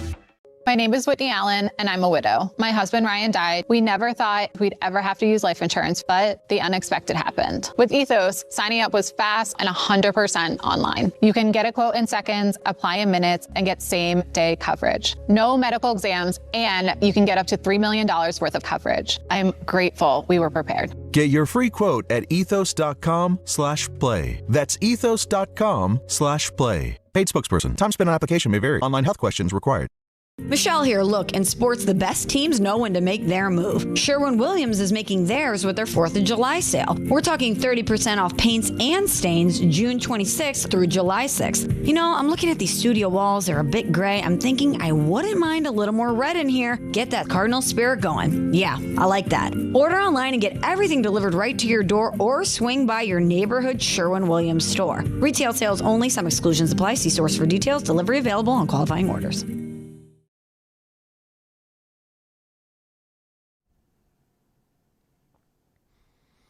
All right, DNR with you. If you didn't hear, Carlos Mendoza is out. The Mets have relieved him of his duties. You think in any way he's like, whew, glad that happened.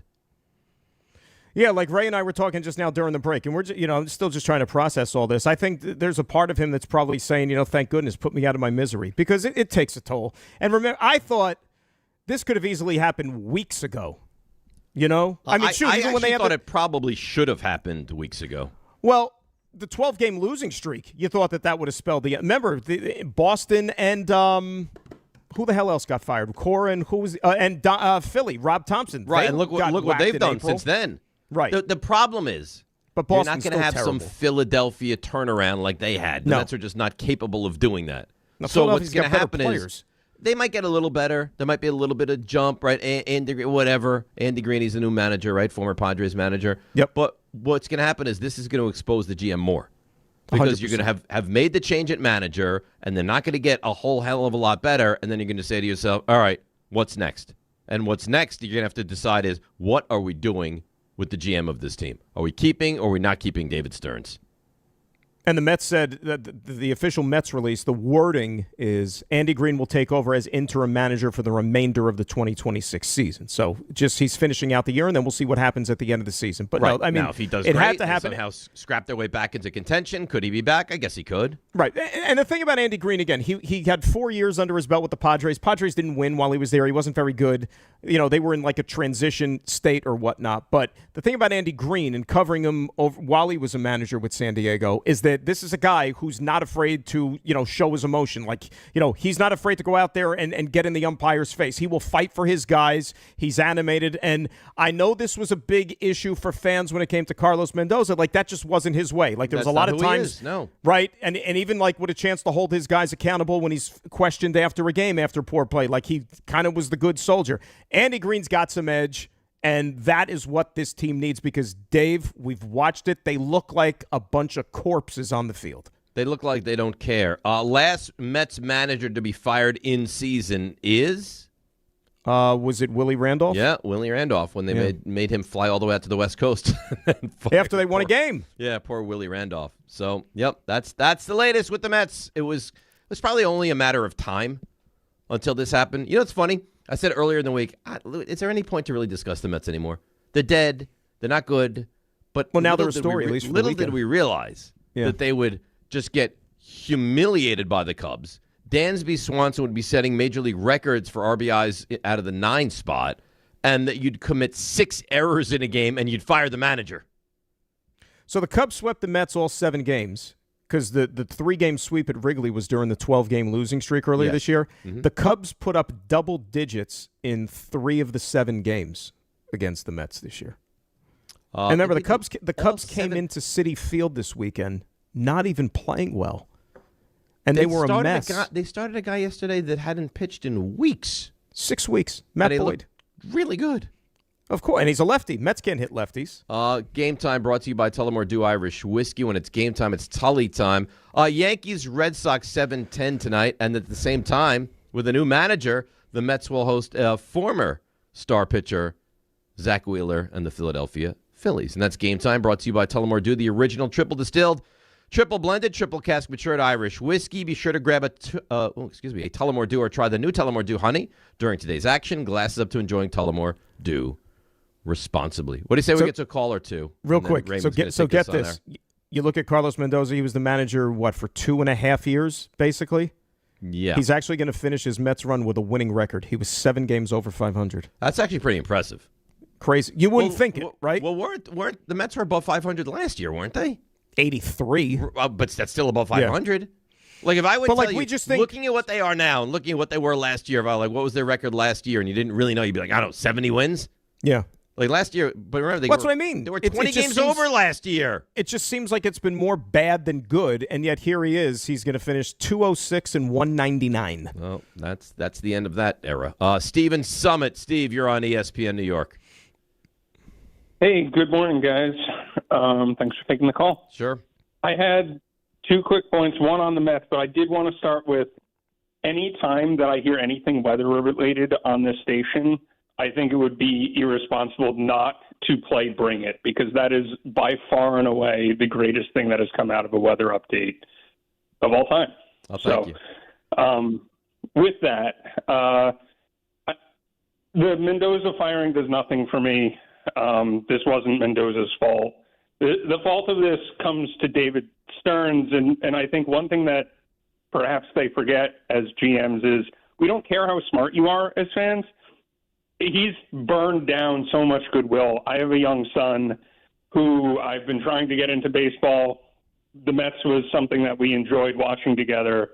And watching David Stearns for quote-unquote defense, which we all see what that did. We knew right off the bat when we had errors on day one from Bo Bichette to our non-first baseman, where are all my favorite players, Dad? Well, they're gone. Why are they gone? For defense. Why are they throwing the ball all over the field? Yeah.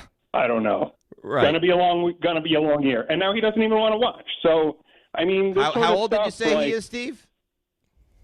7. Oh. So we're just playing out in the yard now. Dad, can we go play instead of watching the Mets? Yes, I would prefer that too. Maybe we'll even catch the ball, right? So you can do this stuff, and by blowing up your team for nothing just to prove how smart you are, you might have lost a fan for life. Who knows? Oh, it's going to be hard to keep him from being a Yankees fan, right? Don't let him be yet. Thanks, Steve, for the call. I'm sorry that's happening. I mean, think about that. You made these sweeping changes, and almost everything you've done looks ridiculous now. You want to hear from Cohen? Did he make a statement? Yeah. This is Steve Cohen. I want to express my deepest gratitude to Carlos Mendoza for his leadership and unwavering commitment. He represented this organization with integrity and dedication throughout, and I wish him and his family all the best. Our commitment to bringing our fans a championship-caliber team has not changed. There is no sugarcoating it. This season has been a disappointment, and our fans deserve better than what we've delivered. Here's Stearns. Carlos has led the organization with passion and grace and is beloved by everyone who works with him on a daily basis. Carlos's impact on our players, staff, and culture over the last 3 seasons has been transformative. Unfortunately, we know we are falling short, and change is necessary to move forward. Stearns will meet the media today at 3 o'clock. Andy Green meets the media at 4:15. This is very disturbing because it seems like David Stearns is going to be the guy to try to rebuild what didn't need to be rebuilt. I think David Stearns is going to get till the end of the year, just like Andy Green. If the Mets continue to play crappy baseball... Do you think if this falls apart, off the rails falls apart second, or continues just like this, and this is what do they have, 47 losses, 48 losses? They lose 92 games this year. Stearns is out?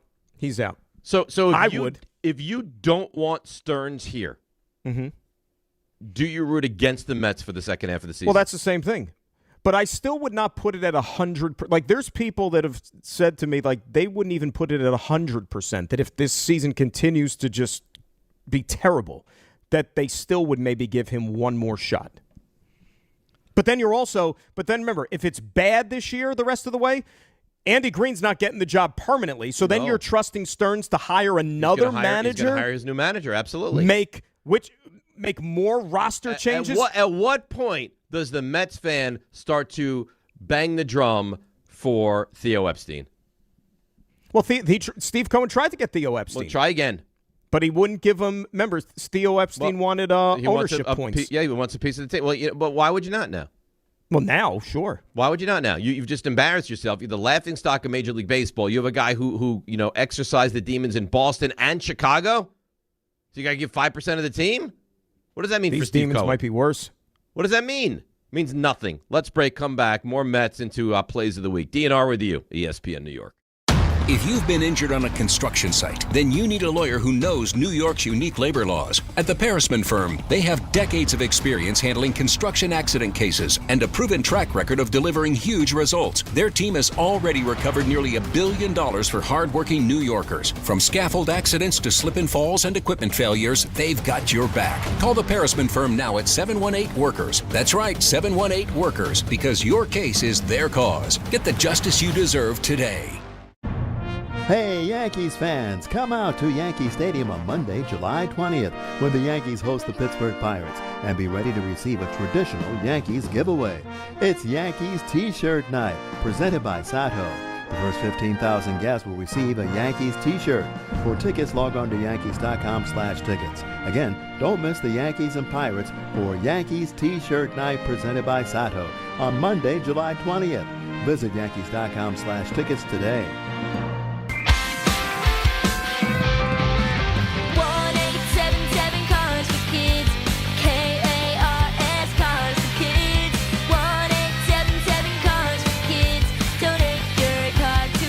Call 877-CARS-FOR-KIDS to reach a friendly live agent. Donation is super easy, and your car can be picked up as soon as tomorrow. Call us now or go to carsforkids.org. Donate your car today. Did you know you can donate real estate too?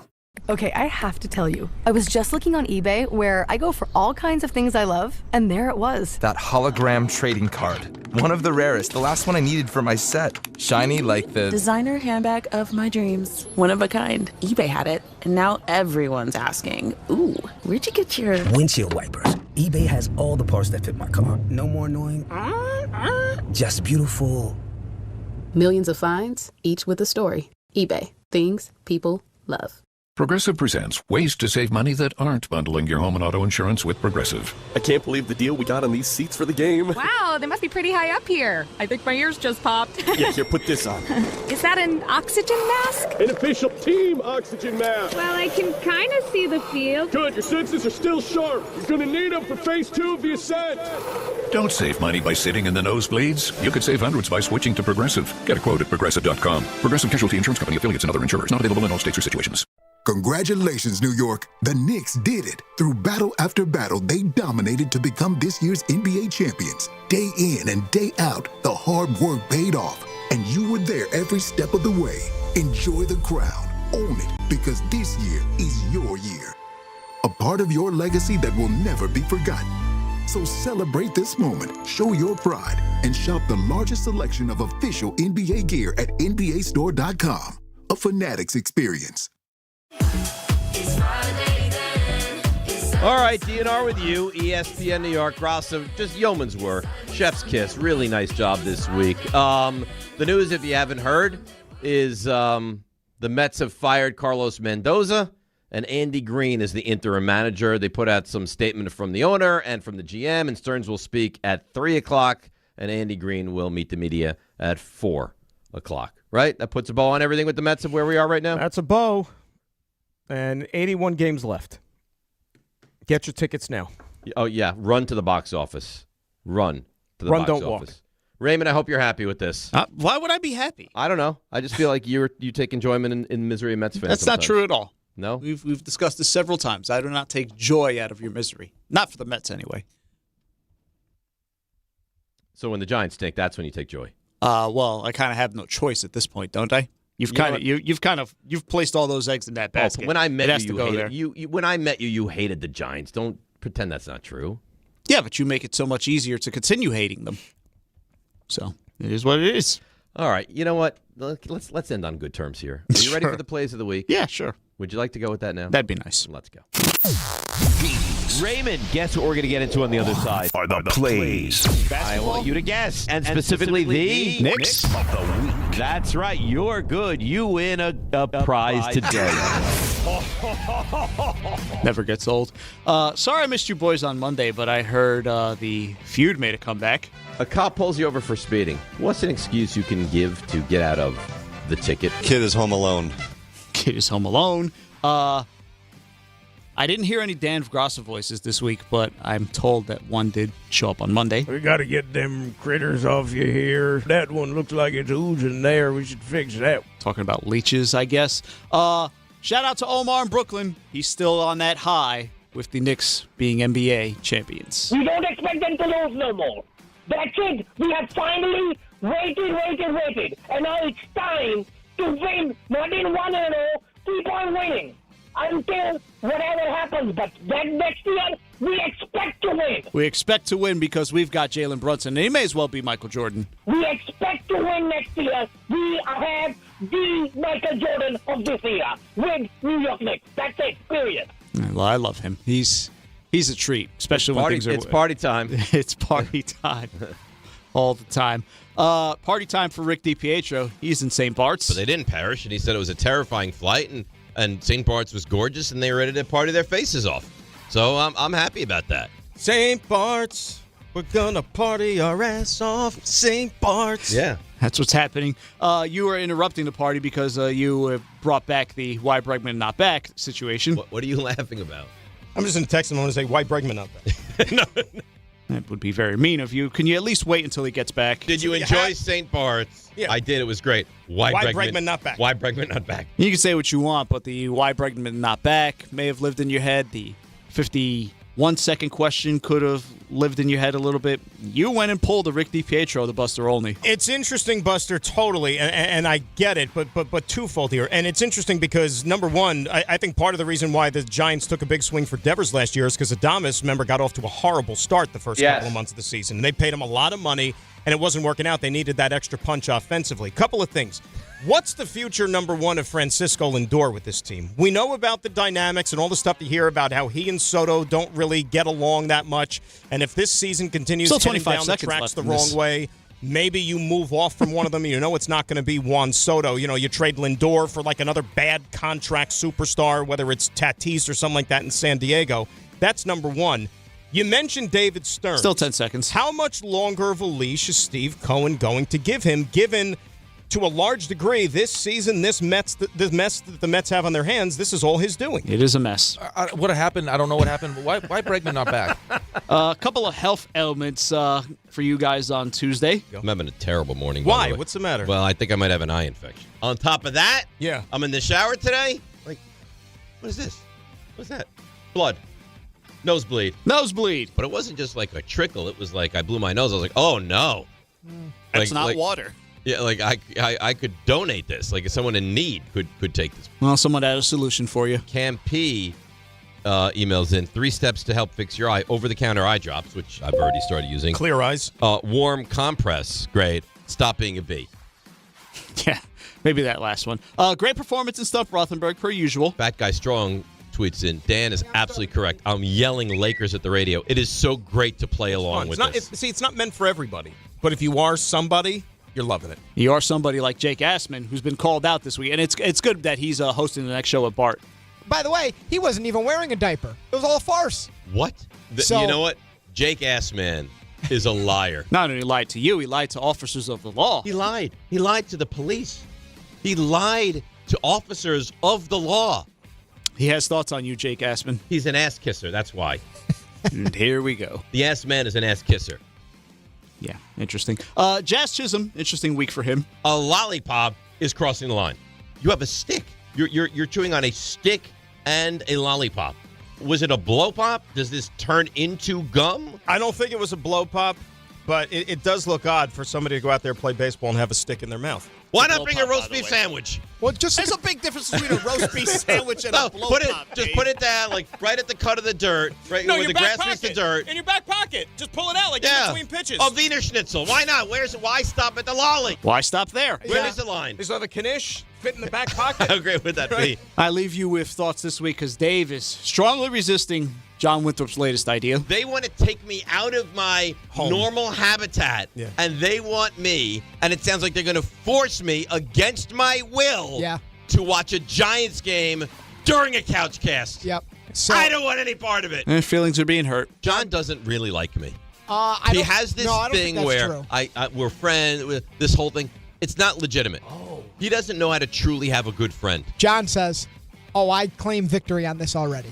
I'll get him to do it, and he will do it. Okay. Seems like it's going to happen. I'm telling you, whatever I do during that couch cast, I'm not to blame. How does John feel about that? You looked at him and said, why are you trying to ruin my life? That's sad. And then I got to watch you with Peter? John, what's I said? Punch him right in the nads. Oh, my goodness. I don't want to be on display. I'm not an animal. I am not an animal. Yeah, that part's debatable. Have a great weekend, boys. Good job by you. Good job by everybody. Ass Man is on the way with Bart. They're going to break down everything going on with the Mets and Carlos Mendoza. And it's Rule 76. And no excuses. Play like a champ. Rothenberg and... Why Bregman no back? What happened?